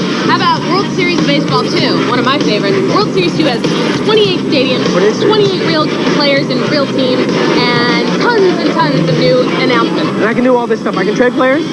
You may. I can play like a season with all my buddies? Absolutely. I can create myself as well. Like, could I create a player and make it me? Babe Ruth, even. I could be Babe Ruth. You could. Now, this is the game. I gotta tell you, I was on the plane on the way over here, told this kid I was going to Sega, and check out the new Sega games. He goes, nice, man, nice. It's gonna be amazing. It has his anime character, virtual flying, has a brand new peripheral, man, its own controller, bro, though. It's 3D action like you've never seen before on Saturn. Sega Saturn's Knight is created by Yuji Naka, who created Sonic the Hedgehog. Coolest thing about this, though, is 3D analog controller. This is the newest, the hottest. It's bundled with Knight.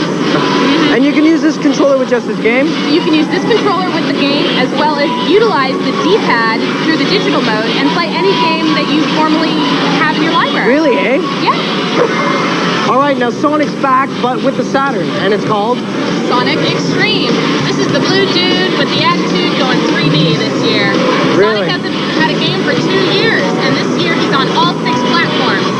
Now Sonic is full 3D. You see all sides of him like nothing you've ever seen before. You know, it's killing me. Look at this. Woo! I know, look at the reflections. Look at that character. That boss character is amazing. They really did a good job with this one. This is going to be hot for the holidays. It's a must-have. So it's the first Sonic to make it on the Saturn, actually, isn't it? Absolutely. It's the first Sonic for the Saturn. It's the first time he's 3D. They ain't gonna leave you alone. Some red-eyed devil's gonna make his move tonight. I don't like it. I don't like it. Are you scared? No, I'm just kidding. I love it. It looks amazing. What is that? Oh, this is an amazing title we have coming out for the Saturn this fall. I mean, probably in time for Halloween. What do you think? I can't believe what happened to Ralph Macchio. Hey, that's Ronnie Montrose, live guitar, interactive music all over the place. Wow. So this title's due out for when exactly?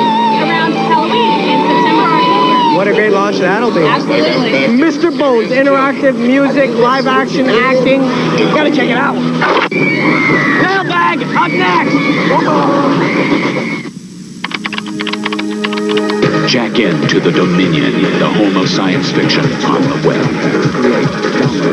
Welcome to the Edge.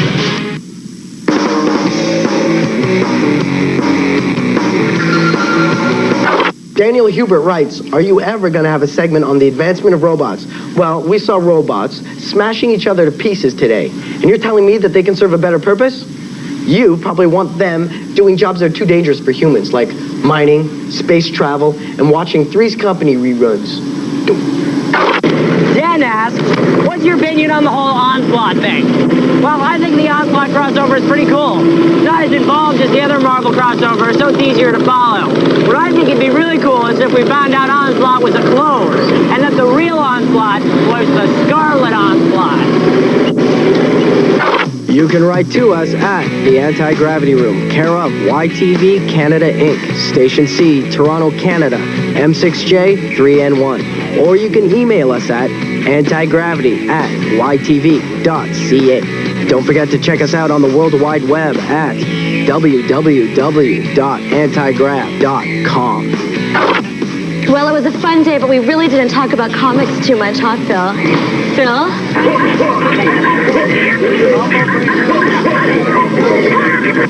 Nick?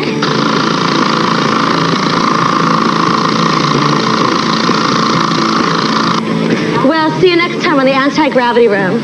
Okay, one side now. It's come out of hiding. It needs a new host, and any human will do. Now the cops are on its trail, and they got backup from another planet. The Hidden 2, tonight at 8 p.m. Eastern, Sci-Fi Saturday. There's no other show like it in the world. An awesome assortment of sci-fi and horror collectibles, and a fantastic array of special guests. All at Worldcon 96, live from planet Earth. Tonight at 6:30 p.m. Eastern, Sci-Fi Saturday. Now stay tuned for The Odyssey, coming up next on the Sci-Fi Channel.